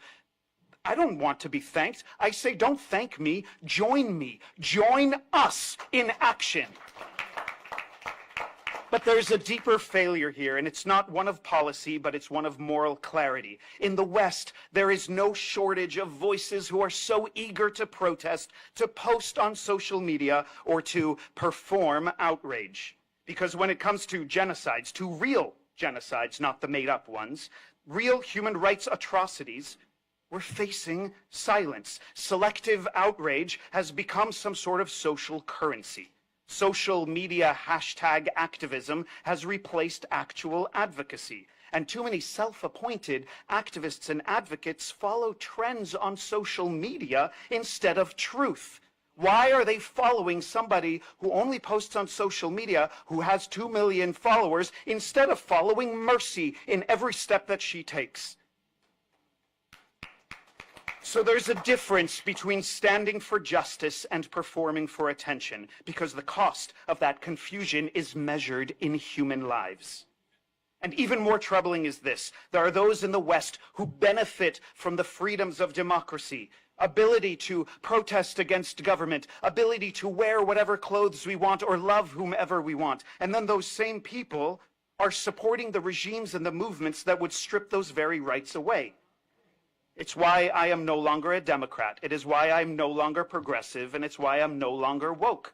But my values never changed.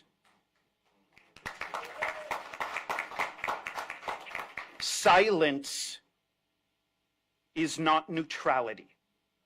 Silence is complicity. Because there is a cancer that has been spreading, and we've been aware of it. And those of you who know about cancer understand that a cancer untreated spreads. We cannot be afraid to use specific words. The vast majority of terrorism that we see around the world in all of our lifetimes are committed by Islamists and by jihadists. We need to address it. And you know what? It's not only the Christian world, the 2.4 Christian people in the world who need to rise up as the leaders this world needs. It's the 2.2 billion Muslims around the world. If Muslims are not jihadist and if they're not Islamist, then speak out against members of the Muslim faith who are committing horrific crimes. The Christian world also needs to rise, because recognizing that while Christians are being persecuted, targeted, and places eradicated, like we're seeing in Nigeria, this is not only a Christian issue. Hindus, Buddhists, Jews, Druze, Baha'i, Zoroastrians, Jains, across continents, across cultures, across communities, they're facing the same threats. Different identities, different cultures, same enemy. An extremist ideology that does not tolerate difference, religious, cultural, or ideological. It seeks to dominate through fear, through violence, and through control. So my work as a political advisor, as a news commentator on air, as a human rights advocate, as a Jewish advocate, has made me understand, just as the Jewish principle says, "V'havta l'reacha kamocha," love your neighbor as you love yourself. If I want to help my people, I must help other people. And as I also try to awaken Jews, around the world, we cannot only help others, we must also help ourselves. We need to be bold to say what we are fighting for. It's not just our lives, it's our values. As my grandfather said, the best thing you can do, and he would say this after surviving the atrocities of the Holocaust and helping others constantly throughout his life, the best thing you can do is to plant a tree under which's shade you will never sit. That is what we are doing here today. That is what these leaders are doing here today. That is what you are doing every day you wake up and speak your truth. You're planting a tree that will grow and flourish and help somebody in the future. So, we need to recognize the global pattern. Christians massacred across sub-Saharan Africa, Yazidis enslaved and nearly annihilated by ISIS in Iraq, Israelis of all faiths, Jews, Christians, and Muslims, targeted in mass casualty terror attacks, rocket fire, stabbings, and kidnappings by jihadi groups, Jews targeted in synagogues across the United States and Europe, Hindus attacked in India and Bangladesh, Buddhists targeted in Sri Lanka, religious minorities persecuted under the Iranian regime, LGBT individuals executed, tortured, and persecuted under extremist regimes, women stripped of rights or actually never even allowed to have them at all. Different communities, same ideology, same violence. This moment right now as we gather requires more than awareness, it requires resolve. If you truly have faith, you have faith for a reason.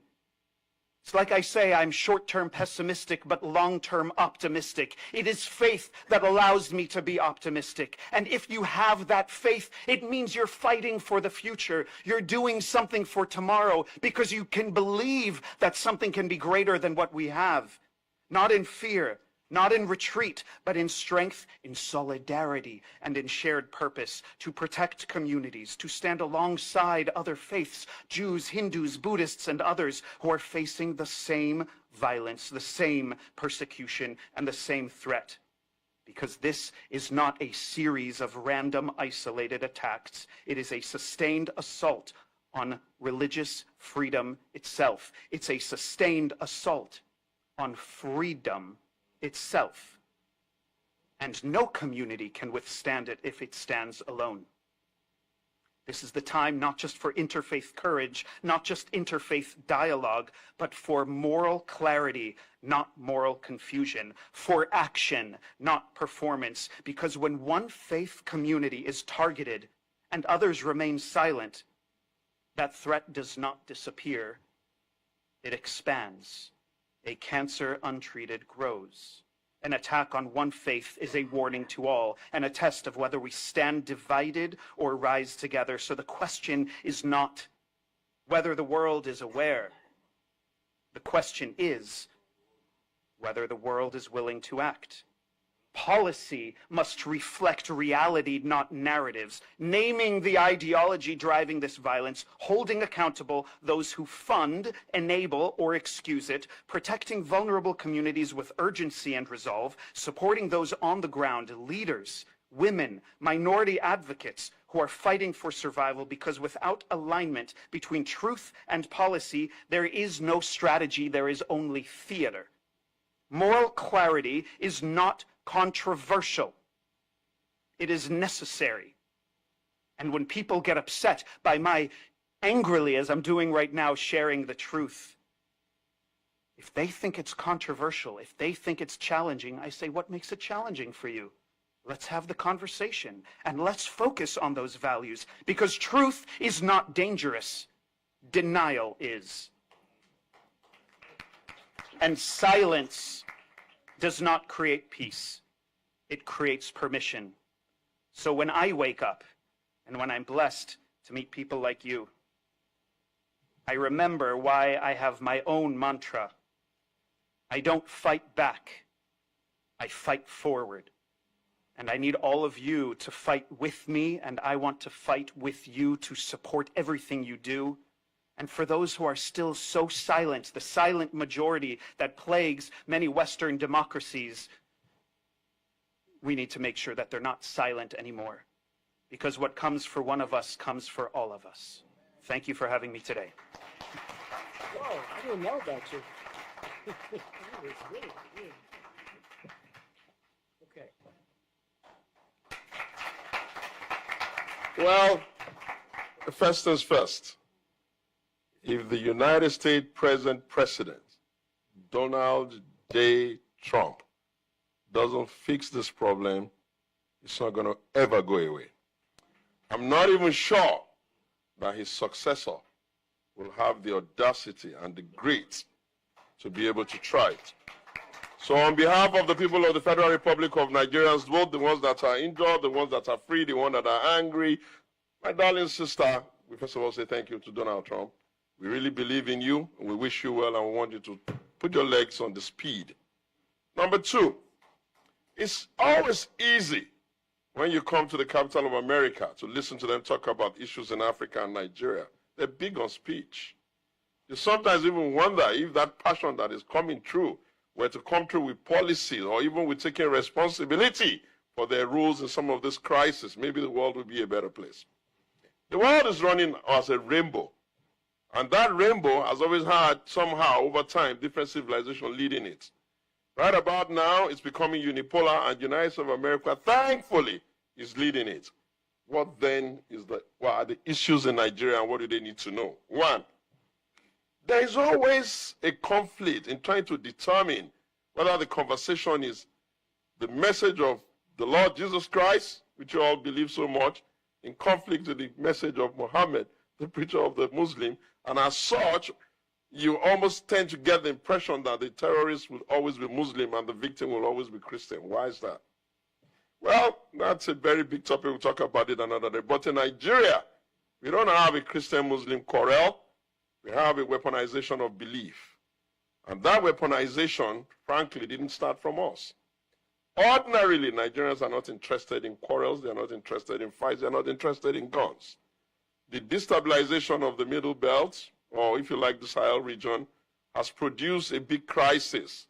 Some of those people are even looking for where to run to.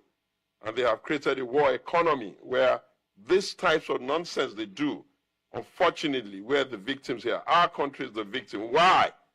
We're the largest black population in Africa, and we have a very large border, and we have a lot of Muslims living there. And when they come in there, what do? They behave the way they've always behaved and act irresponsibly. The bigger danger before us now is that democracy, which seems to be holding us up, is about to fail.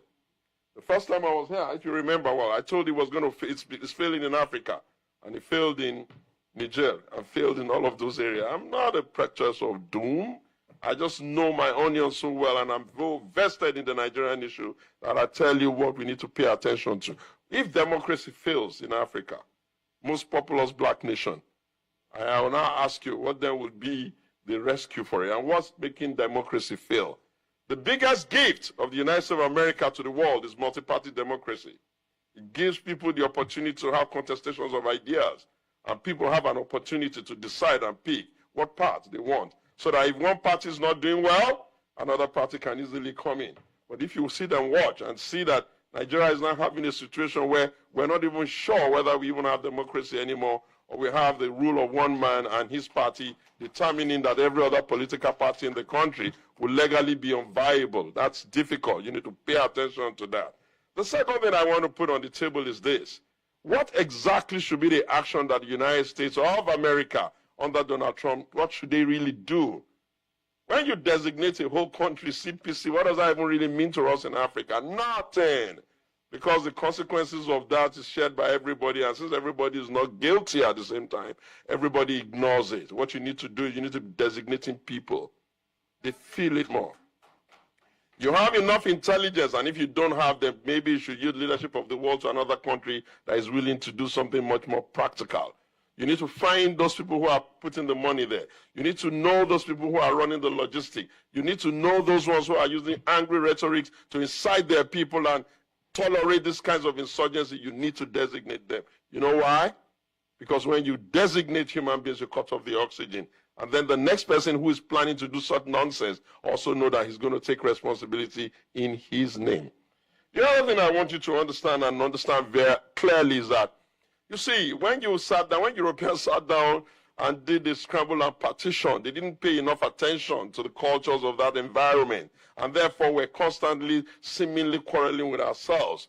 We have had the longest reign of democracy now, and amazingly, we're now particularly divided and particularly mistrusting of each other. To resolve that, I think that the best thing the United States of America can do is truly designate a special envoy. I know ambassadors are good, but the special envoy has bigger responsibility. He responds directly to the White House. He frames the conversation on the ground. He listens deeply and makes it difficult for people to come to capitals to come and manipulate them. Ladies and gentlemen, the Nigerian government is not exactly willing to kill its people. Sometimes it's incompetence. Incompetence that is masked because of the rhetorics of democracy. No government in Nigeria, not even the ones that were Fulani, wanted people killed, because most of the people that get killed are, after all, Nigerians, and the headlines in our country too does not support people killing. But hey, if they don't know what to do, they don't know how to do it, they have no heart to do it, they don't have the knowledge of how to do it, they can't read what's going on with the global new order, what exactly are they going to do? Shoot and shoot and shoot? You clear them in Borno, they show up in Kwara. You clear them in Kwara, they show up in Niger. Are we going to kill everybody in Nigeria just because we're trying to fight terrorism? So I say to you very clearly, my name is Antonio Oluwasegun Adeyemi Shomi, and for some time now I have been preaching that there's a need for the United States of America to help us find more competent people to be the new leadership class in our country. And as such, I created something called the Alternative. And by the grace of God Almighty, what I have come to tell you here today is that our country is bleeding. And we'll be tied to the international community if Nigeria should fail. If we fail, the south of Limpopo will fail. And if the south of Limpopo fails, even South Africa will fail. It's just as simple as that. The earlier you all understand this, the better. And let me tell you what the consequences are for your country. Every time you have one refugee in here, it costs the United States government about $1 million to keep them in here. You're better off leaving them in our country. You know why? Because they're the kinds of people that come in here and make babies. And in a very short time, the coloration of your country will become so gray, you begin to wonder, is this a black country or is this an African, European country? So what you need to be doing, and doing quickly too, is speak to your leaders. Take off the gloves. Put the pedal on. You have assets in that place. Why is this thing still going on? You did one small little activity, and yet the whole thing is just getting more messed up. You're not holding their leaders accountable. You're not holding even the ones that are in charge of the security infrastructure of the country, what they're doing with the intel you're giving them, and you expect us to come here every time, fly from all over Nigeria, so that we can come and listen to you talk to yourself, what you should be saying to yourself behind our back, so that people like Mary will not have to deal with this kinds of nonsense ever again. We are very sure that the Christian faith does not encourage anybody to kill anybody. I cannot say the same of the other faith. It is the responsibility of the world to ensure that Nigeria is a secular country. It remains a secular country, so help us God. Thank you very much. It was nice talking to you. Excellent. Excellent. Thank you. Okay. Wow. Okay. I'm about to introduce a hero. His name is Mike Arnold. He's made 16 trips to Nigeria, some under level 4 do not travel warnings. He founded the Africa Arise International, which today runs schools for more than 600 displaced children in the camps that the Nigerian government says doesn't exist. He's a former mayor of Blanco, Texas. And he is the author of Epicenter, Nigeria, Radical Islam and the War for Global Order, a #1 bestseller on Amazon. Mike.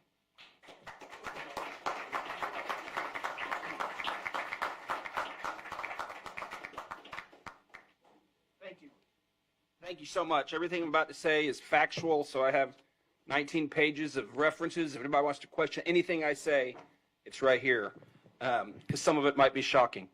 Nigeria, the 6th largest nation on earth, on track to be the 3rd largest by 2050. Top 5 OPEC, $1 trillion in minerals, a cultural powerhouse. Nigerians are among the most educated and wealthy in the United States, and they do it with integrity, sharing the values that made America great. Last year, General Michael Langley, AFRICOM, declared the region anchored by northern Nigeria as the epicenter of global terror. ISIS, Al-Qaeda, others call it home. Their stated ambition, full Sharia across Nigeria, and then a global jihad launch pad. The recent Old Dominion shooter was radicalized in Nigeria. Two scenarios. America's greatest African ally, innovative, peaceful, and prosperous, or the greatest security threat of the next generation, a Sharia exporting giant. A little bit of history. In 1804, Usman Dan Fodio waged a jihad and founded the Sokoto Caliphate, Africa's largest pre-colonial empire. Beheading, raping, destruction, displacement, 2 million slaves at its peak. This caliphate has never ended. That's North Nigeria. The British found two worlds, brutal Sharia North and vibrant, friendly South. They kept the caliphate intact as enforcers, indirect rule they called it, then merged the two in 1914. The South declared independence in 1967, Biafra. The civil war that followed, the British backed the North, which blockaded the South, shot down Red Cross planes. Up to 3 million, mostly children, starved to death. The South fell in 1970. Since then, power has stayed in the North by design, the Caliphate. The current constitution, imposed by Northern military dictator, mentions Sharia in Islamic terms 165 times. Christianity, 0. At least $9 billion a year in blood minerals are looted mainly by China, paying jihadis and corrupting military and political officials. It was President Goodluck Jonathan in his living room that leaned in and informed me about that. I know a lot of people there. I've been there a lot. Most of this is firsthand. Some key people that have been involved in this. Barack Obama unleashed the current genocide. In 2010, my first trip, Nigeria had an accidental Christian president, Goodluck Jonathan. Booming economy, only nation on earth where radical Islam was being pushed back. No slaughter, hardly any displaced people, just from random stuff. Northern warlord challenged Muhammadu Buhari, publicly called for Sharia law across Nigeria and globally. Boko Haram chose him to mediate with the government. Tinubu helped get him in office, the current president. David Axelrod was his campaign advisor. Obama blocked U.S. counterterrorism support to Jonathan, blocked other nations from helping. Jihadists flooded in from North Africa, villages massacred, millions displaced, raped, enslaved, kidnapped, churches burned. Buhari ran on ending the insecurity. It only got worse. Another person, the Sultan of Sokoto. He's like Pope and King to 108 million Muslims. Dan Fodio's 20th generation successor. He was a Nigerian general deployed to Pakistan and Afghanistan during the War on Terror when we captured Nigerian fighters alongside Al-Qaeda and the Taliban. He returned and assumed the throne in 2006, and international terror tactics and organizations appeared soon after. He has never decreed an end to the killing or mineral looting in his domain, but he's called social media a terror organization. In 2025, he publicly supported the push for Sharia in traditionally Christian southern states. President Bola Tinubu, if that's his real name. In 1993, he forfeited $460,000 to a federal court in Chicago and fled the United States. That was proceeds from a heroin trafficking ring, which, by the way, heroin funds 37% of jihad around the world. He has appointed a man to rewrite the national curriculum whose defining credential is the book, The Islamization of Knowledge, which explicitly calls for intellectual jihad to oust Western education from nursery schools up to universities. This is academic Boko Haram by definition. And this is the guy that Tinubu put in charge of the curriculum of 50 million African Nigerian children. His new defense chief called the terrorists prodigal sons who deserve rehabilitation. That's the defense chief. NSA Nuhu Rabadu personally called me on October 5th to be Nigeria's Jane Fonda. It is documented he armed Miyeti Allah, the Fulani militia chaired by the Sultan and named in HR 7457 for potential FDO organization. He has publicly called the terrorists brothers. Mossad Bulus, Trump's senior advisor for Africa and the Middle East, holds multiple citizenships, including Nigerian, lived in Lagos for decades. He parrots verbatim talking points of terror-linked northern imams. He is CEO of his family company, which currently profits from multi-billion-dollar no-bid contracts issued by the Tinubu administration, issued to his business partner. He sells the heavy equipment to build the no-bid $13 billion in projects. This is Trump's senior advisor. He's also Tiffany Trump's father-in-law. Examples of ongoing failures and impunity. Ingoshe, Borno State, wiped out in the Gwoza massacre of 2014. The government recently assured refugees in Cameroon it was safe for them to return, paid them to return. Within weeks, on March 3rd, Boko Haram slaughtered dozens, more than 300 abducted into slavery, including the wife and daughter of a friend of mine. The military was largely AWOL. The attacks continue there. Deborah Samuel Yakubu, 2022, college student. After finals, she posted on WhatsApp, "Jesus is the greatest. He helped me pass my exams." The next day on campus, as professors and police watched, she was beaten, stoned, tires heaped on her, and burned alive, while students filmed selfies in front of the flames celebrating. The deputy imam of the National Mosque, who performed President Buhari's daughter's wedding, publicly justified the killing within 24 hours on his own Twitter account. No one was punished. Nnamdi Kanu, British-Nigerian broadcaster from London, illegally abducted from Kenya, tried under a defunct law, now serving life in Sokoto prison for words spoken in Great Britain. Meanwhile, the northern imam just recently offered a 1 million naira bounty for the head of a pastor, then doubled it to taunt his critics. No charges, no condemnation from officials. I've been corresponding with the guy. He helped him get to a safe house, but he and his family are in danger and they need help. The Nigerian government goes to great expense to rehabilitate the killers, while millions of innocent displaced victims are denied, neglected, and dying. The narrative war. The farmer herder and climate change framing started in the Obama State Department. The original reference document was written by a career Sharia propagandist hired by George Soros. At least $10 million confirmed U.S. lobbying contracts are now running. Former Trump administration officials, Nigerian government lobbyists, northern imams, foreign agents, conflicted advisors, and now even Russian state television are among those working to shield this regime from accountability. The real narrative is this: Nigeria is in the throes of an Islamic conquest. Since 2009, they have slaughtered as many as 125,000 Christians and 60,000 Muslims. This is not simply a religious freedom issue. This is national and global security. The emergency: as many as 10 to 12 million, mostly youth, are now displaced. 50-60% chance of radicalization by 2030 without intervention. Most are denied by the government, who call them beggars and criminals. Without intervention, this could yield 5 to 6 million more jihadists over the next 5 to 6 years. Intervention is not hard. The international community has the money and the mandate to help if the displaced are simply recognized. In 2015, the UNHCR documented multiple displacement camps in Abuja. Today, they deny those camps exist. I have run schools in those same camps since 2020. They do exist. I affirm the cycle of violence is not inborn or inevitable. A lot of Americans write it off. Oh, that's just what they do. Yes, the children who saw their parents hacked to death often come to our schools wanting to go back and get revenge, but I can tell you, with an education, they gain character, hope, and vision, and they want to go back to rebuild. What must happen?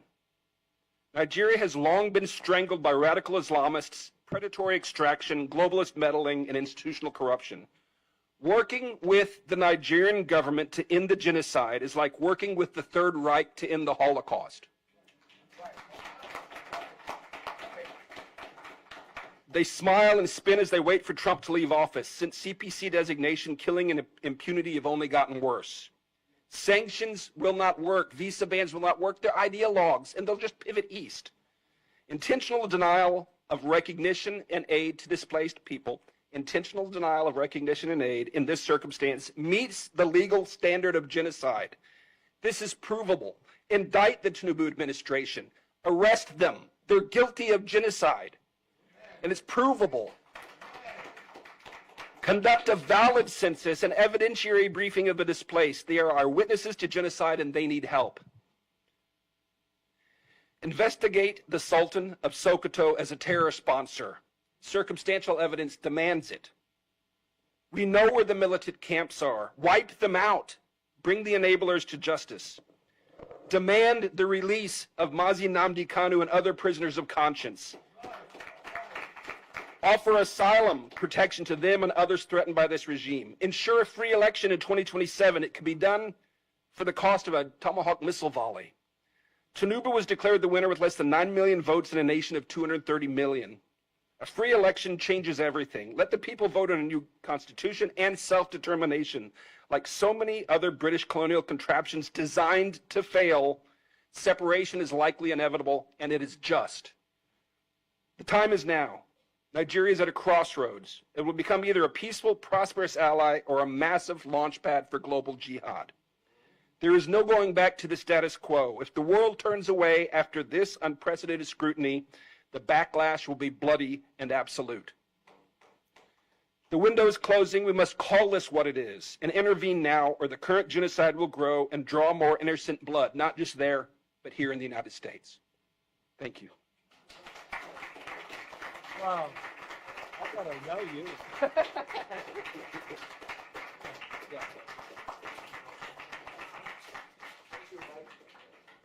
Mike, thank you. Wow, we heard some powerful voices this afternoon.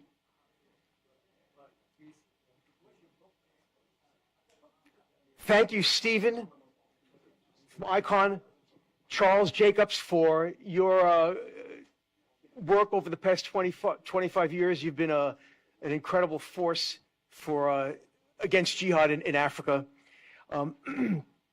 You all embody moral clarity and political courage as you selflessly seek to thwart real-time genocide happening in Nigeria.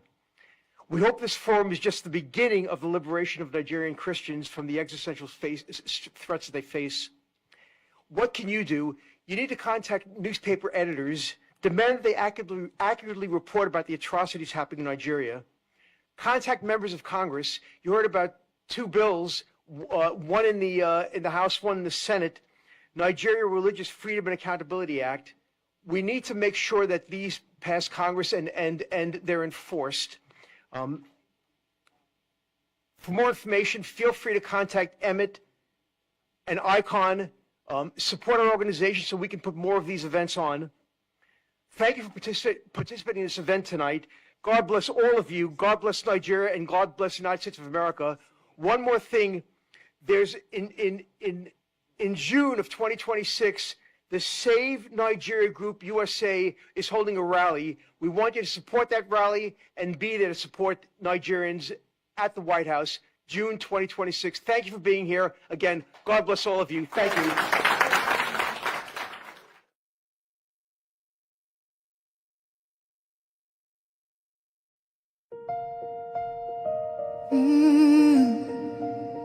Can you hear the cry from the broken land, from the wounded hearts? Nigeria, they bleed, people they cry, tears for the ground. Nobody asks why. Over 7,000 souls don't fall every single day. We still there call. Churches burning, hope fading fast. Since 2009, the pain don't last. 50,000, maybe more. Heaven they count every single soul. Children without home tonight, mothers praying through the night, fathers lost no strength to fight. Who go stand for what is right? Oh, stand for love, stand for life. Be the answer in this time. You can help to wipe their tears. You can calm their fears. Give a hand, don't turn away. Be the light in darkest day. Every little you provide keeps a soul alive.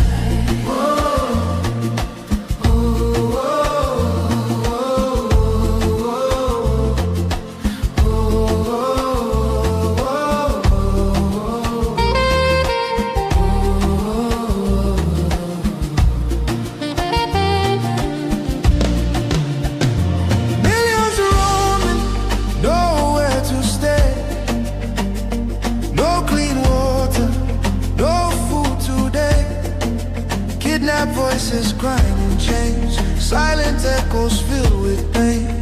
19,000 churches gone,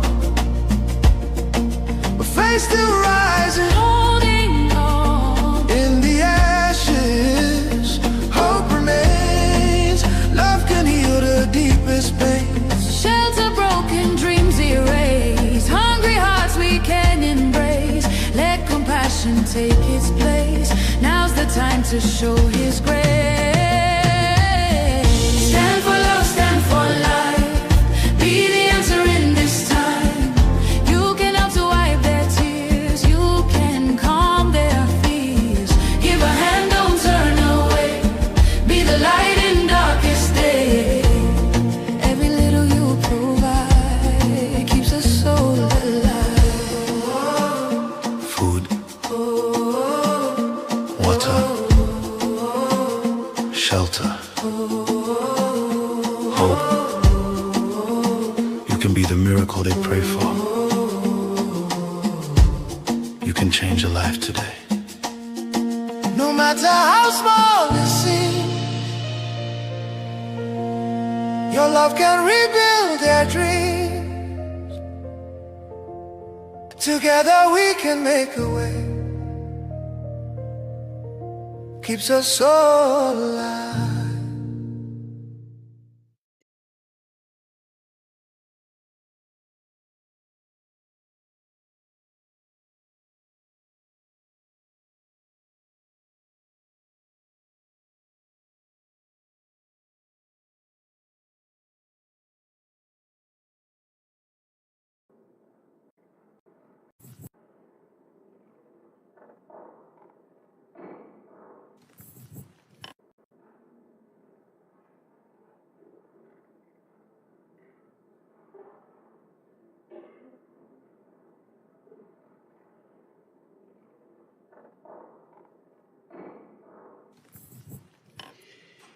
The subcommittees on Africa and Western Hemisphere, this hearing called Defending Religious Freedom Around the World will come to order, and I want to welcome each and every one of you here today, especially our very distinguished witnesses.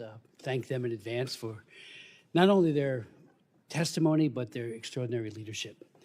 I do want to express my heartfelt congratulations and thanks to Ambassador Sam Brownback and Dr. Katrina Lantos Sweat, who are the co-chairs of the International Religious Freedom Summit, just concluded here in Washington for an extraordinarily powerful, comprehensive call to action for global religious liberty. With incisive commentary and analysis from a broad swath of faith leaders, we have all been challenged once again to do more to mitigate and hopefully end religious persecution. In the United States, I think, as we all know here, but many know it around the world, religious freedom is often called America's first freedom, since it's listed first in our Bill of Rights. The founders wrote, "Congress shall make no law respecting an establishment of religion or prohibiting the free exercise thereof." The Establishment Clause and the Free Exercise Clause protect the right of conscience of every American, that inviolable domain of the heart of every human being. And of course, religious freedom is not at all an American right alone. It's one that belongs to every human being on the face of the earth. Yet all around the world today, religious persecution is festering and exploding. What has been unconscionable for decades and centuries has actually gotten worse in many parts of the world. Billions of human beings made in the image and likeness of God live in countries where the God-given right to freely exercise their religion is severely restricted, many to the point of incarceration, torture, and execution. According to Open Doors' 2025 World Watch list, quote, more than 380 million Christians suffer high levels of persecution and discrimination for their faith, close unquote. Anti-Semitism is exploding, not just in the Middle East, but throughout Western democracies, including in the United States. Brutal dictatorships like China, Russia, Nicaragua, North Korea, Belarus, and Cuba. And I shared a hearing on Belarus yesterday, and we heard from several very, very important people, many of whom were incarcerated for a long time. In one case, it was the man that would have won the election. His wife did, Svetlana. And in Belarus, they're crushing or trying to crush the church and the faith community under Lukashenko. Brutal dictatorships, like I said, are terrified of their people. It shows an innate weakness. They cannot stand a competition when it comes to the heart, minds, and souls of their people. And so, again, we have China, Russia, Nicaragua, North Korea, Belarus, and Cuba, and many others are terrified of letting their people speak out and to practice their faith.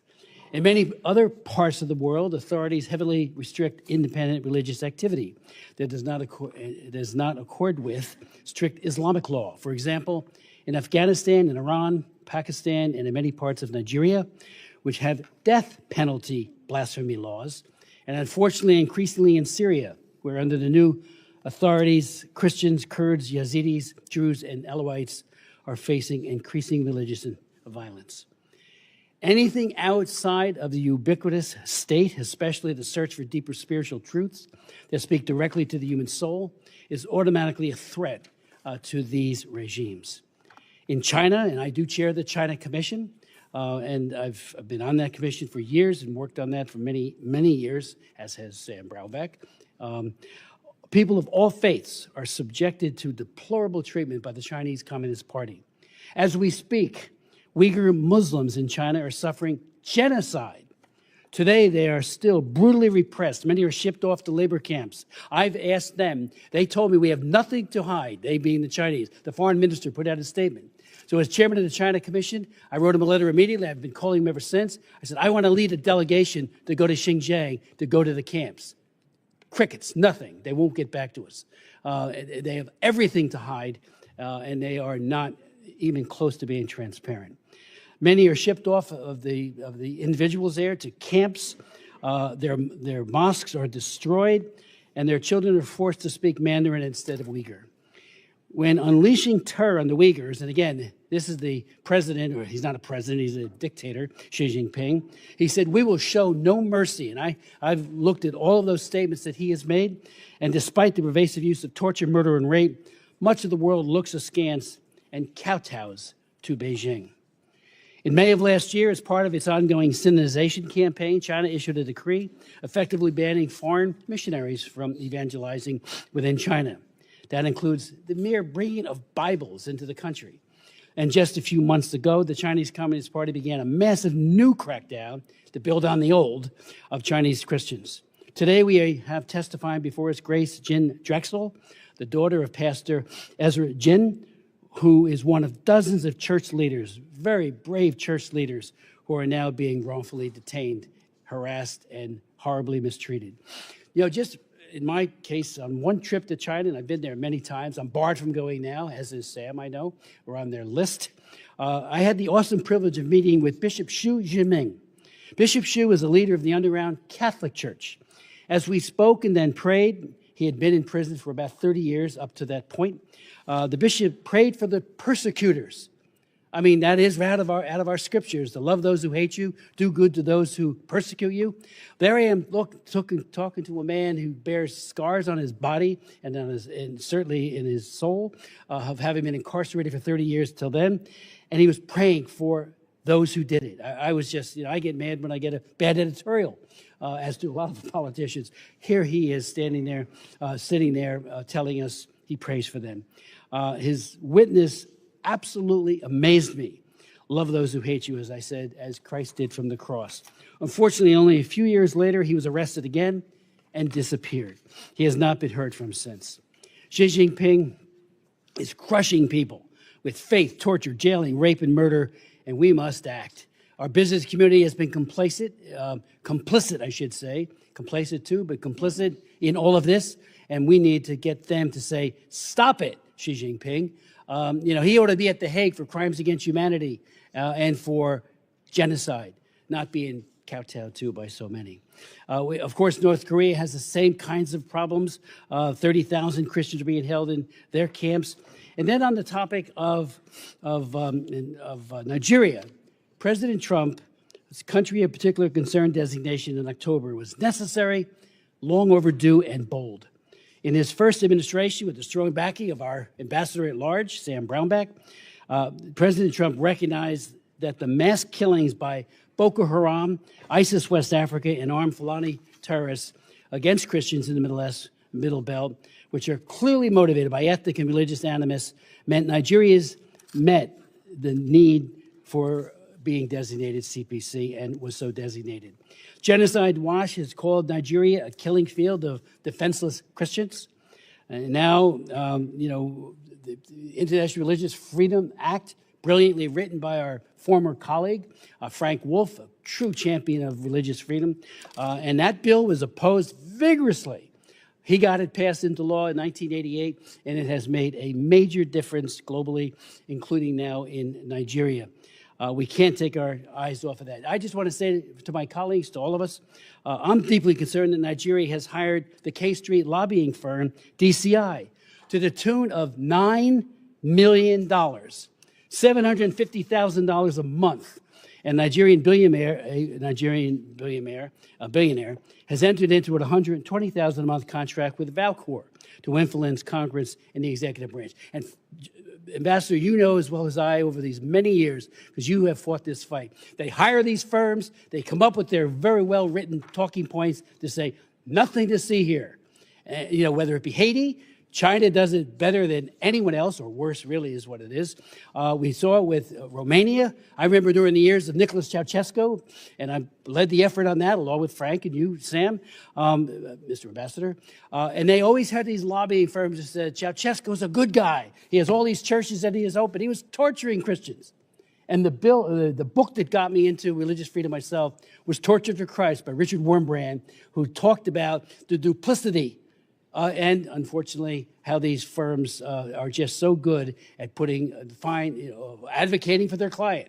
Well, advocate for freedom and end to religious persecution. I have many other things I'd say, but I want to cut it off here. And I do want to thank, again, all of you for being here. I'd like to yield to my good friend, Ranking Member Jacobs, for any comments you might have. Thank you, Mr. Chairman. And thank you, all the witnesses, for testifying before the subcommittee on this important topic. Freedom of religion or belief is a fundamental human right. This right is universal, and it must be applied equally to everyone, no matter what religion or belief they practice, or if they practice none at all. No country should get to cherry pick what religions they favor, or use religious freedom, religious persecution, or even a crisis like the rise in anti-Semitism as a shield to discriminate or as a weapon. So while I'm glad that the Trump administration has supposedly shown its support for this issue, I'm concerned this interest will be shallow and narrowly confined to only a small subset of religious freedom issues that match the demographics of their political base. But I hope the administration proves me wrong. They can start by actually investing in their own institutions, staffing, and toolkit to make this a priority, comprehensive, and enduring. For one, we still do not have a nominee for the ambassador-at-large position. And Secretary Rubio downgraded the Office of International Religious Freedom by putting it under the Bureau for Democracy, Human Rights, and Labor, rather than keeping it as its own independent office. The department has yet to release the 2024 Annual International Religious Freedom Report that was due last May, and it's already behind in writing the 2025 report that is due in a few months. This administration has also completely gutted this toolkit that could help religious freedom defenders around the world. As part of its foreign assistance review, the administration cut millions of dollars worth of foreign assistance related to international religious freedom. For example, Freedom House has reported that the administration terminated its Asia Religious and Ethnic Freedom Program that was supporting 4,000 members of religious minority groups facing discrimination and persecution, including Christian minority groups, Uyghurs, and others. And another U.S.-funded NGO shared with my office that cuts left 400 cases of religious freedom defenders in limbo. This means that this organization could no longer provide life-saving assistance to Afghan women who bravely ran for public office following the U.S. withdrawal, or Iranian journalists who were reporting on human rights violations by Iran's regime, or Nicaraguan journalists who have been arrested and forced into exile by the regime, and many, many more. And as I brought up during last year's Nigeria hearing, despite the administration's apparent interest in addressing conflict and religious tensions in Nigeria, it has cut hundreds of millions of dollars in foreign assistance to Nigeria, including assistance to faith leaders and to communities experiencing violence in the Middle Belt. For example, Secretary Rubio terminated a conflict resolution program, community initiatives to promote peace, that trained religious and tribal leaders in northern Nigeria, which was already showing to be extremely effective at reducing violence in communities. The violence in Nigeria is complex, affecting both Christians and Muslims, and the drivers of this violence are multifaceted and cannot be reduced to a single framing. In fact, oversimplistic narratives can further inflame religious tensions in communities. And yet, it is clear that President Trump only cares about Christians in Nigeria, and his only real action to address this problem, military strikes over Christmas, have not even done anything to materially help those communities. So far, it seems to me the administration's interest in religious freedom only goes so far, and it mostly applies to the plight of Christians abroad. But again, I hope the Trump administration proves me wrong and takes the steps I outlined to start prioritizing religious freedom abroad. And I hope today we can have a more nuanced conversation that discusses the freedom of religion or belief more comprehensively, and that addresses many communities in need of support, from Uyghur communities in China to Tibetans to the Rohingya in Myanmar to religious minorities in Iran and elsewhere. So I look forward to hearing from all of the esteemed witnesses today to better understand the state of international religious freedom and how the Trump administration can truly champion this issue. Thank you, Mr. Chairman. I yield back.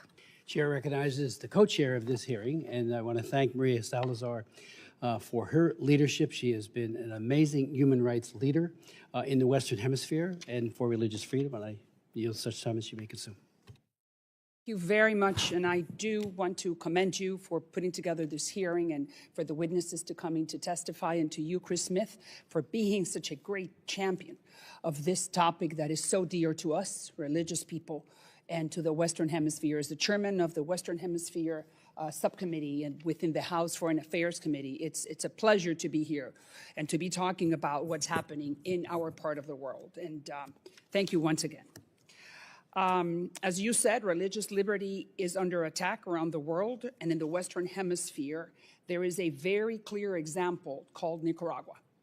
I know Nicaragua very well as a news correspondent working for Univision. I live there, and I saw firsthand how the Nicaraguans, along with the Chileans, are the most Catholic people in the Western Hemisphere. I remember during one of the elections when Cardinal Obando y Bravo, who was like a rock star for the Nicaraguans, was able to indicate or to guide the people to how to vote when the Sandinistas were trying to steal the elections once again. But unfortunately, the Sandinistas, Daniel Ortega and Rosario Murillo, are back in power, and they are trying to substitute God for their regime. And this is what, and this is not an opinion, this is the empirical evidence. 260 religious figures have been expelled from just preaching or praying in public. 1,000 Catholic churches have been attacked, according to the Vatican.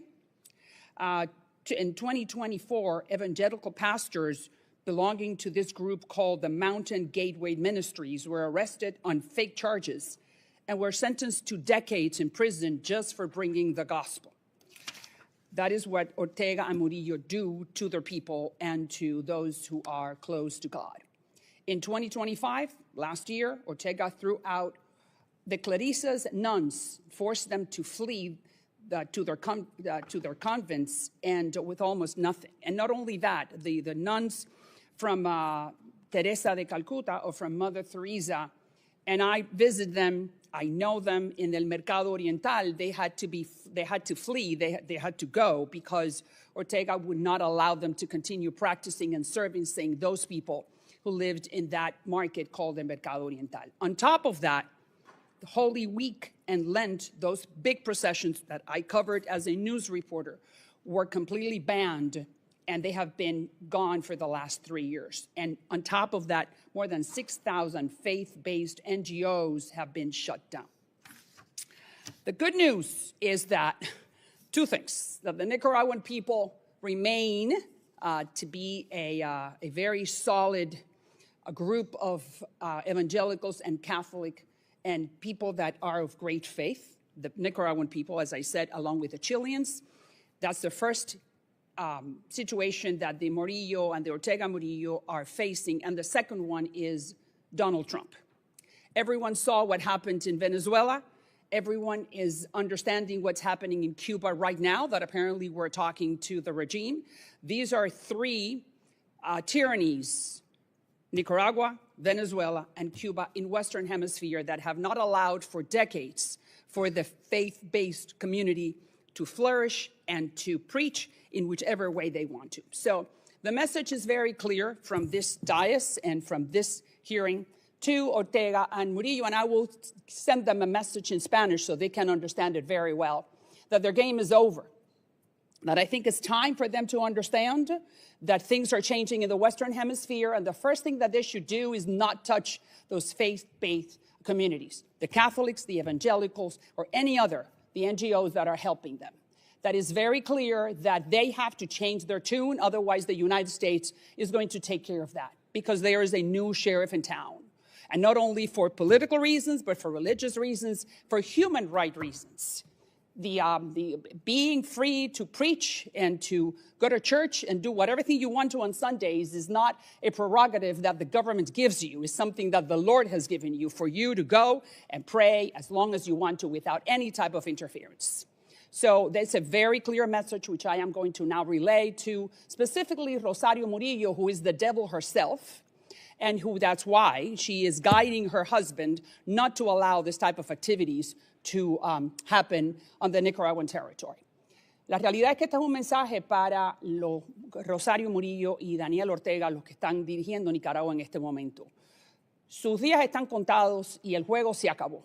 Así que específicamente la religión, los grupos religiosos, los evangélicos, los católicos, la gente que quiere rezarle a Dios en el momento que quieran, no los toquen más, dejen que vuelvan a entrar, dejen que haya libertad religiosa, porque los Estados Unidos y específicamente el presidente Donald Trump los tiene en la mirilla. Y sabemos que Venezuela primero, ahí está el ejemplo, después Cuba, que ya están hablando con ese régimen maldito, y ahora después va a ser Nicaragua.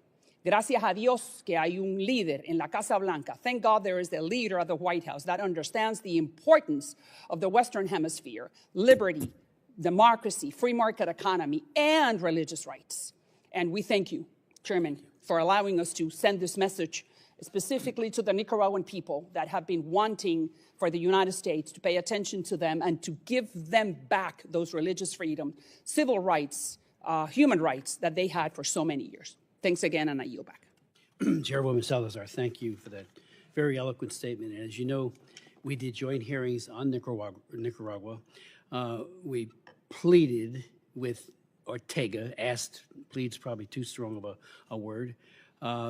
We wanted to go and visit the bishop when he arrested him, and they wouldn't let us in.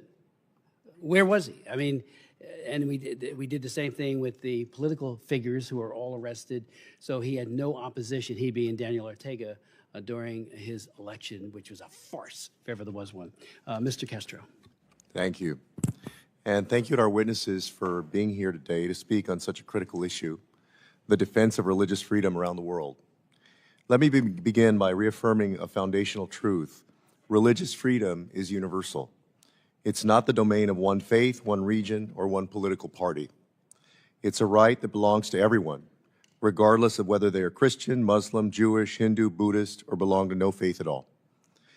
And U.S. foreign policy should reflect that principle clearly and consistently. Unfortunately, under this administration, we're seeing something very different.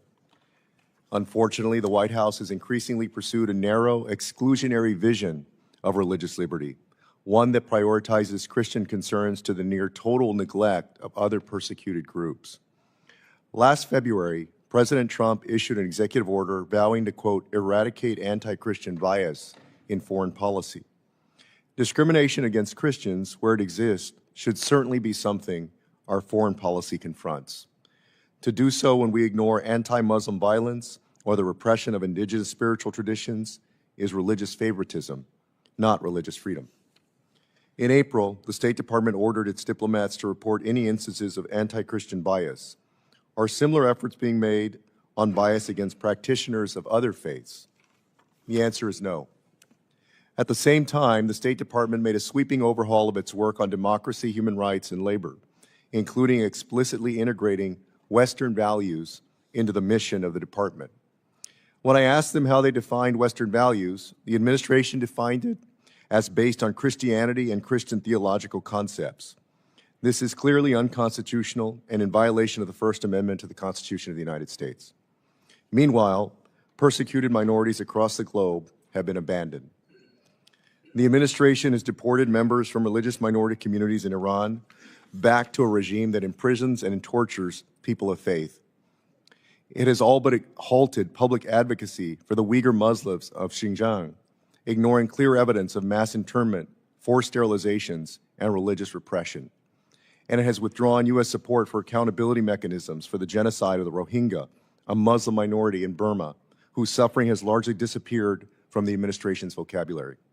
Worse, the administration has revoked temporary protective status for Burma and stated that it's safe for persecuted Rohingya to be sent back to the country that has tried to exterminate them. This selective silence is not accidental. It reflects a deliberate shift in priorities, and it undermines both our credibility and our moral authority. It also is in stark contrast to how previous administrations, including the first Trump administration, approached the international religious freedom issue. And despite the rhetoric and prioritization of Christianity, the administration has prioritized other interests over protecting Christianity. How else do you explain the spectacle of tomahawk strikes in Nigeria in the name of protecting Christians while cutting assistance that would actually address discrimination against religious communities? Or the administration's dismissal of persistent challenges that Christian communities in Palestine face from Israeli settler violence and restrictions by the Israeli government. Christian churches in Israel and the Catholic Church in Gaza have been bombed. This hearing was initially intended to have a witness from the State Department, former U.S. Representative Mark Walker, who is now the principal advisor on global religious freedom. Instead, at the last minute, the department notified us that Mr. Walker would not testify. The Office of International Religious Freedom has a serious mission to integrate religious freedom into the United States foreign policy. However, increasingly, the administration has refused to send State Department witnesses, even for Republican chairwomen and chairmen. This administration has taken the unusual step of deciding not to nominate anyone to be the Senate-confirmed ambassador at large for international religious freedom, as required by law, and instead named a principal advisor for global religious freedom to lead the office. This raises serious questions. The law is clear. The ambassador at large has the responsibility to serve as a principal advisor to the president and the Secretary of State on matters of international religious freedom. The administration is over a year late on releasing the annual religious freedom reports and has not designated countries as countries of particular concern, apart from Nigeria, as required by law. Given these deep concerns with the administration's embrace of Christian nationalist rhetoric and the status of the State Department's efforts on international religious freedom, Mr. Walker should be in one of these seats here today, testifying in front of this committee. And Mr. Chairman, I hope that we'll be able to schedule that hearing with Mr. Walker soon. I yield back. We do have a very distinguished group of people who will testify, beginning with Ambassador at Large, former Ambassador at Large Sam Brownback for Religious Freedom. In the first Trump administration, prior to that, he was governor of the state of Kansas. He was a United States Senator and a congressman, so he can't hold a job. He had all three, and he did a magnificent job in each and every one of them. I would point out that when many of us were concerned about what the Janjaweed was doing in Darfur, Sam Brownback, Darfur, he was the first lawmaker to do so. I followed a year later, and Frank Wolf, was, but Sam was there, and he helped crystallize international and American opinion about the genocide that was taking place under Bashir in Khartoum. So, Sam, that was an amazing and brave undertaking on your part, and I can't thank you enough, because we all then coalesced around you and began working overtime on that. So I thank you for that.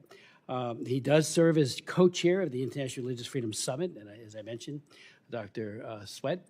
Lantos Sweat, also co-chairs with him, and together, in a bipartisan way, and in a way that I think makes a huge difference.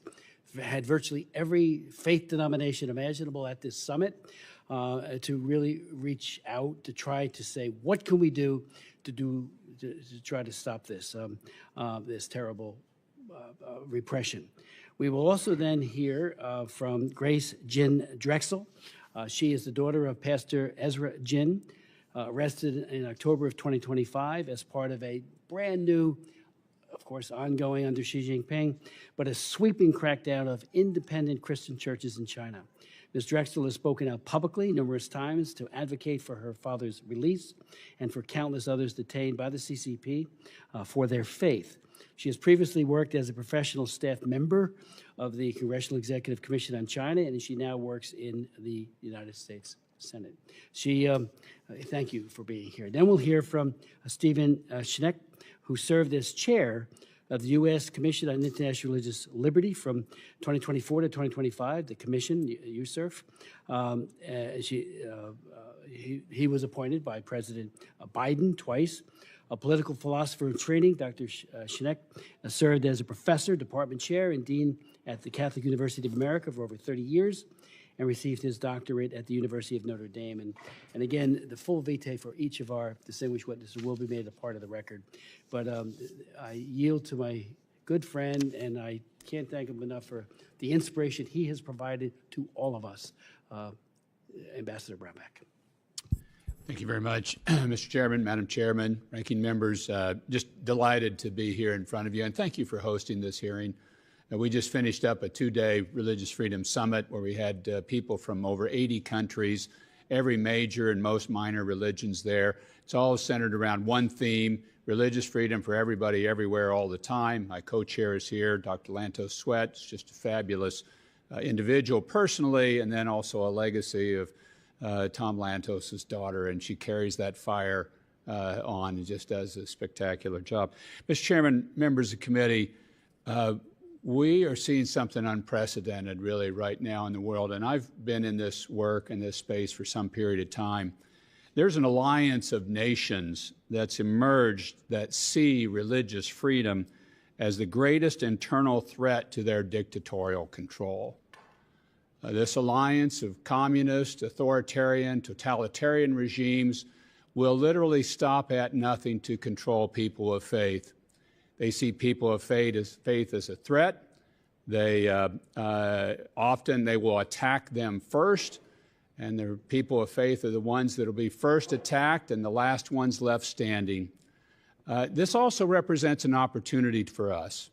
If we will look at religious freedom not as some sort of side humanitarian issue or a human right, a boutique human right, but would see it as a major global security issue. This represents the best tool, I believe, that we have to go at these regimes and to attack them in return. And you just look at how much they spend on controlling their people of faith, it should tell you something that that's an area we should look in. Communist China will spend billions of dollars this year alone to suppress every faith that exists in that country.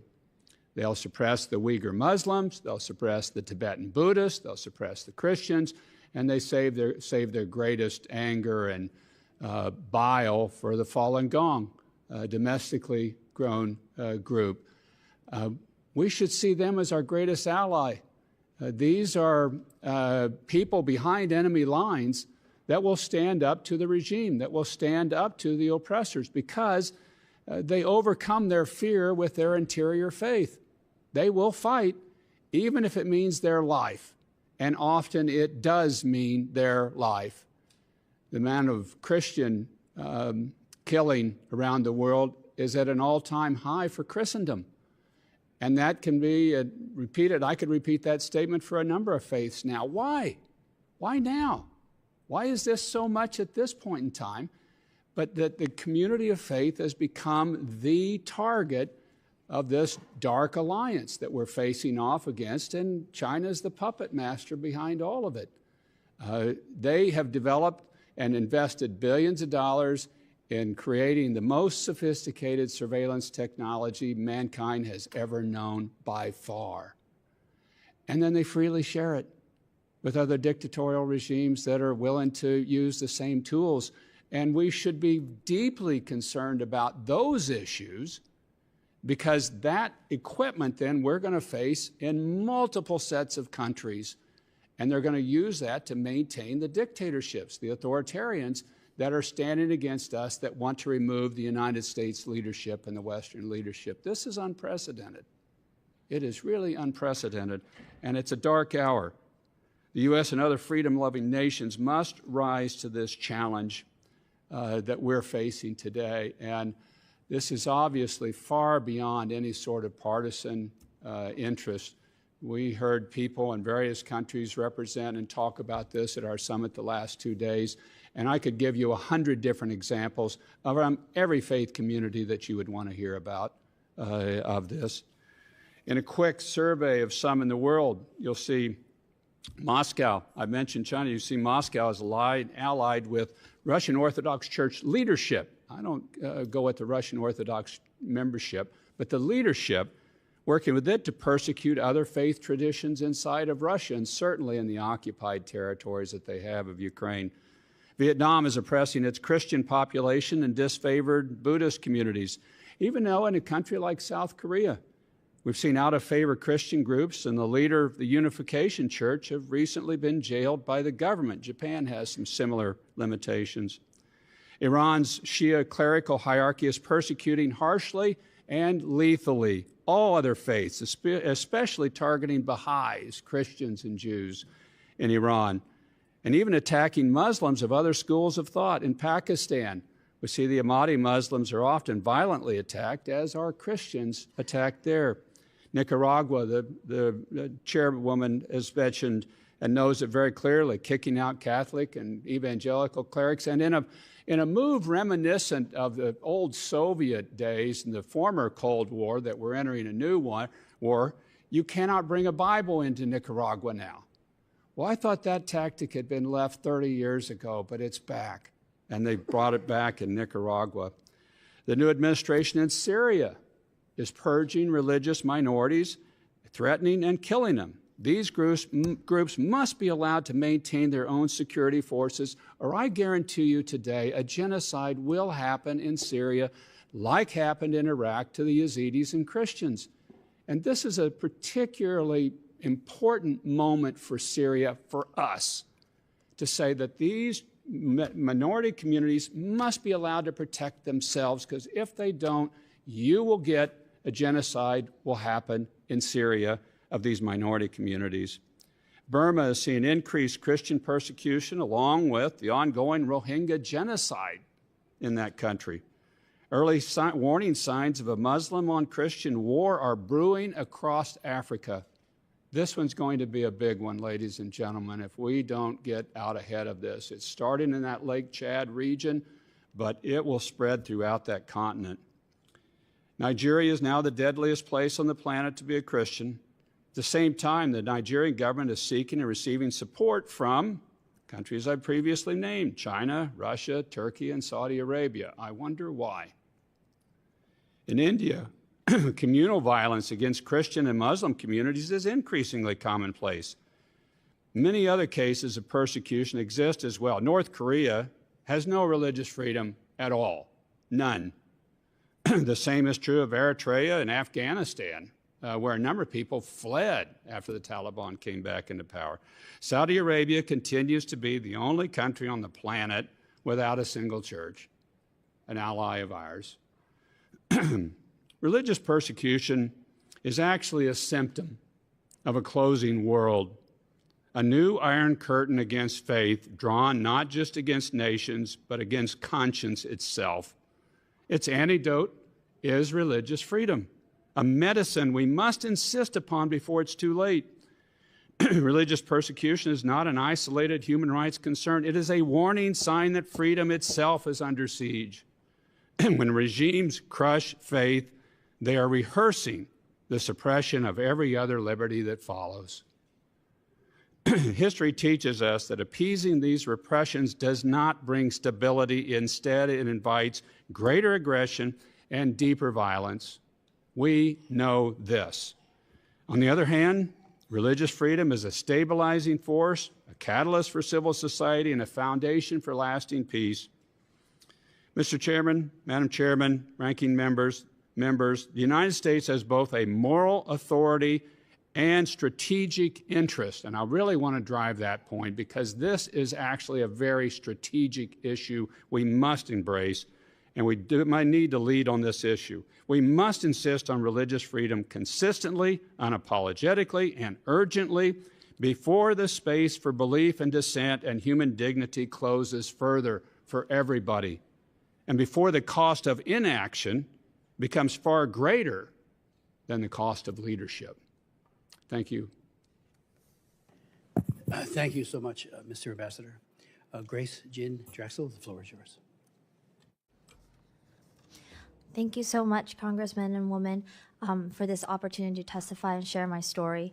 My name is Grace Jin Drexel, and on October 10th, 2025, my father, Pastor Exec Jin, was arrested by the Chinese authorities along with 27 other pastors and church leaders from Zion Church.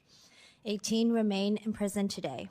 This represents the largest crackdown of an independent Christian congregation in China since the Cultural Revolution, a sweep so brazen it has drawn international condemnation, including from Secretary of State Marco Rubio. Many were seized in front of their young children, and my father and several older leaders suffer from health issues, and we fear for their well-being. I urge the Chinese government to release all these Zion members immediately and unconditionally. My father founded Zion Church in 2007 with the simple mission to remain faithful to the scripture and to serve families and communities. The church grew from just 2 families into China's largest urban house church with more than 1,500 members. Yet to understand why my father is in prison today, you must understand that China under Chairman Xi Jinping has embarked on a systematic campaign to achieve total state control over religious life beginning in 2016 with the so-called Sinocization campaign. This applies to Christians, Catholics, Uyghur Muslims, Tibetans, and other religious groups. We are all persecuted. In 2008, Zion Church became target because its leadership refused to install 23 facial recognition cameras inside its sanctuary. When they refused, the response was swift. Authorities harassed hundreds of members, threatening job loss, evictions, denial of children's education, and even the seizure of parents' retirement accounts. Many congregants suffered these consequences for maintaining their faith. On October 9th, 2018, hundreds of police seized the church building and confiscated assets. My father has been placed under an exit ban, separated from our family in the United States for over 7 years. Yet even repression cannot extinguish faith. When Zion Church lost its building, my father and the congregation developed a hybrid online-offline model, and beyond anyone's wildest imagination, when COVID hit in 2020 and all gatherings were forced to a halt, Zion Church's online model allowed our church gatherings to explode, launching 100 new church plants in 40 cities, and the church grew to its largest size ever, reaching 10,000 individuals daily. Starting in 2025, a new and more severe wave began, clearly coordinated at the national level. Earlier this year, several Zion Church gatherings in dozens of cities across China were disrupted during Sunday services. Over 150 pastors, elders, and church members have been taken into police station for harassment, threats, interrogation, and brief detention over the following months. The multi-city arrest on the weekend of October 2025 was a coordinated takedown that could only come from centralized government planning. These are also not isolated cases. In May, Pastor Gao Chenfu of Light of Zion Church was detained on fabricated charges.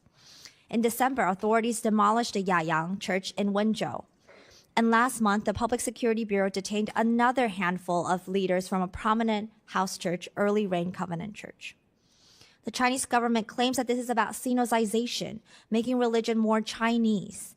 Yet this is propaganda designed to obscure repression. Let me be clear. Chinese Christians have been Chinese for generations. We use Chinese Bibles translated by Chinese scholars. We sing indigenous hymns composed by Chinese believers. Our house churches were led by Chinese pastors. My father is Chinese. His congregation is Chinese. Sinocization in practice means removing crosses and replacing them with portraits of Xi Jinping and Mao Zedong. This means replacing hymns with propaganda songs. It means rewriting scripture to sermons to align with party ideology. It means facial recognition cameras monitoring who is worshiping. And it means the government selecting church leaders and dictating theology. What they actually mean is a complete subordination of religious life to Communist Party control. The partification of religion is more apt. Church leaders detained in recent months are not opposed to legitimate government authority. The churches seek to enrich society and live by the principle of rendering unto Caesar's what is Caesar's, but they cannot render unto Caesar what belongs to God alone. They ask only to be free from the party's control over sacred matters. Like faithful Christians everywhere, they hold firm, thou shalt have no other gods before me. Since I began advocating for my father, my family has experienced transnational repression. China's practice of threatening critics beyond its borders. My mother received threatening phone calls from individuals impersonating federal agents. Her tires were slashed inside her garage, and I've been watched and followed in Washington, D.C. My husband has been targeted by several hacking attempts. China wants the world to know that speaking out carries consequences, even in America. I am sometimes fearful, yet as a Christian, I believe we are called to courage, trusting that God stands with us. Similarly, I urge the leaders here today to continue to use your voice and influence in whatever sphere to speak the names of my father, Pastor Ezra Jin, and many other church leaders who have been unjustly imprisoned. Call for the Chinese government to release all Zion Church members immediately and unconditionally, along with other religious prisoners of conscience. Do not accept China's trampling of this universal human rights with silence. If left unchecked, Beijing's wave of repression will reverberate around the world. What is happening in China is not merely a domestic matter, but a global threat to religious freedom and human dignity. Authoritarian leaders from around the world will only be emboldened by our silence. As a Christian, I also draw strength from knowing that my God is a good God, and despite not knowing why this is happening, I believe that these darkest moments will be used for a larger purpose. As my father wrote in prison, God has indeed used his power to uphold us. I believe God is also testing us during this time like refining silver, painful but full of love, and that God has not abandoned us. Thank you. Thank you so very, very much. And your father would be so proud as to how you so tenaciously advocate for his freedom and the freedom of all those who are unjustly detained. So thank you so much. Dr. Schneck. Thank you, Chairman Smith, Chairwoman Salazar, Ranking Member Jacobs, Ranking Member Castro, and distinguished members. It's a privilege to be here to testify on these important matters. Since my written testimony is extensive this morning, I will just make some critical points. Most importantly, as you just heard from Ambassador Brownback, we face an unprecedented global crisis for freedom of religion. Many millions of people around the world are being denied the freedom to practice their faith and are persecuted because of what they believe or what they don't believe. The crisis is inseparable from the retreat of liberal democracy and the global rise of authoritarianism. The crisis is also driven by the political weaponization of religion by religious nationalism. Likewise, it is associated with the erosion of the multinational world order based on human rights, international laws, international organizations that has been led by the United States and its allies since the end of the Second World War. And that erosion is a key factor in the increasing number of failed and failing states unable to protect the religious freedom of their citizens. Distinguished members, since 1998, the United States framework for protecting and promoting international religious freedom international freedom of religion or belief has been the IRF Act, that bipartisan act, drafted amidst the triumph of liberal democracy and the multinational world order following the collapse of Soviet communism, reflects more than ever the vision that is today needed to promote and protect religious freedom around the world, holding up as it does the ideals of universal human rights, international law, and international cooperation. I worry, however, that the current administration may be looking for a different approach. Let me be specific about my worries. First, international religious freedom has been subordinated to a transactional foreign policy, which emphasizes bilateral deals and economic leverage over values-based diplomacy. Too often, we see governments with poor records on freedom of religion around the world, freedom of religion, facing limited pressure when they are viewed as strategic partners. Effectively protecting freedom of religion around the world depends on what was once called nation building. I believe nation building has few advocates currently. Second, as of this writing, the State Department has not yet released last year's 2024 IRF report, now nearly a year overdue. Ostensibly, the 2025 IRF report should be released in May, but will it? Moreover, the administration has not made its designations of countries of particular concern, special watch list, or entities of particular concern. And President Biden's 2023 designations have, of course, now lapsed.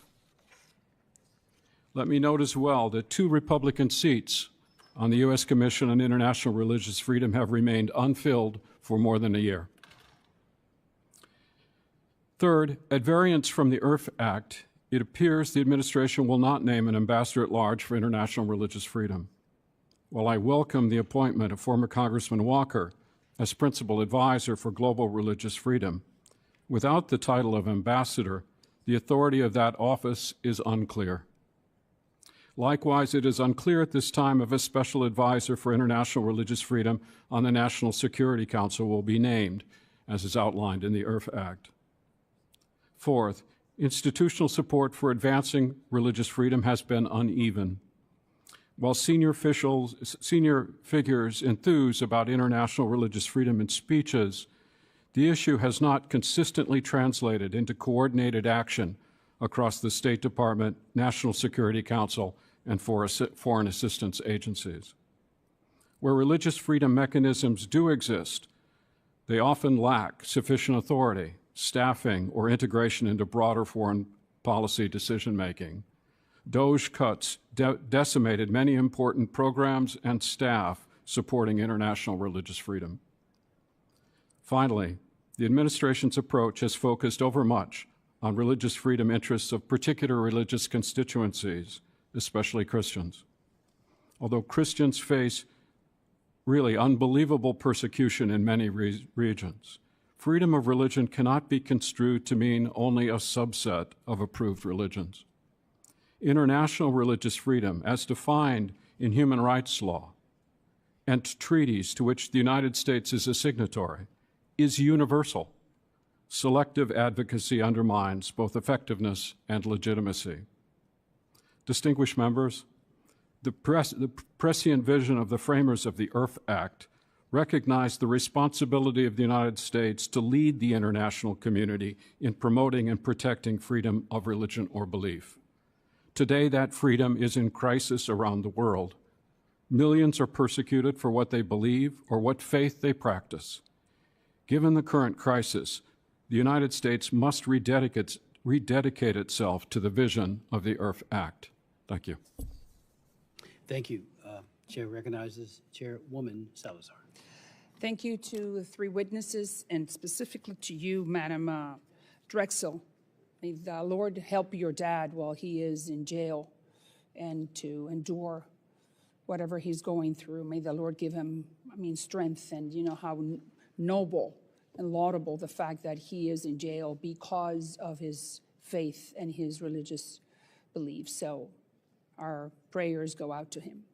And to Ambassador Brownback, I love what you said about the fact that one of the best tools that the Chinese are using in order to maintain themselves in power and to repress people is by taking away their rights to preach or to go to church or be in the faith-based space. So I would like you to share with us, how much are the Chinese spending? Who are they sharing that technology with? Has that technology arrived, let's say, in Nicaragua or in the Western Hemisphere? Can you just expand a little bit more on you said that they have the best surveillance technology to repress religious freedoms in the world. So that means that they have brought this to scientific levels where people forget God in order not to die. So please, thank you. Thank you for the question. And literally, it's a war on God.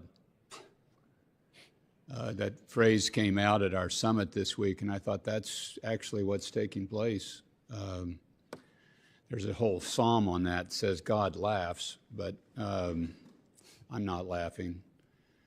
I've got a book coming out in May on this, on China's war on faith.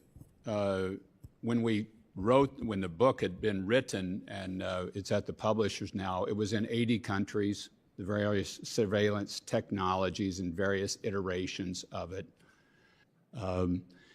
Under Chen Quanguo, just a brief history, Chen Quanguo was the party chairman over Tibet initially 20 years ago. He's the guy that they first sent to implement these sort of techniques of suppression of a religion. They did it on the Tibetans first. He was so effective, they moved him to Xinjiang, which is East Turkestan, the Turkish people population, and said, this is going to be tougher, and they gave him more money. And he combined old and new techniques there, both a digital gulag, and they've actually had gulags in prison camps. They've now transitioned to labor camps. The actual number of the amount of money spent, I don't have in front of me. Adrian Zenz would be a great source for this. He works for the Victims of Communism Foundation, has been one of the best researchers, but it's in the billions that they use this with. The thing that concerns me about it the most is twofold. One is they literally now can find a needle in a haystack. They can find that one person out of 100,000 that will actually lead people against a regime that's driven by their faith. They can pinpoint that person and get him or her. The second is the ability to target ideology. Now you can really drill in and teach people the lie on a very effective, targeted basis. So you get these two together, and then you give them to a whole bunch of other authoritarian regimes. They can take out the problem, and they can drill in the lie to people on a broad basis. And no new technology needs to be invented. That's why I'm saying that we really have got to act on these things now. But you act through these people that are people of faith and back them.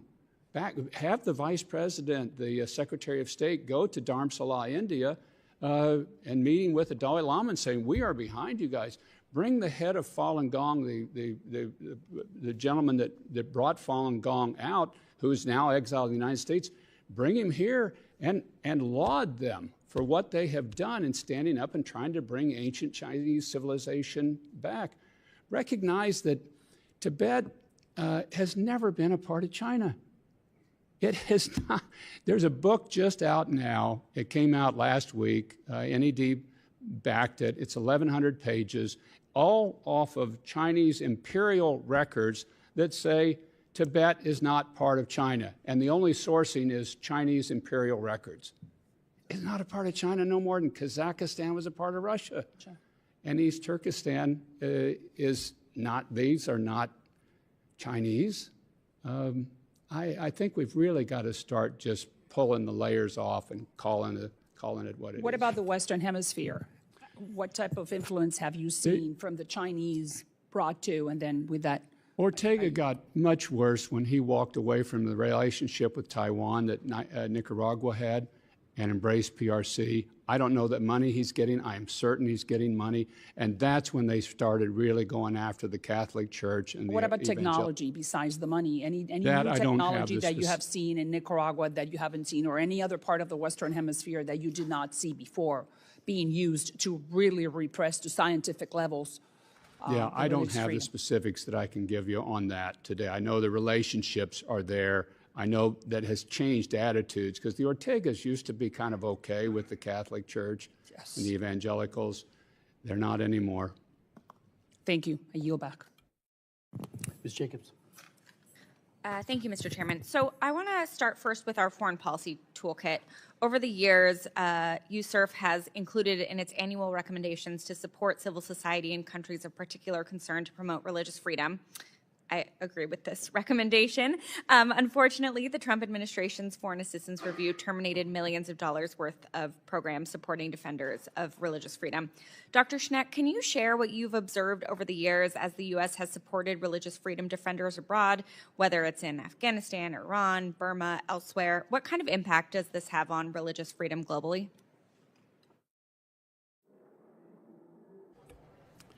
Thank you for the question, Congresswoman.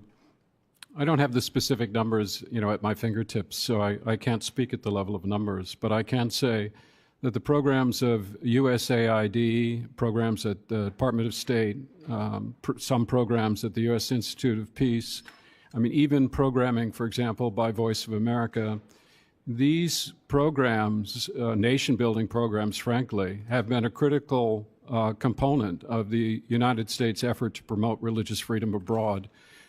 You see that, I, for example, have visited the horrible Rohingya refugee camps on the Cox's Bazar in Bangladesh. The funding for those camps through UNHCR and IOM and so forth, that funding largely came from the United States, and that funding, of course, is no longer present at the amounts that it was available before. And if you look at these camps, these are situations, dire situations, and frankly, from the perspective of U.S. foreign policy concerns, these are radical populations that are capable of radicalization without the kind of support that was coming to them before. So around the world, I use this camp in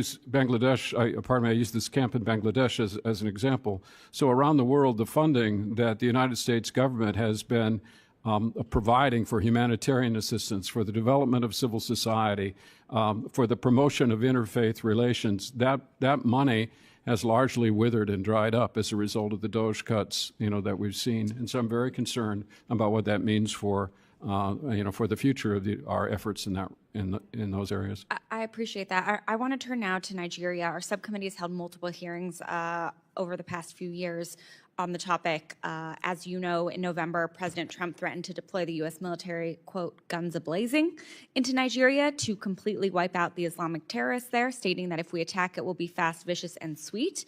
And as you know, over Christmas, the United States conducted strikes in coordination with Nigerian authorities against supposed ISIS terrorists in Sokoto State in Nigeria. Dr. Schneck, in your view, do you believe the strikes over Christmas effectively improved religious freedom challenges in Nigeria? Why or why not? No, I do not. In fact, it occurs to me that the cost of the Tomahawk missiles that were sent probably exceeded the amount of money that had previously been going to Nigeria to improve interfaith relations and provide humanitarian assistance. So it's very concerning to me, in fact. I suspect really that strikes like that, to the extent that they have any effect at all, would likely drive some of these more militant organizations together in greater unity and perhaps mobilize them in the future. So I think that the strike was a mistake. Thank you. And could you talk a little bit about what you see as the primary drivers of religious freedom violations in Nigeria and how the United States should most effectively work with the Nigerian government to address those drivers? It's a very complicated situation, to be honest with you. There are a number of things happening. One, of course, we do have terrorist organizations operating on the ground in Nigeria, Boko Haram and ISWAP. We have Fulani herders being driven out of the Sahel, essentially, moving their cattle into areas, agricultural areas that are displacing farmers and driving farmers into IDP camps. We have extraordinary amount of banditry going on. We have organized crime going on, and we have a corrupt and, frankly, a failing government in Nigeria that's incapable of providing the basic police services and judicial services that are necessary to maintain order. Thank you. I yield back. Let me just ask a couple of questions. You know, my friend Mr. Castro talked about the fact that we do not have a ambassador at large, but Mark Walker was nominated in June of 2025. And we all know how frustrated we get with the United States Senate.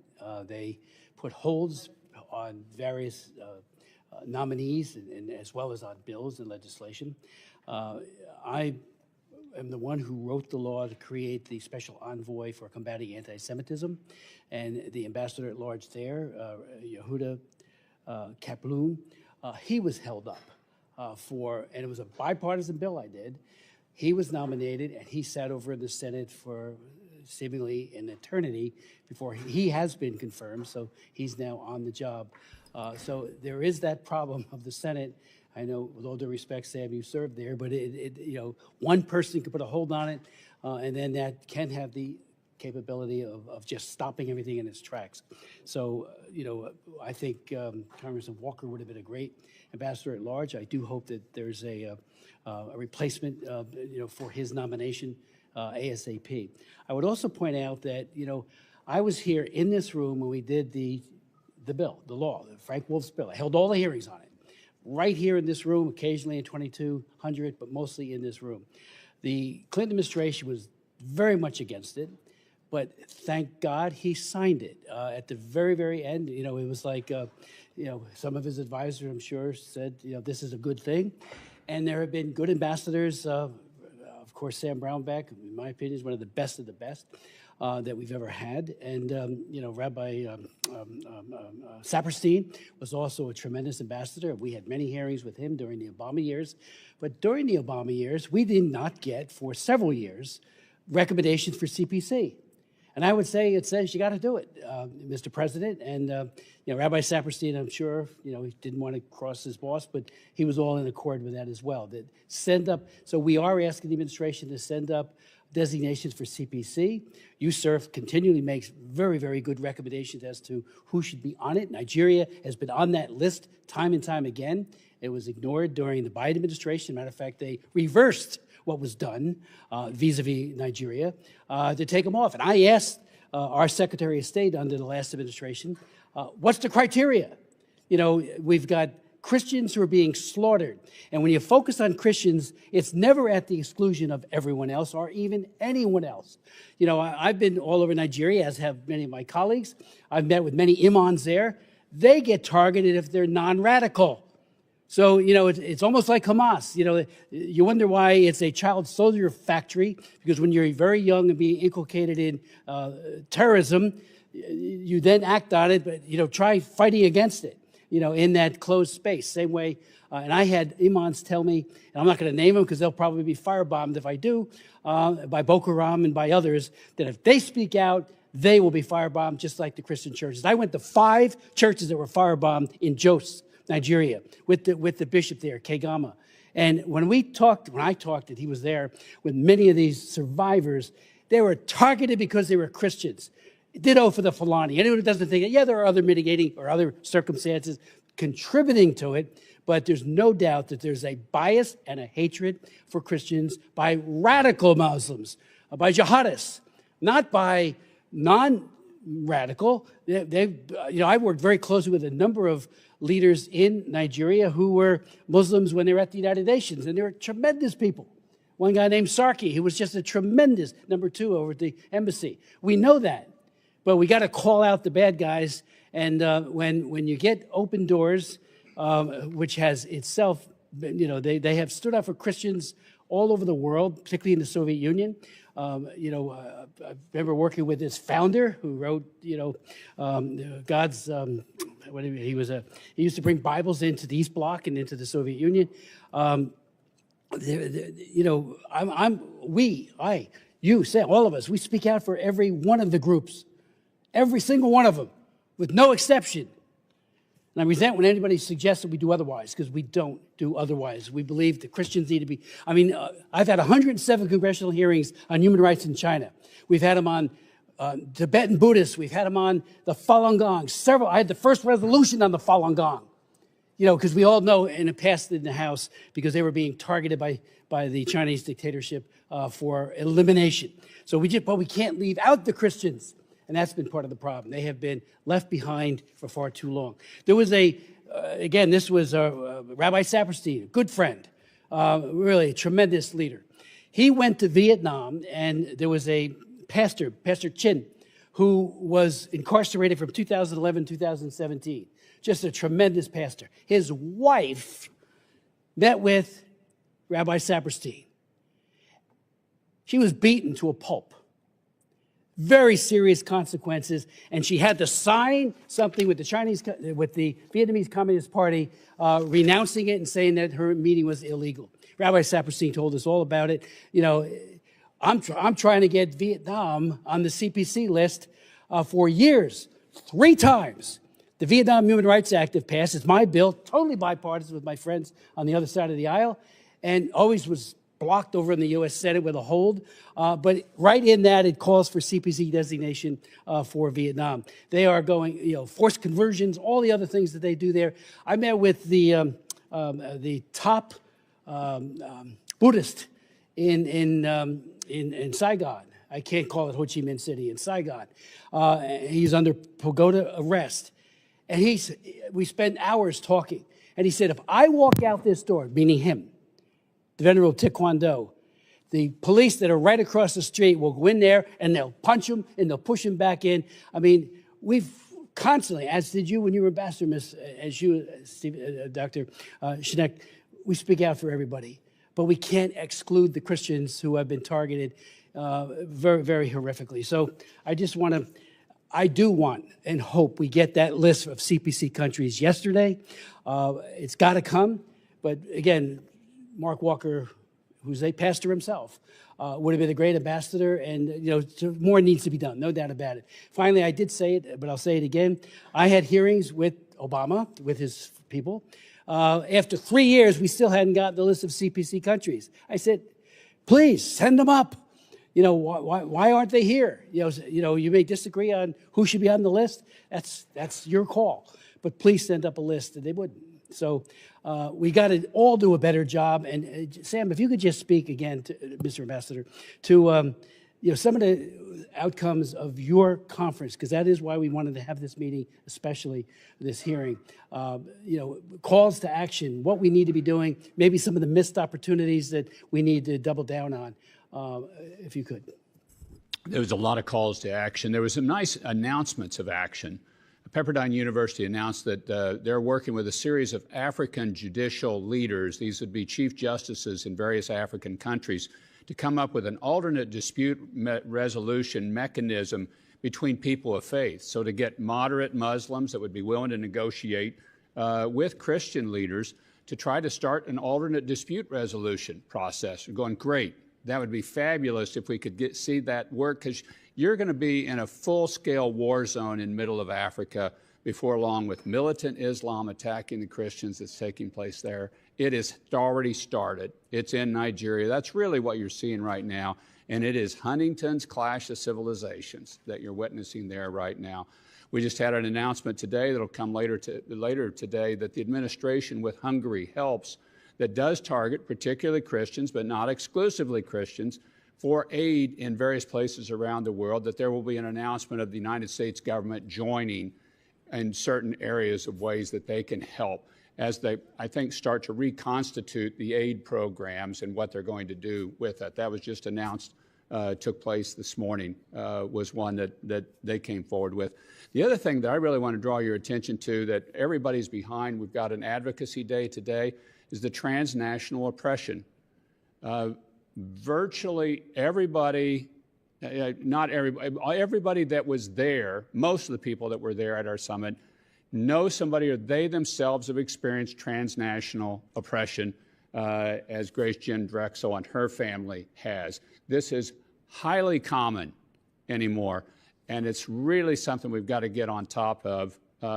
Dr. Tang, that you would know, and a number of people, at the beginning of our conference was announced by the Vietnamese government that he is an international terrorist, and they are putting out an arrest for a warrant for his arrest. And if he travels in a country that they have agreement with, that he's to be arrested. This has to be stopped. This has to stop.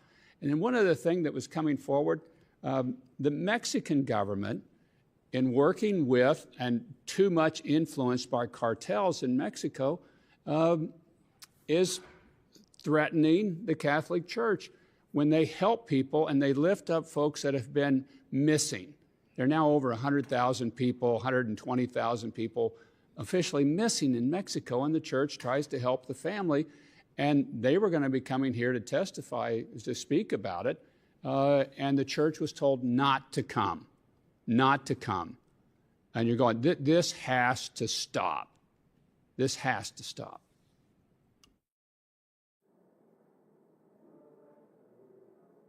Mr. Castro. Ambassador Brownback, the International Religious Freedom Act requires the State Department to publish an annual report on international religious freedom. I want to ask you, you used to lead the effort to compile and publish these reports. Can you walk us through how important they are and why they're essential?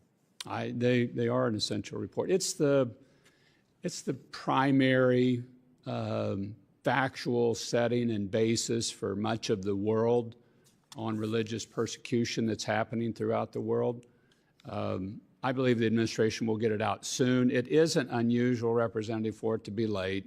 That's a pretty common thing. It was due on March 1st. What's that? It was due on March 1st of 2025. I know, and we used to see it'd be late, 6 months, a year. I'm not excusing it. It needs to get out. I hope it will get out soon, and it's an important document. All right, thank you. Dr. Schneck, I had a question for you. For the last few years, I've been concerned by increasing pressure on the Christian community in Palestine, including in Jerusalem. Christian communities have been attacked by extremist settlers, often wearing the IDF uniform, or at least supported by IDF as they're committing these acts. Land controlled by churches in and around Jerusalem have been threatened by legal action. And as I mentioned earlier, the one Catholic church in Gaza has been bombed. And I've spoken with members of the Catholic, American Orthodox, and Greek Orthodox communities who tell me the situation has not improved. By no means are Christians facing this challenge alone, this threat alone. Palestinian Muslims and others face similar challenges to their continued presence in Palestine and the continued practice of religion. So how should the United States approach this situation? It is a situation that doesn't get much discussion in Congress. In fact, some of the strongest voices for religious freedom are absolutely silent on this issue. And do you believe that U.S. Ambassador to Israel, Mike Huckabee, is doing enough? Thank you for the easy question, Congressman.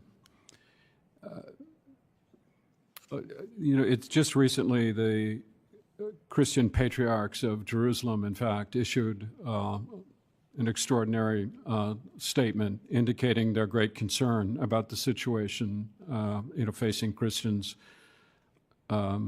particularly in the Jerusalem area and areas in which settlers have a significant presence. So I'm, of course, very familiar with the situation as it relates to the Christians there, and I know, like all of us, about the I think it was the shelling of the Christian church the Catholic Church in Gaza during the IDF's operations in that area. I do think that it's complicated to talk with an important ally like Israel about the situation where we find Israel itself not being sufficiently active in protecting the rights of minority religions within its territory. But if we can't talk to our allies, if we can't make policies to deal with our allies, then how can we say that we're speaking truth to all of the other powers around the world? I think among friends, these conversations need to be had and need to be serious, and we need to make a statement. As for Ambassador Huckabee, I don't know enough specifics about his actions to say. Sure. No, and I appreciate that. And, you know, we have made efforts over the years to combat anti-Christianity around the world, anti-Semitism, as we should, around the world. But this discussion, particularly around Israel and Gaza and the West Bank and so forth, continues to be a third-rail issue in the American Congress to the detriment of many who are suffering. I think that we should be able to speak about religious freedom around the world, including in Israel and every other nation. So with that, I yield back to you. Mr. Sharif. Thank you, Mr. Chairman, and I appreciate the expertise and time from our witnesses. I am a new member this term from Indiana. Other freshman members to either side of me. I am not an expert in this area. I haven't applied my career in this space as many of you have and as some of my colleagues behind me do. I represent a district in the middle of Indiana that extends into a number of rural counties, ag counties, but people would be surprised to learn that in my home county, I've got 35,000 Burmese Chin neighbors, many of whom left Burma in the 70s, persecuted Christians, mostly Baptists, that cannot go home and that very much remain threatened. And these are neighbors in my backyard. We think of them as citizens, neighbors, friends, but they're refugees in that they are disconnected from their families, and those families remain prosecuted. Burma is on the CPC list, and it has been for a very long time. As a new member, I had the opportunity to go to Nigeria 6 weeks ago. Representative Jacobs and Representative Huizenga, who were with us earlier, were on that trip. Edifying for me, sobering in the sense, in part, that 36 hours after we left, missiles came into the country. I met Nigeria's president, Christian. His wife, the First Lady, is on the Hill today. So, you know, it's a diverse country, was on the CPC list in the first Trump administration, off in the Biden administration, I believe, Dr. Schneck, back on again. My very candid, not leading question for any of you is, as I look at the way that the CPC designation works, or moreover doesn't seem to me to work, if I look at the very long-term challenge with folks in Burma, as I see that designation added, removed, added again this past October in Nigeria, what's the appropriate potential escalation tool that our government can use, bring to bear with countries that clearly don't respect religious freedoms from within? Let me thank you for raising the Burmese situation, because I think this is one that's underviewed and needs to really be addressed a lot more. And the Burmese are being attacked, and now they're not only being attacked by the military junta, they're being bombed by Chinese planes as China pushes its way into the Indian Ocean. So this is now a strategic issue. I think it's fine. We should use CPC. We need to put that out. But until you put some bite into it, until you get a hold of the money or you use weaponry or something, most of these dictators, they just gonna thumb their nose at you.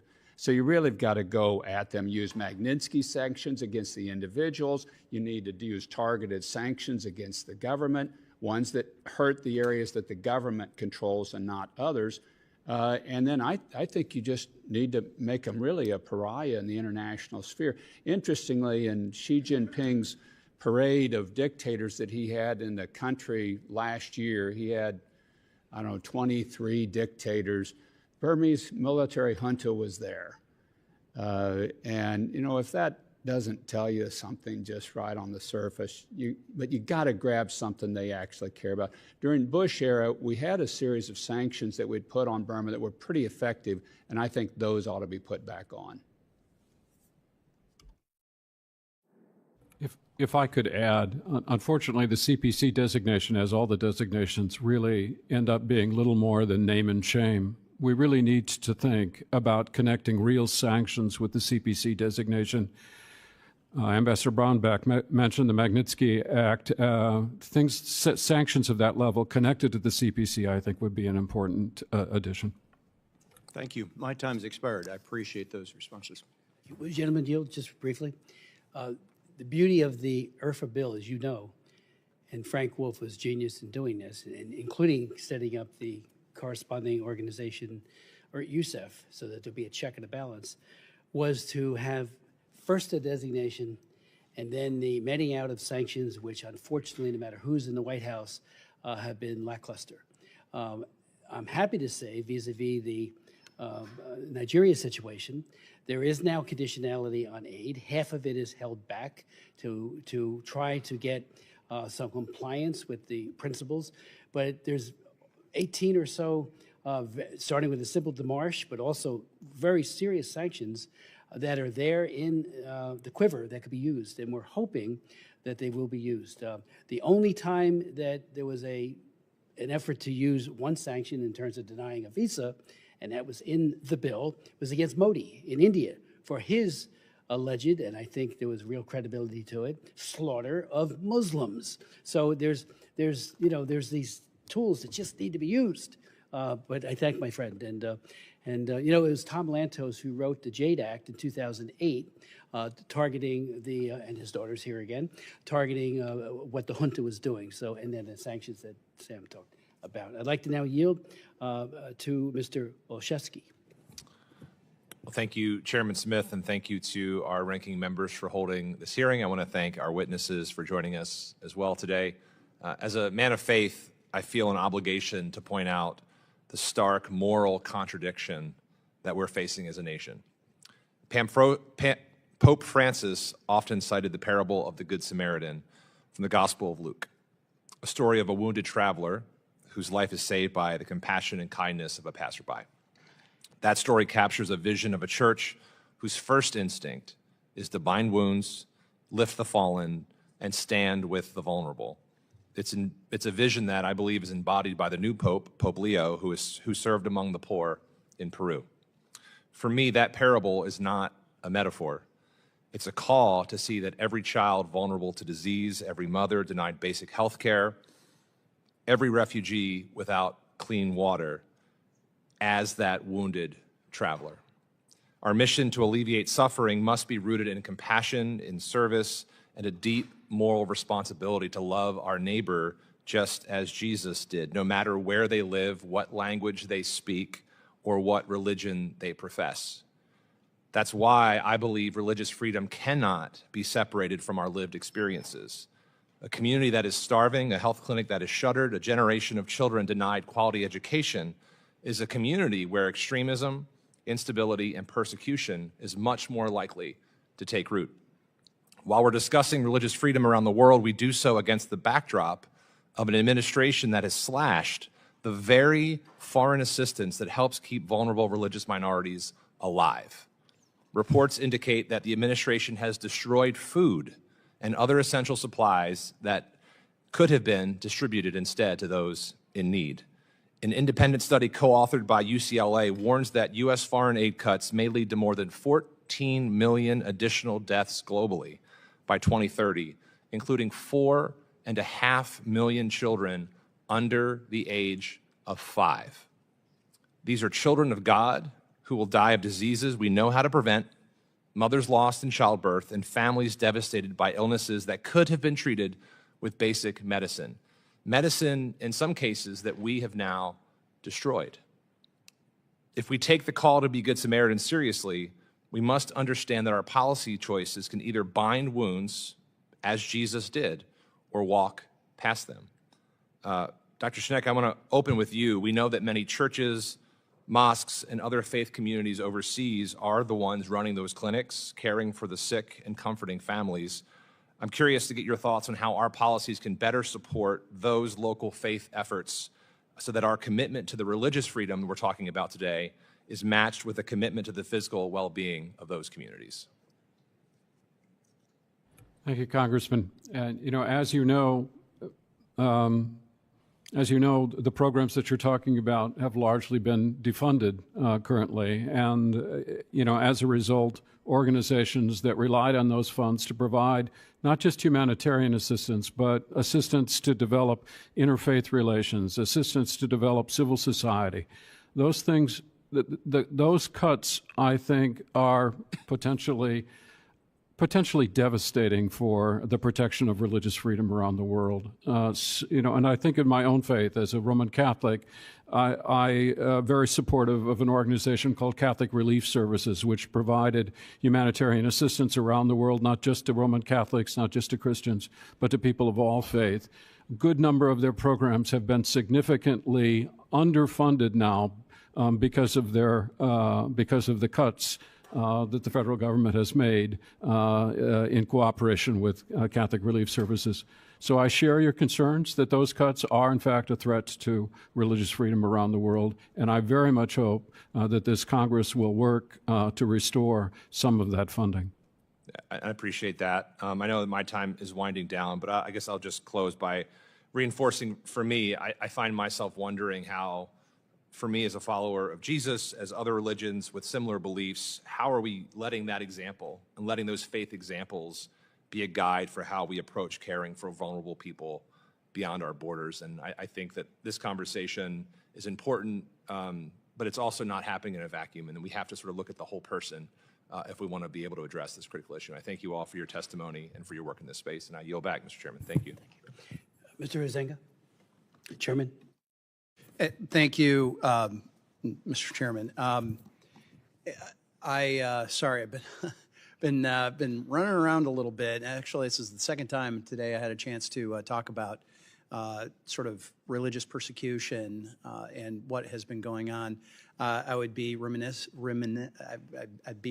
if I didn't say hello, Mr. Brownback. You won't remember me, but I was Peter Hoekstra's district director back in the day. Who was a very good friend. I sat in many a meeting and on many a phone call as I drove Pete around. So I knew the ambassador before he was senator and while he was in the House. So good to see you again. And I appreciate your work over the years that you have done. I want to hit on, very briefly, I want to hit on Syria. And then I would like to also touch on Nigeria. And if we have time, Tibet and Nepal, actually, and Cox's Bazar are that situation. Those are all fall under my purview as chair of South Central Asia subcommittee on the Foreign Affairs Committee. So, to Syria here, in the context of mass violence against Druze, Alawites, Christians, Kurdish communities in Syria, following the collapse of the Assad regime and the emergence of a fragmented HTS-aligned governing authority. I'm curious, sorry, in my mind it's still Senator, but Ambassador, I'll start with you. How would you assess the current religious freedom conditions in Syria? Very problematic, very troubling, and if we don't get it right, we're going to have a genocide. I think you have to allow those communities to have their own security. They have to be able to provide their own security. Or you're going to set up for a genocide just like we did in Iraq when we didn't provide that for the Yazidis and the Christians. You had a genocide a few years later. So right now is really key that the United States press the Syrian government, this government that's in place right now. One Syria, we're not talking about breaking Syria up, but the people there, the Druze, The Alawites, the Christians, have to be able to provide their own security. You have to be able to be in charge. And currently of they're that. not allowed. What's that? And currently they are not allowed. Not in most of the areas. Now, some they are, and the Kurds need to be. The Kurds are our best allies. We've got to keep standing with the Kurds. They will protect religious minorities, and they need to be able to have their own security. That to me, is something we have to push as a U.S. government, and you got to do it now while it's still an active issue. Many of us struggled a bit, quite honestly, with the repeal of the 2019 Syria Civilian Protection Act. I did vote yes, with the proviso that we would be doing robust oversight. And fortunately, our full committee is going to be taking a closer look at the post-Assad Syria in a hearing next week. So please continue to give us that feedback. And my general take is to take the Ronald Reagan trust but verify and maybe expand it. I would say in this case, sort of trust and definitely verify, because I think we have not seen a very good track record. So Nigeria, I want to speak briefly, and I happen to lead the delegation that was there December 19 through the 22nd. I wouldn't recommend trying to get to Nigeria over the weekend, but we did it. But we had to because of what was going on. And I'm curious, what measures have you seen the government of Nigeria take to address religiously motivated violence against Christians, especially in the Middle Belt? I may have a little different view of that strike than my colleague who was on the trip as well, and I appreciated her input and her time with that. But what do you think the impact has been so far in lowering the threat level? I really appreciate the attack in that it got Nigeria back on the agenda. The Christians have been getting killed now for years. It definitely got their attention. So you finally got their attention. I do not trust this Nigerian government. They've broken their long-standing way of doing a practice where they would have a president that was of one faith, Muslim or Christian, and a vice president of the other faith. When I first went over and traveled there, you had a president that was a Muslim and a vice president Christian trying to balance it. This one said, nope, we're both Muslims, and they're behind the Fulani. Now, they will say no. President Tinubu is Fulani. Or, I'm sorry, Rabadu, the head of the NSA, is Fulani. I don't believe Tinubu is Fulani. I not only trust but verify, but you've got to now go at putting systems in place to where the Christians are going to be able to be protected themselves, or the states can provide that protection instead of the federal entity. Again, it becomes back that fundamental security issue. And this government has not given us any reason to the Nigerian government to trust them. My time has expired. I appreciate this. I was hoping to get to Tibet and Nepal, and Dr. Schneck had mentioned Cox's Bazar. But I appreciate your work, and Ms. Drexel, please send our regards to your father and all those that are under the thumb of the CCP and their efforts to quash those of religious belief. So with that, Mr. Chairman, I yield back. Thank you. Chairman Smith has actually gone to meet with the President of Congo, and in his stead has given me the honor of chairing the committee. So I thank him for that. I'll now recognize myself for 5 minutes. I believe the greatest threat to religious freedom in the world is the rise of mainstream Islam. And I call it mainstream Islam because I think we're calling it radical Islam as an attempt to minimize the threat that it exists. The radical Muslims are the ones who don't want to kill us. They do exist. Not all Muslims are bad, but I think that we use that to minimize the threat. And I believe it's the largest threat because it's religiously motivated. When China or Russia or other countries persecute religions, they're doing it in the pursuit of political power. When they no longer believe it is good for them to get political power, they will stop. Whereas the rise of mainstream Islam is based on religion. It is a belief that is deeply held and is why we have to fight it. So and by the way, we see this threat in the United States. The leading civil rights organization for mainstream Muslims in the United States, the Council on American Islamic Relations, argued in the state of Texas that 3 Muslim children had the right to attempt to destroy a Christian church because they were practicing their First Amendment rights. That is how they tried to get them out of being criminally prosecuted. So I find it very troubling when there ends up being a focus on Israel, a country that I would note where the Christian population has risen dramatically since the creation of the State of Israel. Whereas if you look at a place like Bethlehem, where Jesus was born, the Christian population has dropped from 85% to under 10%. It is not because Christians did not want to live near the birthplace of Jesus. It was because they no longer felt safe to be there. So I have a question for Ambassador Brownback, if you don't mind. I introduced a bill, the Peace Act, which passed unanimously out of the Foreign Affairs Committee, that directs the State Department to coordinate with our allies to protect the rights of Jews in Europe to practice their faith, a place where we have seen dramatic increases in anti-Semitism, again, as we've seen the rise of mainstream Islam come to Europe. Muslim terrorists are openly targeting people because they are, quote, visibly Jewish. Are you confident in our European allies protecting religious freedom? They seem to be interested in potentially legalizing cousin marriage or banning New Year's Eve because that might offend certain religions. But are you confident in our European allies protecting other religions? Because what's happening in Europe is certainly very concerning to me. It's very concerning to me as well. And there are a number of European countries, I think, that do work at it. The rise of anti-Semitism around the world, and particularly in Europe. I'm hearing now of safe houses in Europe for Jews. That was stunning to me when I started to hear that police, in some cases, telling Jewish congregations, we can't guarantee your protection here. I don't think near enough is being done, but it also, to me, pales somewhat in comparison to what I see taking place in Africa, where you've got just a war that now is breaking out in that middle belt of Africa between Islam and generally attacking Christianity in that region. And I don't think near enough is being done across the world. But I work with a number of European countries. I don't want to be particularly caustic towards them because it's kind of hard to find allies in this space that will do something.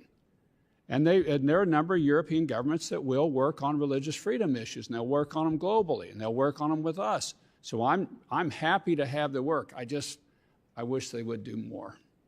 Thank you. And to change topics, I mean, obviously I worry about religious freedom of Jews being one, but I'm obviously very concerned about the religious freedom of Christians, particularly in China, where it is largely driven by governmental and governmental power.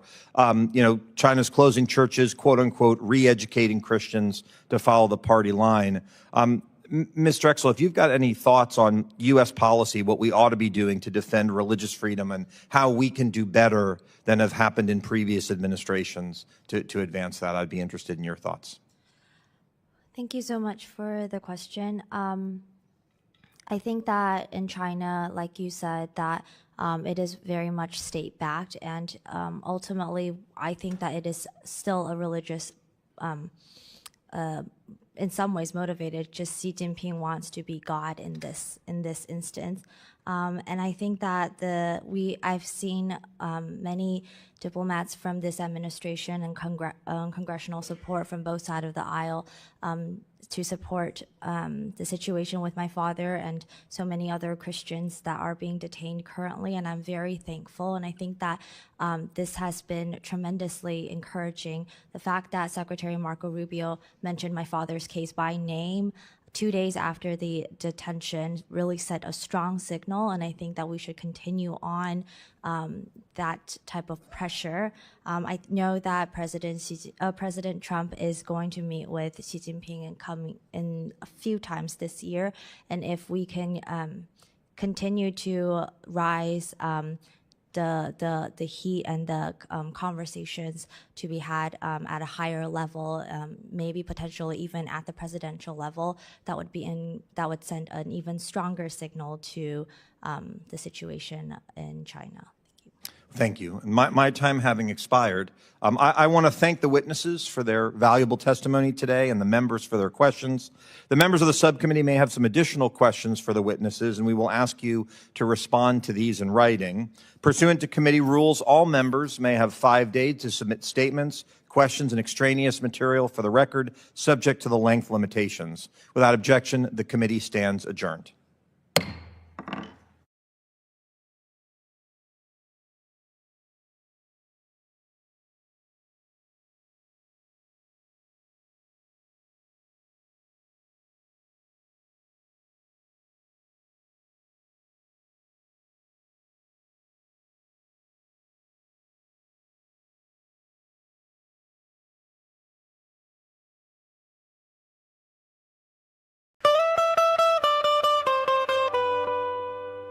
Biafrans, I get better news for you. Make we hear the news. The news be say, we get hope. Yes, so we get hope. For where your hope day, now for Biafra we get hope.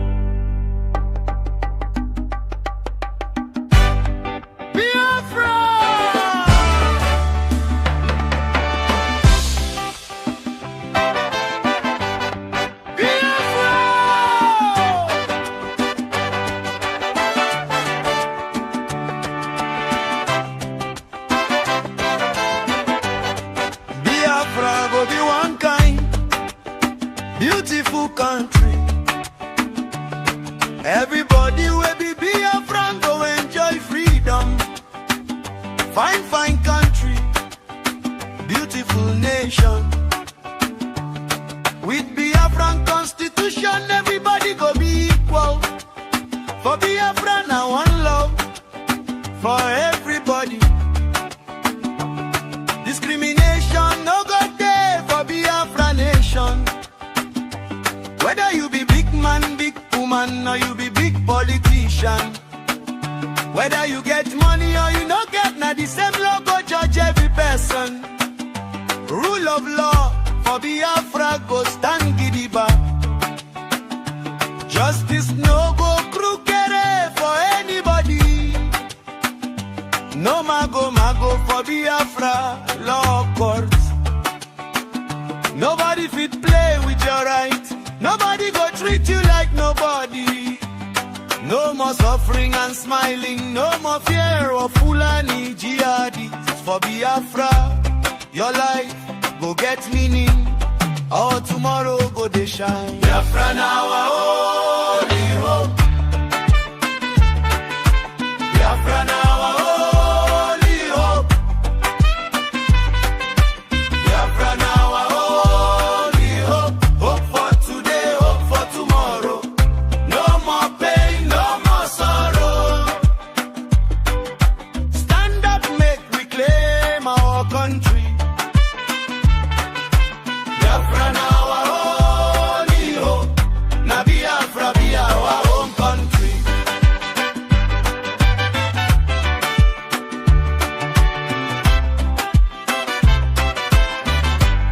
Free education go reach university. No child go miss school because of money. Free medical service go there for community. People no go die again because say you no fit pay hospital bill. Women go born for hospital free of charge. Senior citizens go they get money every month. Biafra government go help you build your house. Better life no go be them say, them say. Good road go cover everywhere. Other transport for land, for rail and for air go there. Police go answer fast, fast if you call them. Ambulance go reach you once you call them. Fire service no go delay. Security go tight for night and for day. What about water? Drinking water go they run for your house. What about electricity? Lights go there for 24 hours.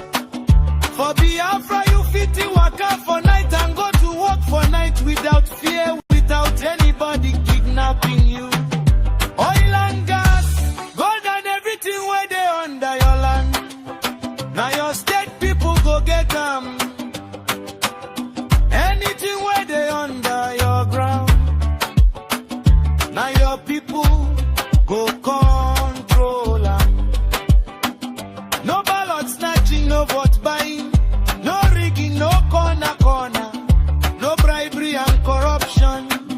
For election time, now one woman, one vote, one man, one vote.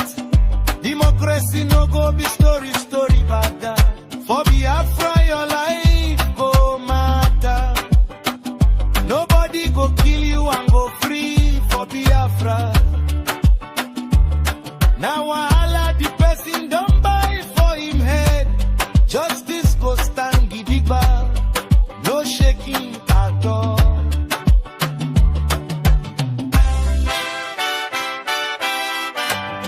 Listen well, Biafrans everywhere. Biafrans, I say, oh, yeah. Biafra, Biafra, making exile under the leadership of Prime Minister His Excellency Ogechukwu Nkere. Don't talk and say, okay. Biafra government no go gree. Make jihadist terrorists come to Biafra land. That one no fit happen. He no fit happen.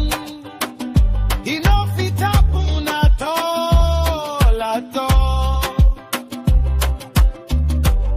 Elohim, our God, they give the bam with Biafra. Biafra go be one nation under God. Biafra government don't talk and say, okay, okay.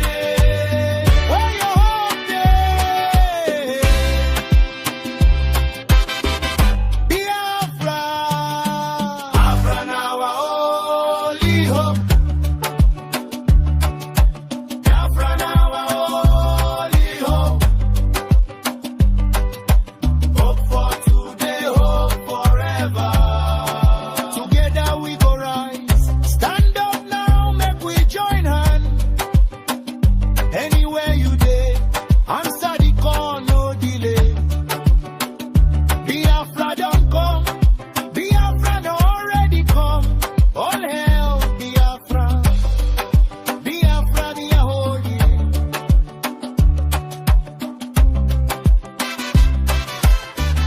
Biafra.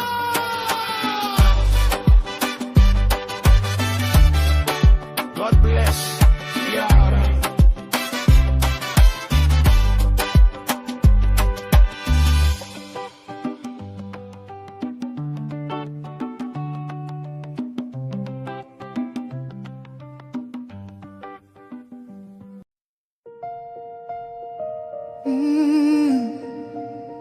Can you hear the cry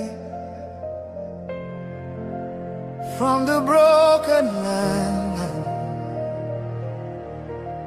from the wounded hearts?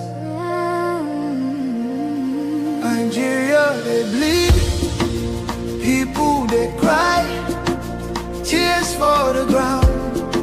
Nobody asks why.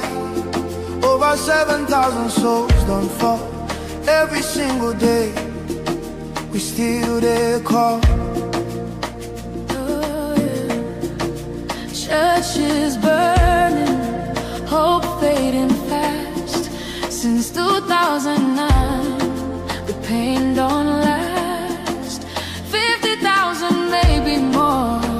Heaven they count every single soul.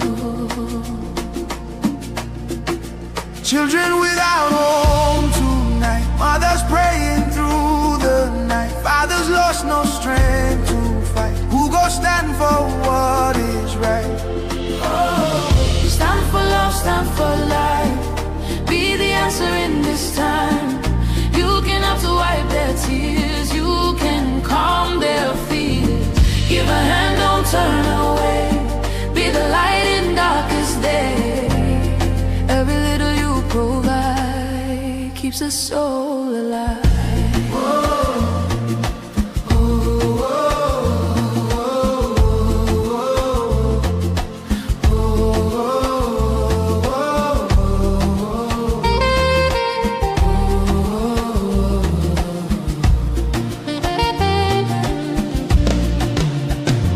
Millions roaming, nowhere to stay. No clean water, no food today. Kidnapped voices grinding chains, silent echoes filled with pain. 19,000 churches gone, but faith still rising, Holding on. in the ashes. Hope remains, love can heal the deepest pains. Shelter broken, dreams erased. Hungry hearts we can embrace. Let compassion take its place. Now's the time to show His grace. Stand for love, stand for life. Be the answer in this time. You can help to wipe their tears. You can calm their fears. Give a hand, don't turn away. Be the light in darkest day. Every little you provide keeps a soul alive. Food, water, shelter, hope. You can be the miracle they pray for. You can change a life today. No matter how small it seems, your love can rebuild their dreams. Together we can make a way. Keeps us all alive. More Christians are killed for their faith in Nigeria than anywhere else in the world.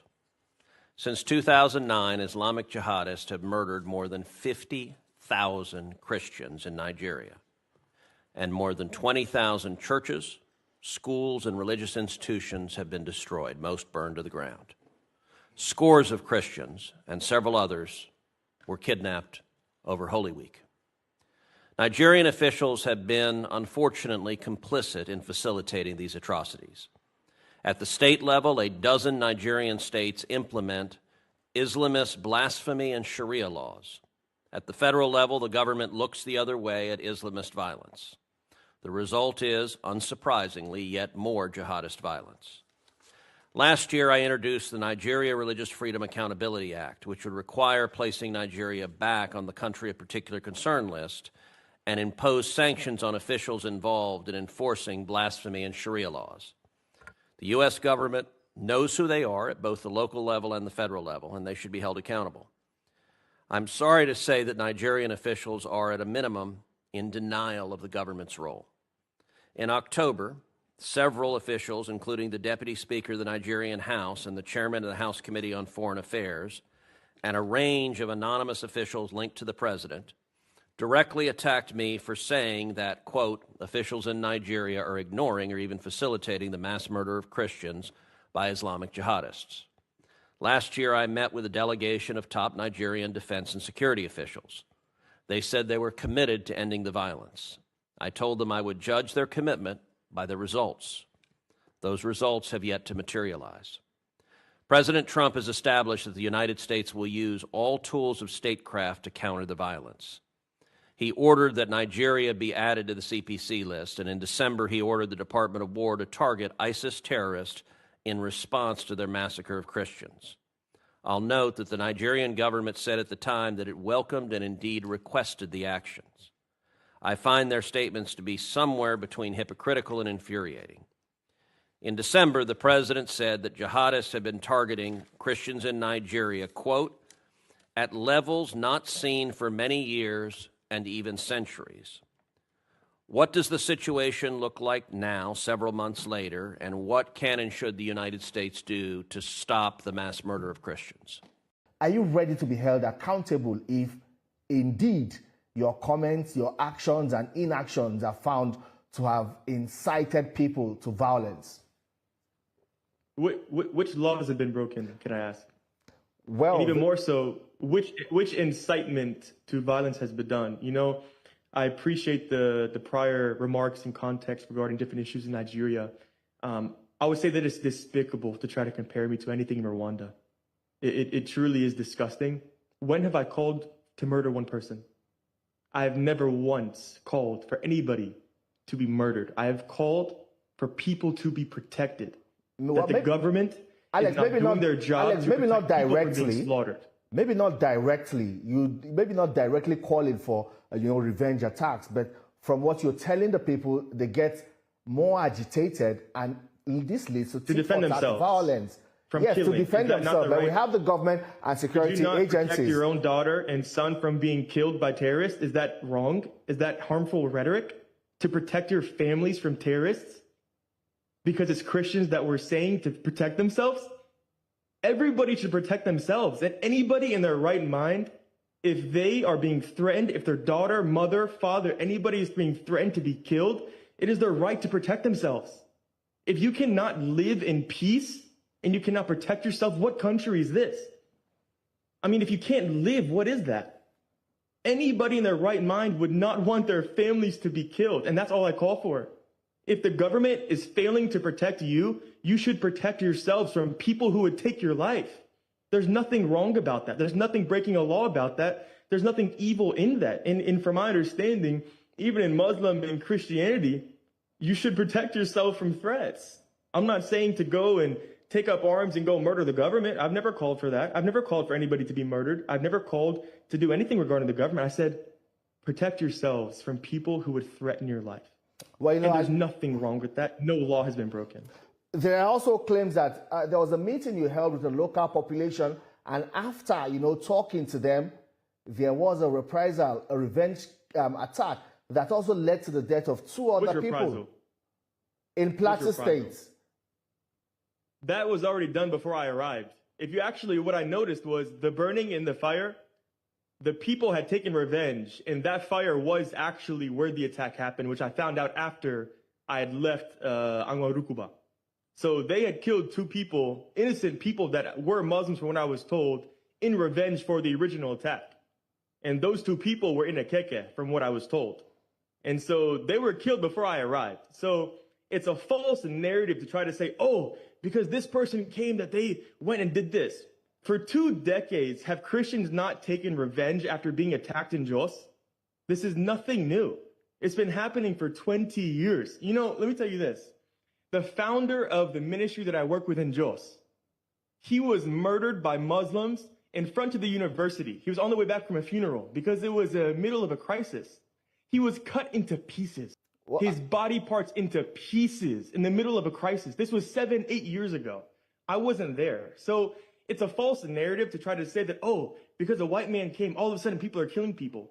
For decades, people are killing people. Alex, you said something earlier that Muslims are also being killed. You talked about Zamfara, Katsina State. Absolutely. So why continue pushing a narrative that appears to support what they call now the Christian genocide?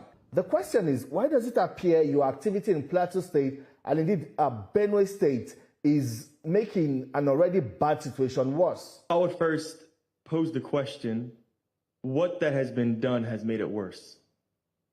Well, your comments and the rhetorics you're pushing, calling on the local population to defend themselves. Yeah, so I don't really see which comment has been insightful. I have called that, one, the terrorism should end, that the government should be doing everything in their power to protect innocent people, Muslim and Christian alike. I've been very vocal about, obviously, the Christians who are being killed across Plateau, Benue, Taraba, those types of states. But I've never rejected, and I've directly talked about the violence happening in Zamfara, in Katsina, in Sokoto, and Kwara. I mean, the ones who were killed in the Woro massacre, which you're very aware about, were primarily Muslim people. There's still hundreds of people that are in captivity that were kidnapped, both in Kwara, and then also, we saw recently with ISWAP and Boko Haram in Borno State, hundreds of people that are still in captivity. And so the things that I have said, I would say that I would ask people to show me and tell me specifically what rhetoric and what words are causing anything. Because for me, I've called that, yes, innocent people should be defending themselves. You know, in America, we can do this. You know, in America, you have more guns than you do people. And so, you know, this type of issue can't even really happen in America.